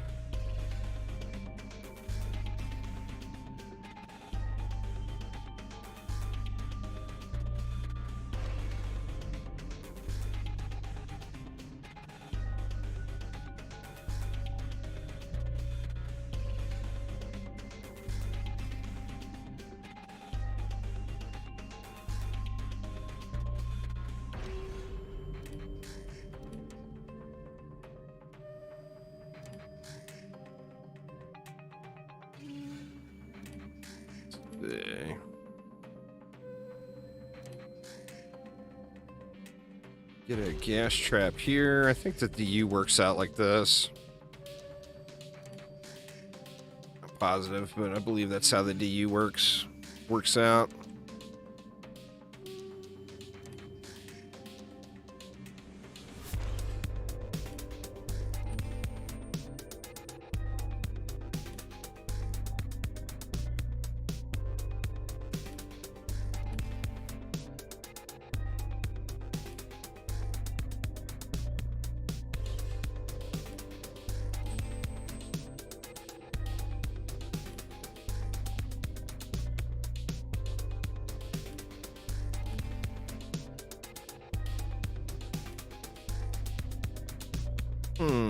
We got a little extra DU compared to what I normally have. I think maybe I normally put a explosive over here too. And we still got one extra DU.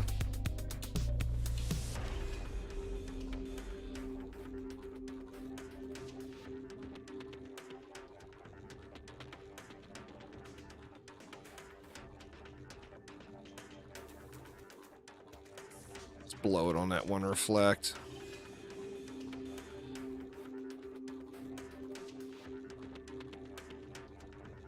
Oh, I forgot to put any spooters in. I usually don't do this build with spooters, but the new one or the bowling ball? The new one I played with quite a bit on the PTR, but I haven't really played with a ton on the live game.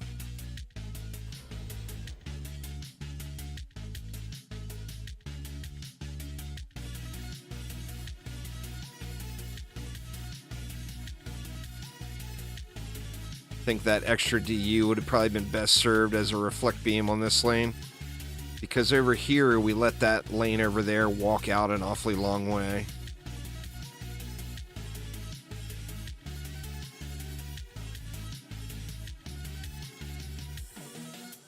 Yeah, it's good.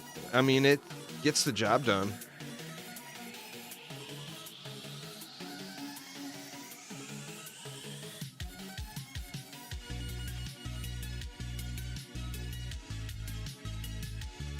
So here I'm looking for spike blockades, slice and dice. What else is it that I want from this act? I think it might just be spike blockades and the slice and dice, to be honest. Back with foods. Nice, IHOPs. I think we're going to have something good for dinner tonight. Since I've been sickly, I've been eating... Well, the day before I ate nothing. And yesterday I ate some ramen. But I think the wife feels bad for me and we might have something good for dinner tonight. I think I'm to the point where I can use some real food, though. After 2 days of eating either nothing but soup or nothing.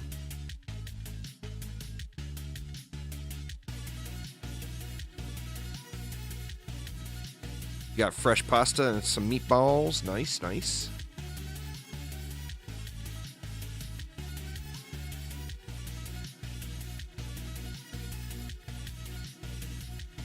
It's like we got a little ogre lag on this one, right? Well, yeah, maybe. I guess not. Wasn't bad.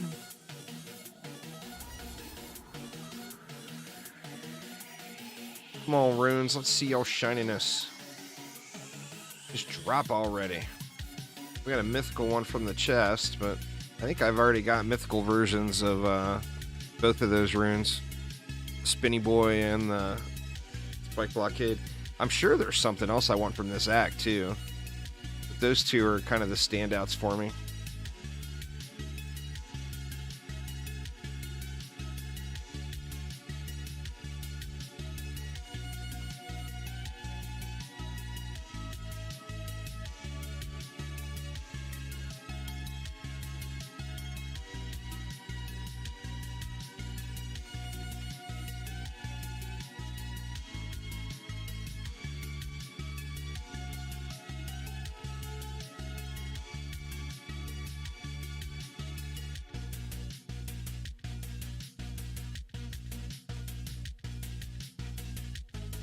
Going on there, Snazzy? We just summoning stuff here, you know.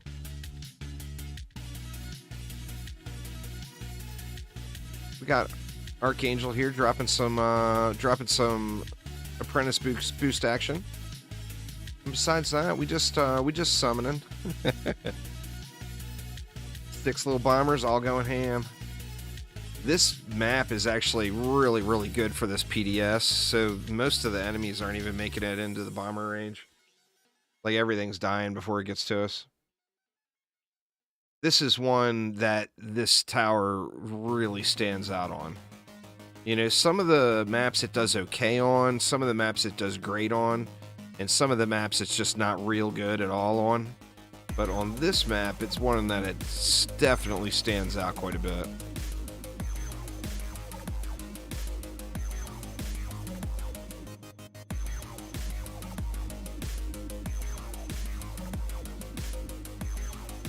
And then since we're boosting from right here, 2 of the 3 Aura stacks are getting boosted, you know?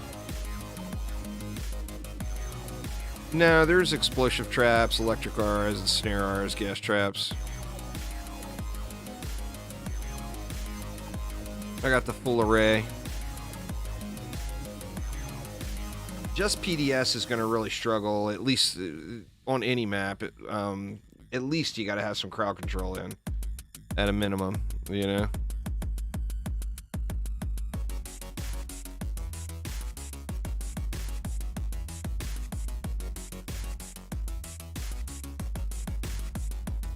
Yeah, it's Forest Crossroads from DD2. This one is Forest Crossroads, and the other one is Palantir from DD1.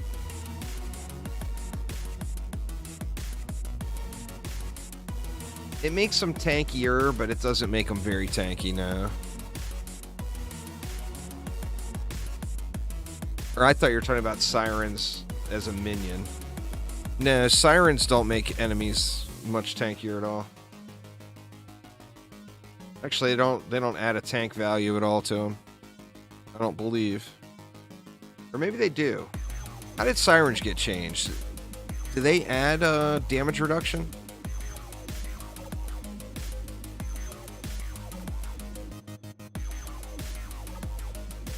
I don't think they do.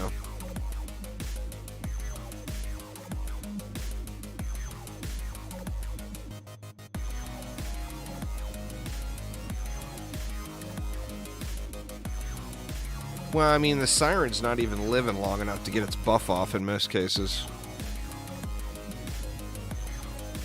No, they give 15% armor. He's talking about Sirens as an enemy.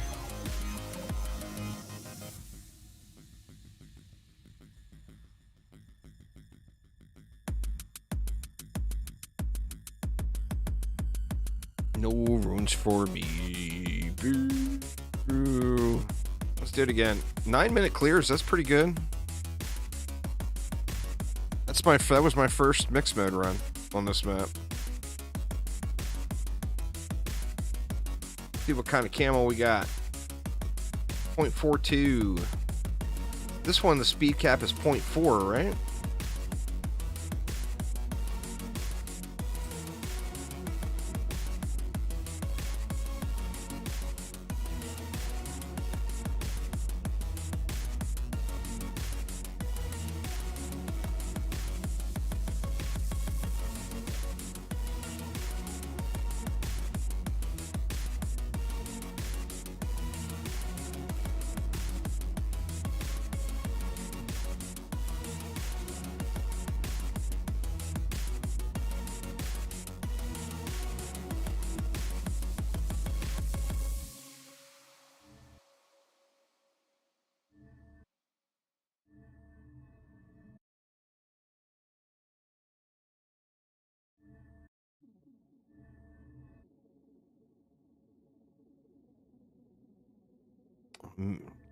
Built these are is a little off this time. Hopefully the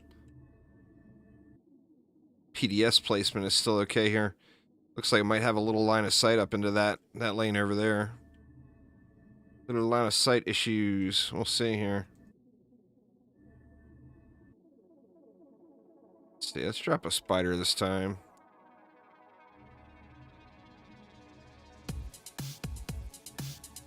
Let's drop one there. And one there. Is that going to leave me enough?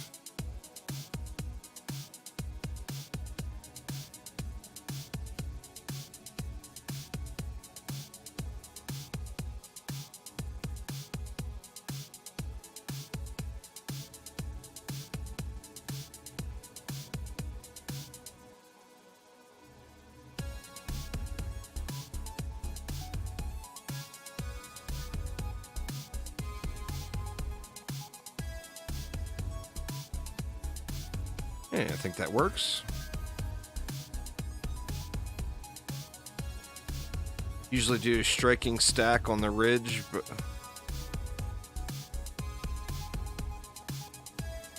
oh, one striking armor stack. That's a good idea.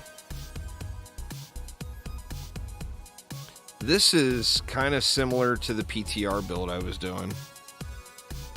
So no real rhyme or reason other than convenience. Just because I've done it on the PTR, you know?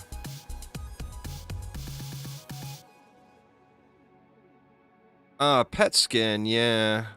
This one, I'm assuming, the new ones don't yet, but prior to these two maps, all the other maps have a pet skin for everyone, and then you get a golden giraffe for unlocking them all. Shadow shot. What's up, man?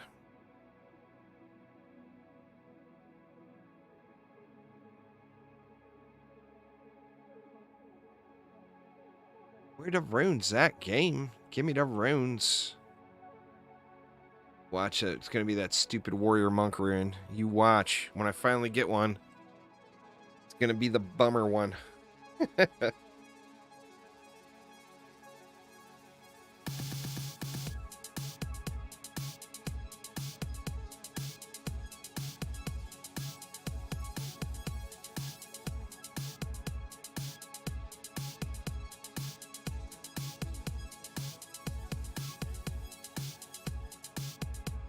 Got off from kicking ass in Modern Warfare 2. Nice, nice. Oh, awesome. Grats, man. That's kick ass. Starting a new job. That's always good.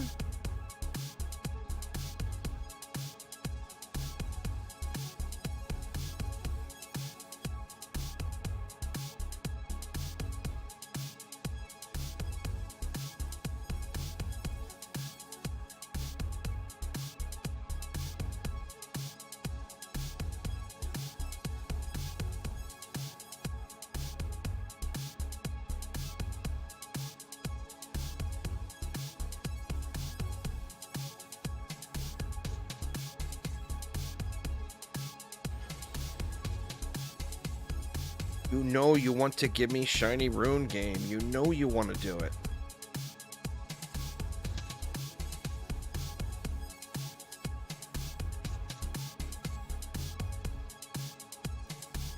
This one is a chill farmer though, y'all. Super chill farmer. I've actually had really good luck today, Shadow Shot. 4.5 hour stream now, and I've gotten 3 godly runes. And prior to this, I was averaging one like every 2 to 3 hours. And here in 4 hours, got 3 of them.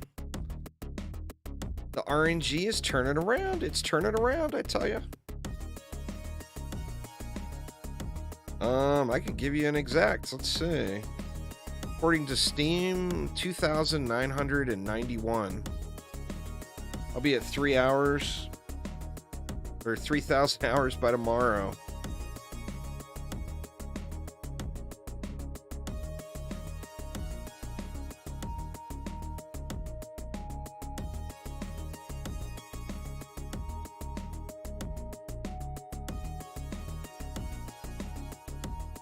But, I mean, a lot of those, that's a little misleading. Because, yeah, I've got several hundred hours into several alt accounts.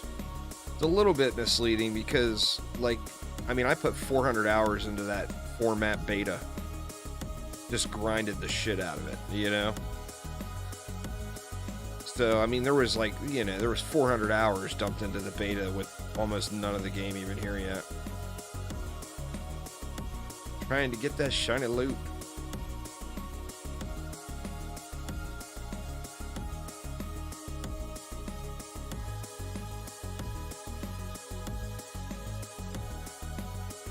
No, it auto replaces it, Dwayne.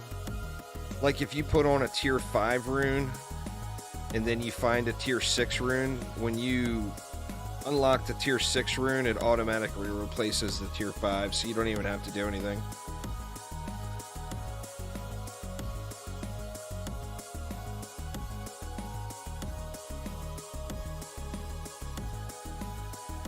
And the runes are being elusive here, huh?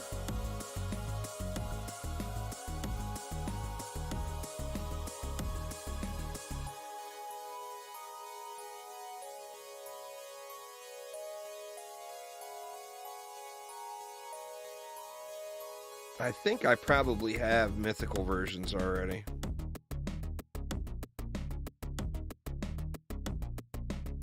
Kind of weird though, it almost feels like transcendent runes are just as rare as godly ones. Like you almost never see them.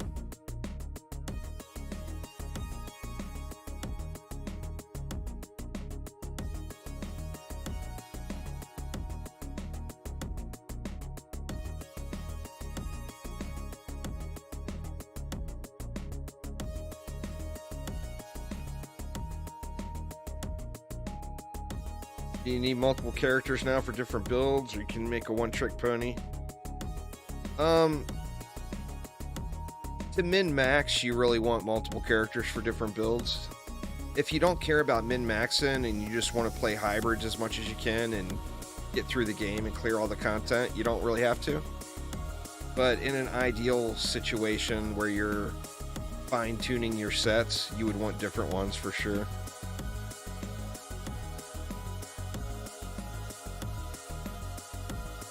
Oh, that stinks, Jose. I haven't heard anybody talk about that one, though. You'd think everybody'd be screaming about that.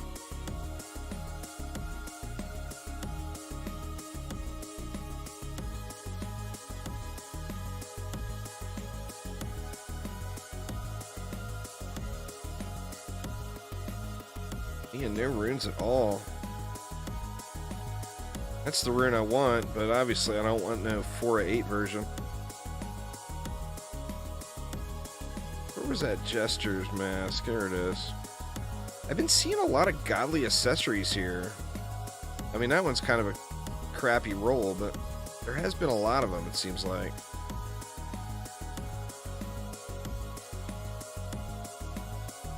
All right. One more try, one more try.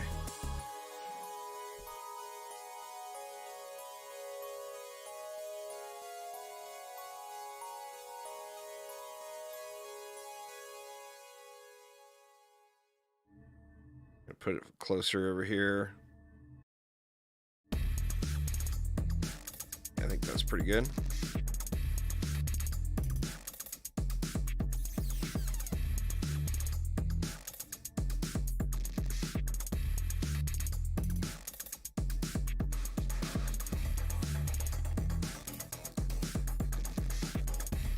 Oh, I'll be posting a ton of map builds.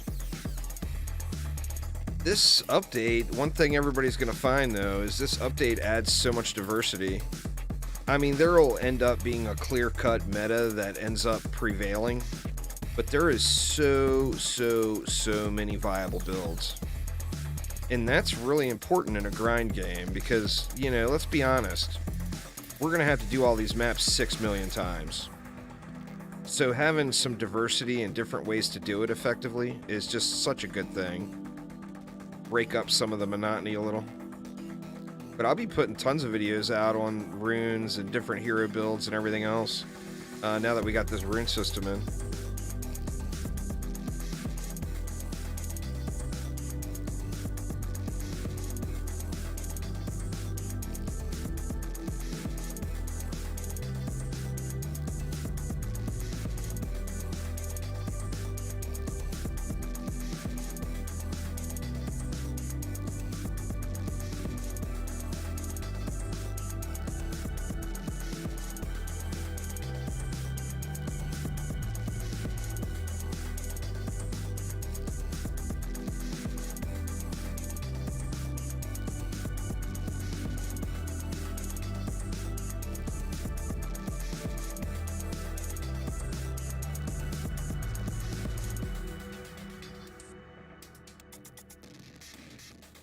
What? Not one-shot maps for the premium loot, never have to do it again?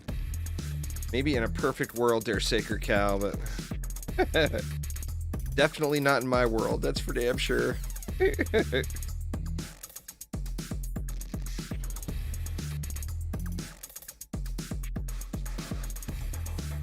Alright, come on, make this the one. Make this the one.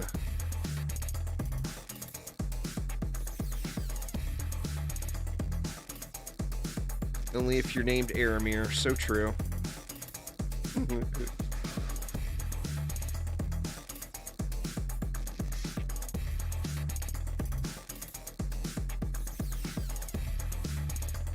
Aramir gets a special DLC every time there's an update. It just auto downloads. Gives him god tier RNG for the first 100 maps.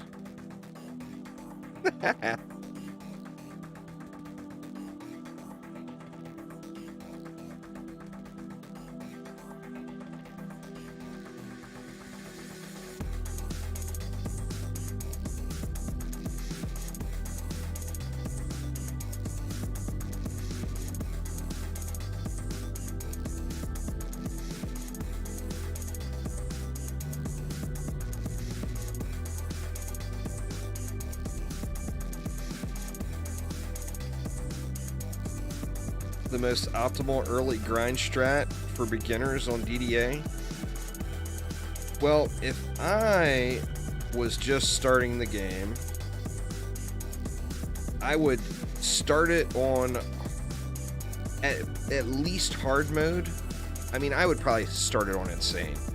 But for, like, if I was a brand new player, I would start on hard mode, meaning you have to do Deeper Well on medium campaign first, and that will unlock hard mode, and then start the game over on Deeper Well hard mode and play through.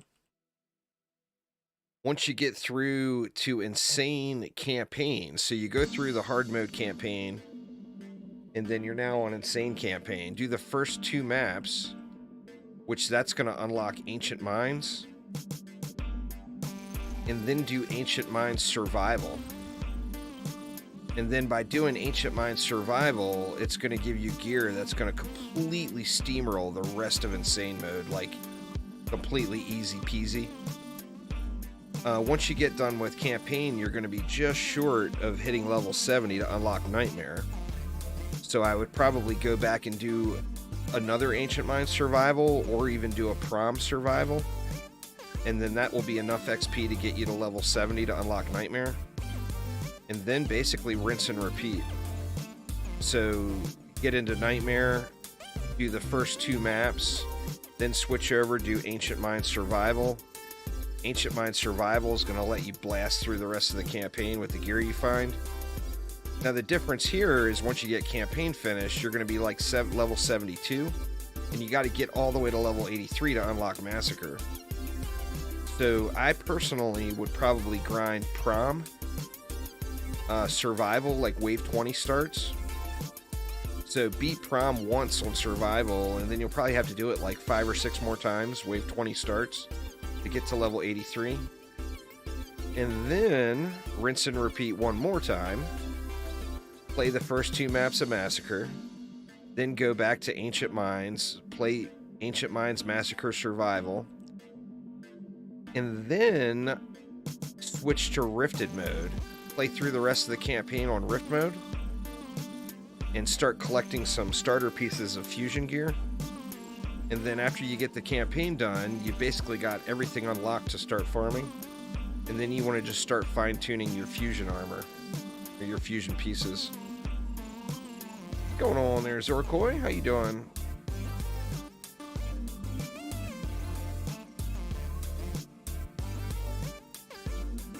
You like the DD2 map better? That's fair. This one's a little larger. The detail is better on this one too, but that's just Unreal 4 versus Unreal 3.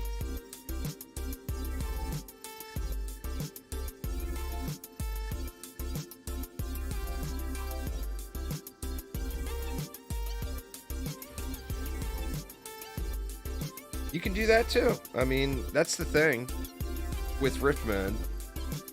There's no wrong time to start it. You can start it whenever you want. But as far as like the most optimal strat to get through the game, that's what I personally would do. Yeah, the mob count doesn't seem on Outpost. The mob count here seems low compared to the other maps in the area.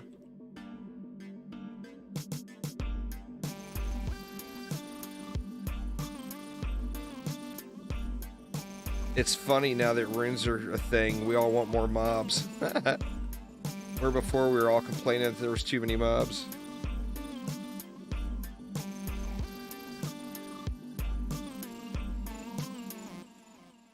Monday. There should be a hotfix going out tomorrow, not stir fry. No, I'm not talking about you. I'm just talking about players in general. A lot of people complained about the mob counts on a bunch of the maps. I hosted you, or I rated you yesterday, Axon Jackson.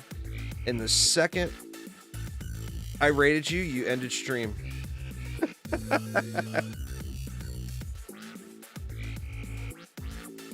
Like, oh man.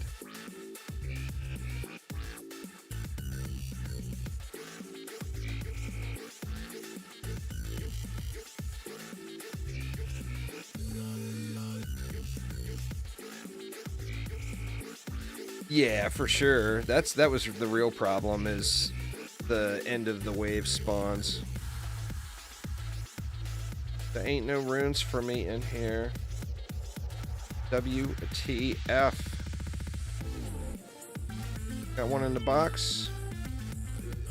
Nothing good in the box. Oh, this is the sludge too. So there's a few runes I want from this area.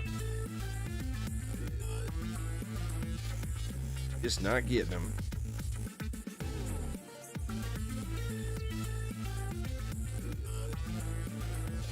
Not streaming at all anymore, huh, Shadow Shot?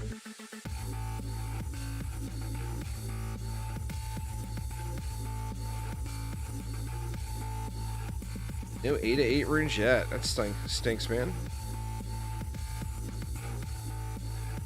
Like those are both new to me.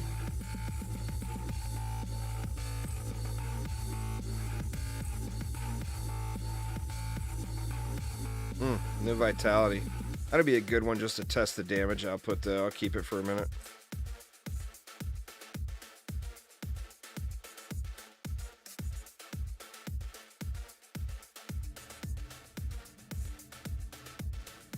Oop, I guess I need to start build phase, huh?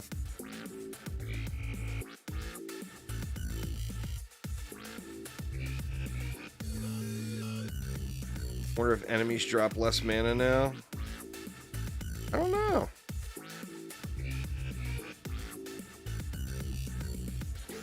That'd be something interesting to check. Oh, nice, nice. Well, thank you very much.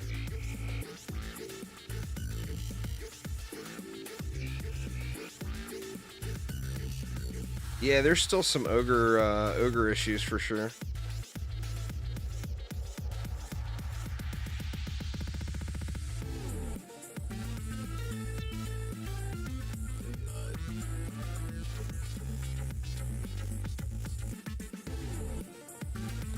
Got these spread out just a little this time.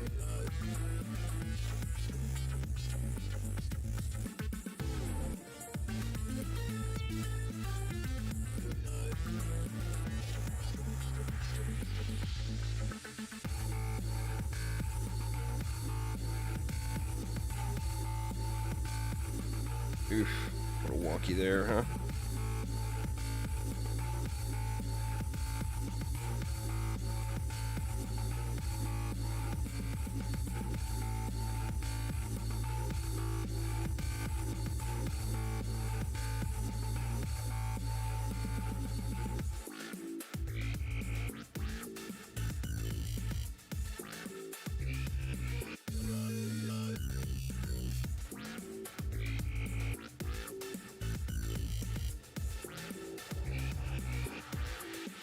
Oops, god dang it.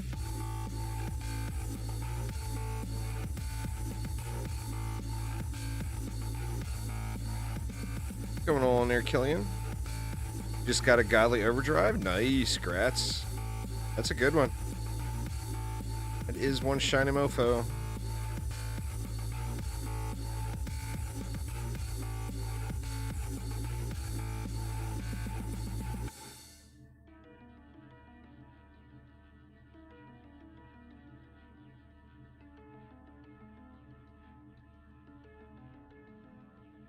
I'm not sure on that one.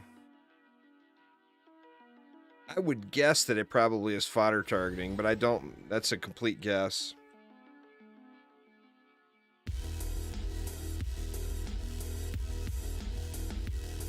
Might be a weird question. You saw people doing the Keep Massacre Rift at Hardcore Wave 23 and gave 600 plus mobs. The mob counts were changed with the lane schedules coming out. Nobody's getting 600 mobs now.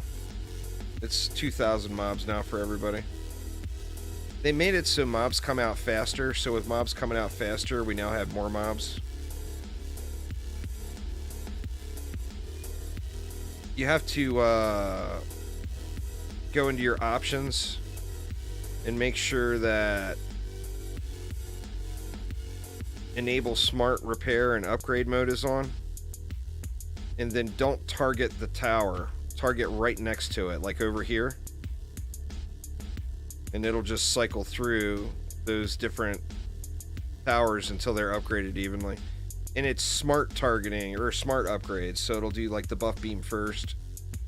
Then it'll go to the damaging towers, and it'll do the crowd control last.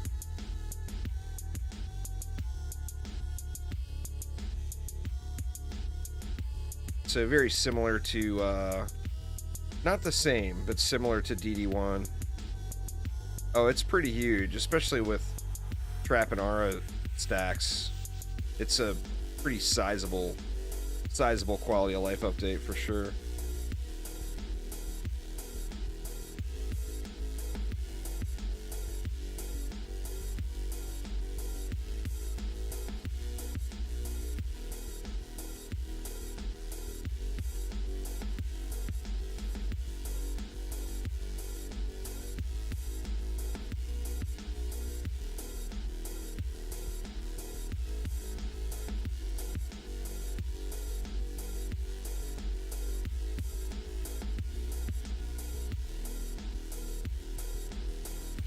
I think you could probably get this map down to like a 6 or 7 minute clear pretty easily. Archangel says he was doing a striking stack.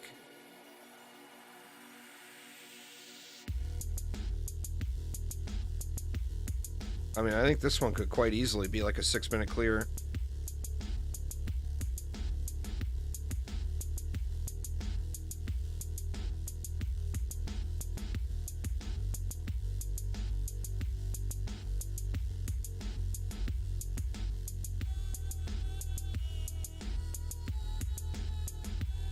Well, yeah, I assumed that's what you meant with striking on the RS. Where were you putting your PDS at? Next to him or up on the hill as well?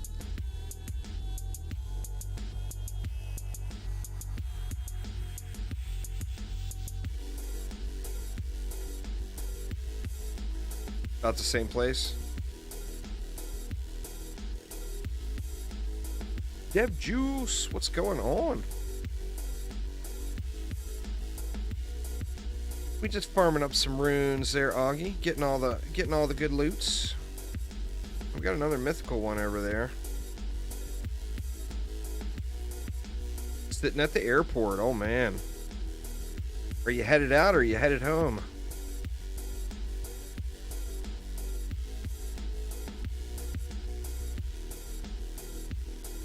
Play some DDA with your nephews this weekend? Nice, nice. Headed back home now? Nice.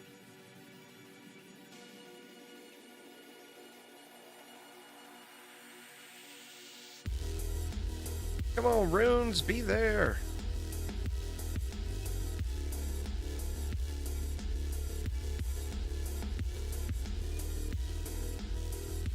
DDA planning tomorrow morning. Awesome.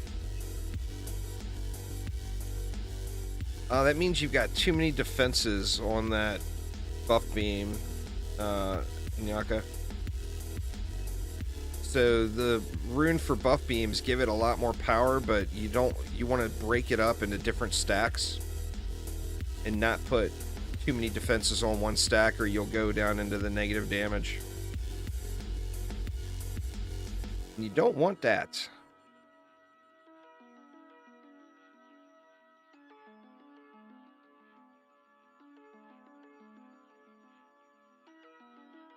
That would be pretty cool, but I bet that would be a pain in the butt to add into the game.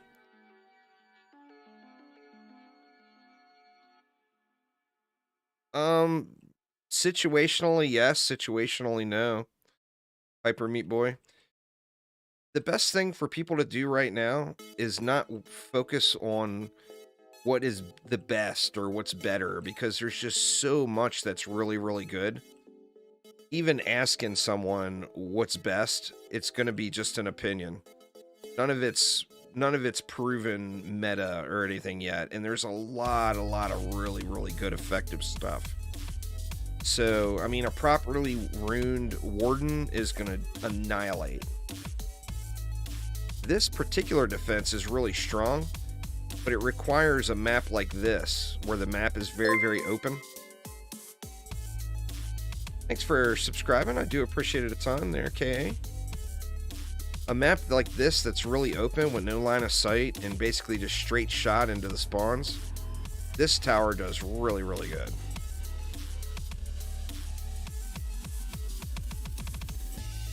Oh, it's a huge difference between 4 of 8 and 8 of 8. Absolutely.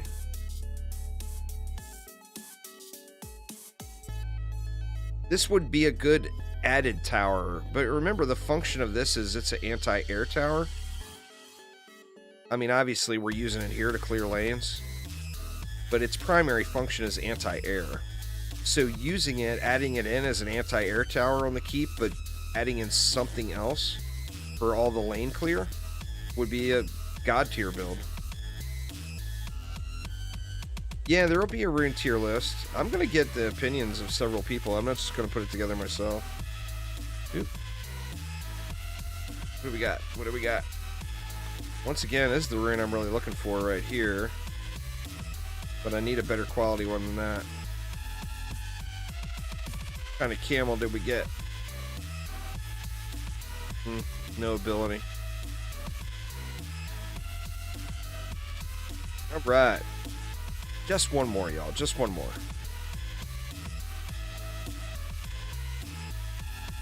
I may have said that once before in my life.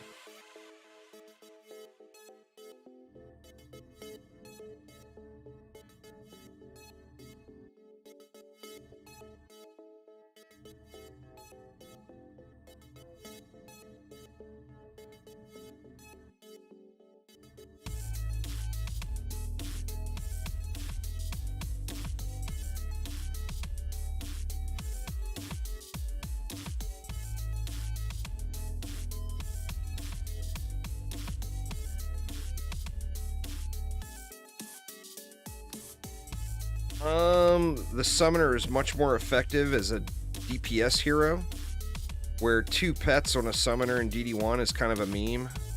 2 pets on a summoner in DDA is absolutely beast mode screaming. It doesn't have its own minion units, so it's defense units just like any other defense. Spiders are very comparable. Just as useful, and really it's a meta addition to any build. Like, take any build and add spiders and the build's gonna get better. There's runes that make some things a little bit more diverse. The ogre walls in DDA are ridiculously good. I think the main difference would be, well, the main difference in function is there's no MU, so it doesn't have its own separate minion units. But in, like, active play, it's a huge difference. It's not, you know, in DD1, the summoner is the AFK hero that you pop on to get your armor while grinding survival, you know. In DDA, it's a very active hero that you can wreck maps with. Haven't played Dungeon Defender since the original multiplayer servers for the first one went offline and they had to switch hosts. This is the newest version. It's similar to most similar to DD1. DD2 is a free-to-play, completely different kind of take on the game. This one is more similar. It's different, but it's more similar to DD1.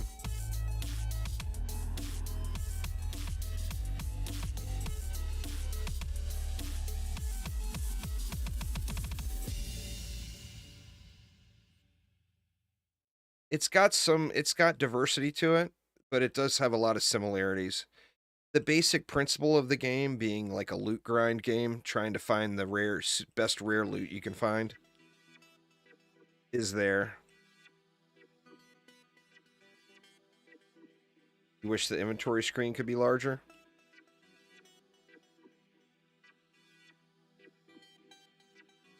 That's fair. I mean, get the feedback like that, like with the UI and stuff. Get that stuff in.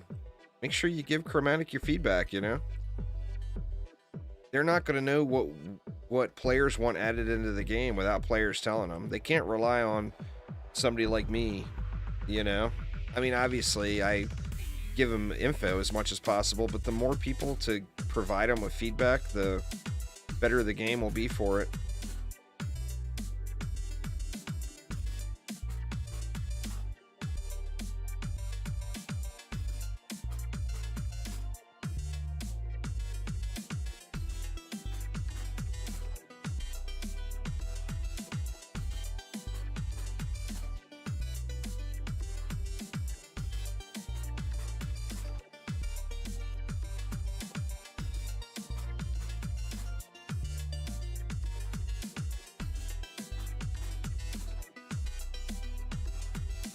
Ton of content coming to DDA and DD2 the next few months. Very nice. Looking forward to it. I'm excited to see when we get part 2 of episode 2 here, because this update is so massive, you know? It really is a game-changing update. Changes the way we play, it adds more features in. With the rune system, it adds in a base for the future.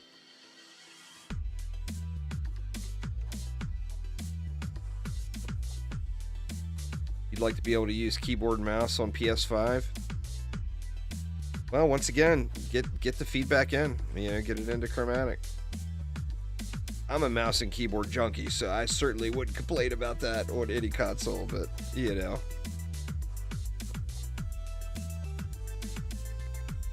Come on, Runes, where you at?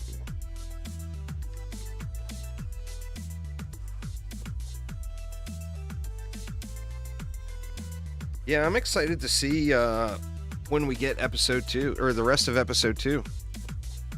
I have had tremendous luck today, Distraction. I got 3 I've been live for 5 hours now, and I got 3 godly runes on stream.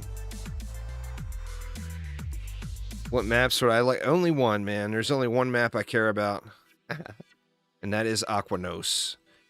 Needs Aquanos and needs a seahorse on that mofo. Give me some Aquanos and a seahorse pet, dang it. I could deal with any other maps or even all new maps, whatever. But as far as like the one map that I would love to see, it's just without a doubt Aquanos. Aquanos and the seahorse for the win.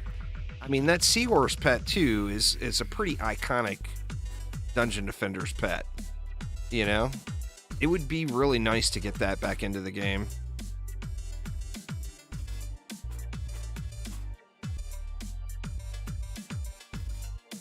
It's definitely just a tremendously iconic pet, though.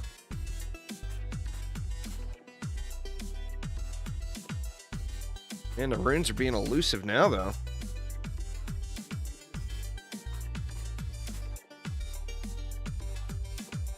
Morago would be great. A lot of people mention Morago. I would only have one request for Morago. If Morago ended up getting a genie boss like in DD1, don't make me find those dang lamps. I'm too old and my eyes aren't good enough for finding those lamps. That was so frustrating in DD1. Lurking on stream. What's up, Quick? When you heard Aquanos, you can't avoid the talk. That's fair. That is fair. I mean, Aquanos is just... It's a great map. It's probably going to be a huge pain in the butt. Because it's like a big 3-tiered map, you know? I bet it'll be a huge pain in the butt to make. But boy, I hope they make it. Did War of the Gens with Cake when you're grinding Ultimate Defender? Never again. That's fair. I don't remember who... I'm sure I did that with somebody, but I don't remember who. I may have done that with IDHC back in the day.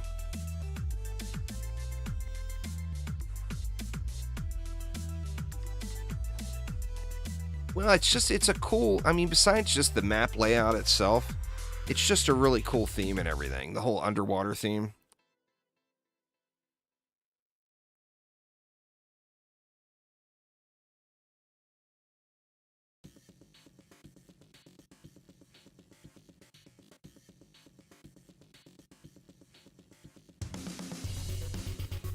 I've started over like 20 times. I'm never going to trash my main account, but I have an alt account that I do fresh playthroughs through. I'll definitely be doing it again in this update. But, I mean, I want to find all the stuff first. You know, after I find all the runes I'm looking for and all that stuff, I'll definitely be doing another playthrough. I've done it 5 or 6 times, something like that. Some ungodly amount of times. Well, there's a trans sludge pool anyway. That is an upgrade. We can get rid of that one now. What about the camel? Where you at, homie? There he is. No ability. Boo. Alright, y'all. One more. Just one more, I promise. Just one more. Yeah, you want to do any of the maps that have good pet drops. Magus, Endless Spires. If you look at your pets, you're going to see, and you go filter by item power, you're going to see there's some real standouts in pet value. Like, look at that one. That pet is worth 77 million, pardon me. Look at this one. 60 billion gold is what that pet sells for. 61 billion gold. 60 billion gold. 58 billion gold. I wonder why the Hamels are ranking up there so high, but Monkey Kings, 50 billion, 40 billion, 50 billion. 48 billion on that one. Unupgraded, 48 bill. So you want to farm the maps that have the good, the double pet drops. So, I mean, as far as gold per hour, I haven't gone through and done a gold per hour comparison, but I would bet Magus is probably one of the candidates because it's a 5-minute, 6-minute map. So you can just grind it out super, super fast. I'm not sure what the highest overall map would be. Because you remember, you got to look at how long it takes to clear it versus what you're getting. Like, Magus may or may not be the highest pet, but it is certainly one of the fastest to run.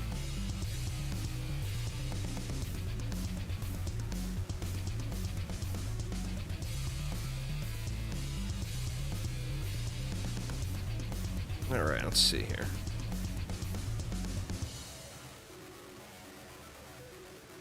Yeah. Mixed mode, massacre, rifted, hardcore, Lycan King, bonus difficulty. The thing with just gold farming too is you can make really good gold doing survival, just kind of chill farming it. Oops. Forgot my spooters.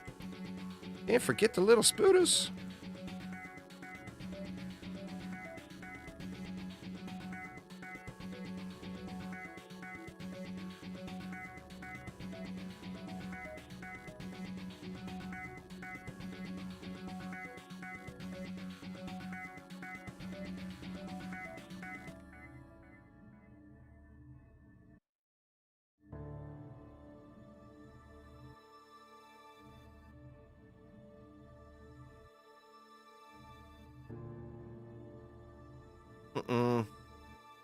We're gonna have a little crack there this time, y'all. Hopefully nobody shoots us.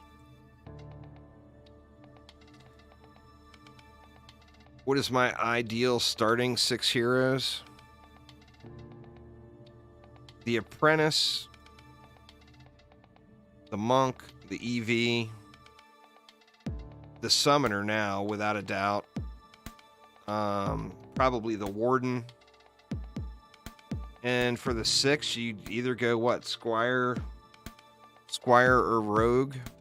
Or no, I didn't do Huntress. You'd have to have Huntress too. Or I would want Huntress anyway. Would I like an 8-hero deck? Well, I mean, I wouldn't complain about it, but I am pretty used to a 4-hero deck. So just getting the 6-hero deck, to me, is pretty nice. Ancient Dragon difficulty is like a harder version of the previous maps that gives you a higher difficulty map with higher quality loot. So, like, ideally, you'd want to get the Lycan King killed. That way you have Lycan King bonus difficulty. And that allows you to go back and play, say, Ancient Mines, but play it on the Ancient Dragon difficulty, which means you're going to get Ancient Dragon quality loot, and it's going to be harder.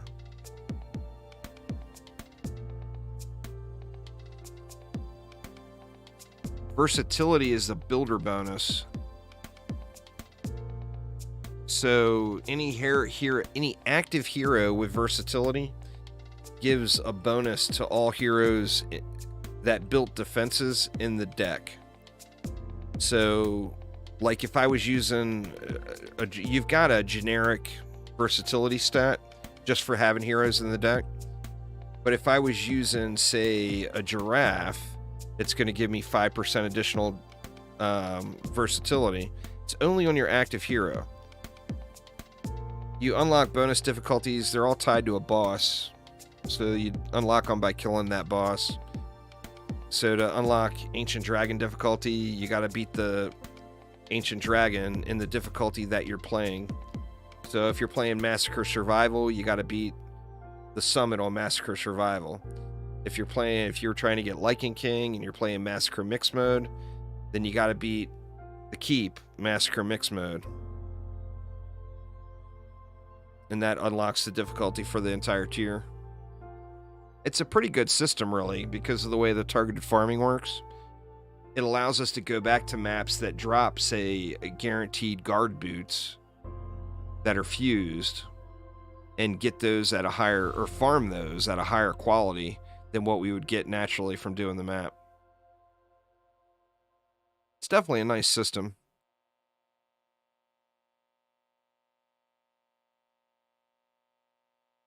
Definitely a very nice system.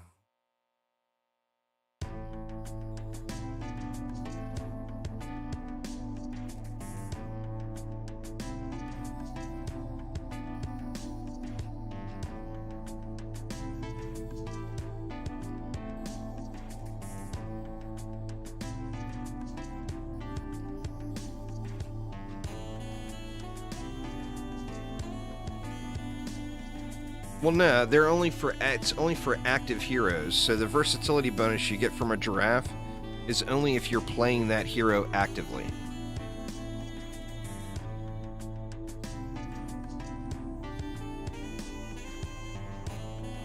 You want to use a giraffe anytime that you're like having trouble staying alive. A giraffe makes for a very good stat stick to give you more. Just more overall stats that'll help you stay alive longer. And then that's gonna, in addition to that, it's gonna give you a little bit of a builder bonus. So your towers are gonna hit a little bit harder.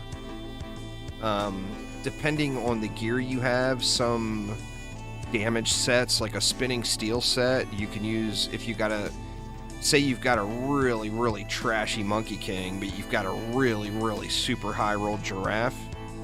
You could use a giraffe instead of a Monkey King, and it would lower your cooldown of your spin ability quite a bit, and make it hit a little bit harder just from having the increased stats.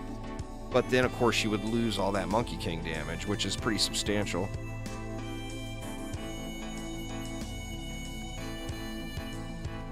In most cases, though, most players aren't using a giraffe. I mean, there's few exceptions to that.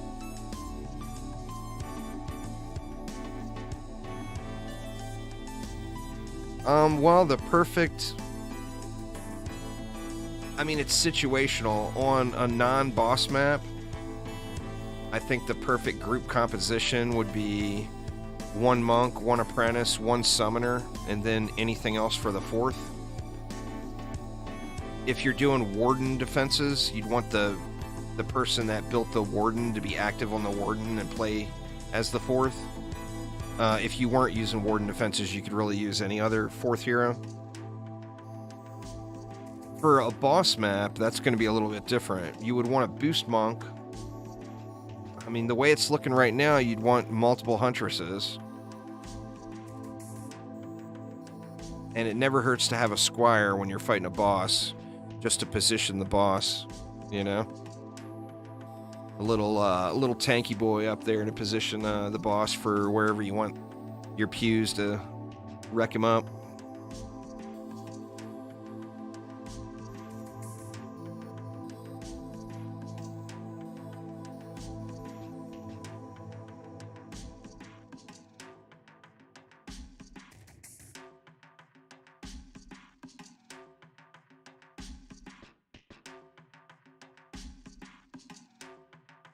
Huntress is pretty dang impressive right now, though. I'm tempted to get a weapon, try to get a better weapon, and make a Huntress my first DDA hero spotlight, because it's so good right now. But that's going to require a little bit of grind, and of course right now I'm trying to grind these runes.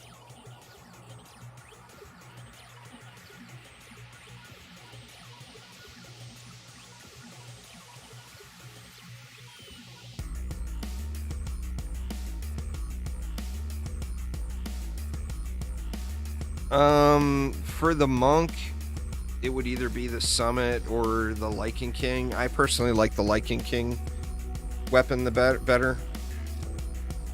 For the rogue, it would be the Summit weapon. For the Huntress, it'll be the Summit weapon. For the apprentice, it would probably be the weapon from the keep. For an EV, it would be the throne room. For the squire, it would be either the throne room or the keep. But you'd want the smasher. Oh yeah, Soulstone Survivors has been a lot of fun for sure. Alright, y'all. That is going to get it for me for today. Now, tomorrow I got real life day. So I got to do work around the house and spend some time with the family and all that good stuff. So I won't be streaming tomorrow. However, I'm going to try to get a video out tomorrow. Well, I'm definitely going to get a video out tomorrow. I just don't know what the topic of the video is going to be yet. But anyway, that is going to get it for me for today, though. Yeah, real life day. Real life day is never any fun, right? WTF on the real life day. Let's see. We got Skylar the Part Robot streaming a little DDA. Why don't we, Oh, we got Conditionally Triggered streaming too. Conditionally Triggered rated me earlier, so I think it'd only be courteous if I rated him back.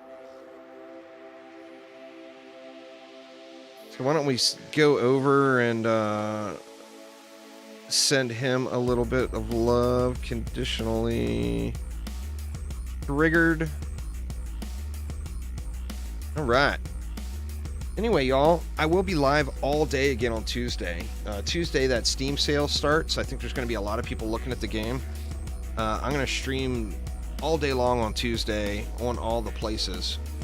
But anyway, thank you all so much for hanging out. Hopefully everyone's having a wonderful, wonderful weekend. And I will see you all soon. Take it easy, y'all.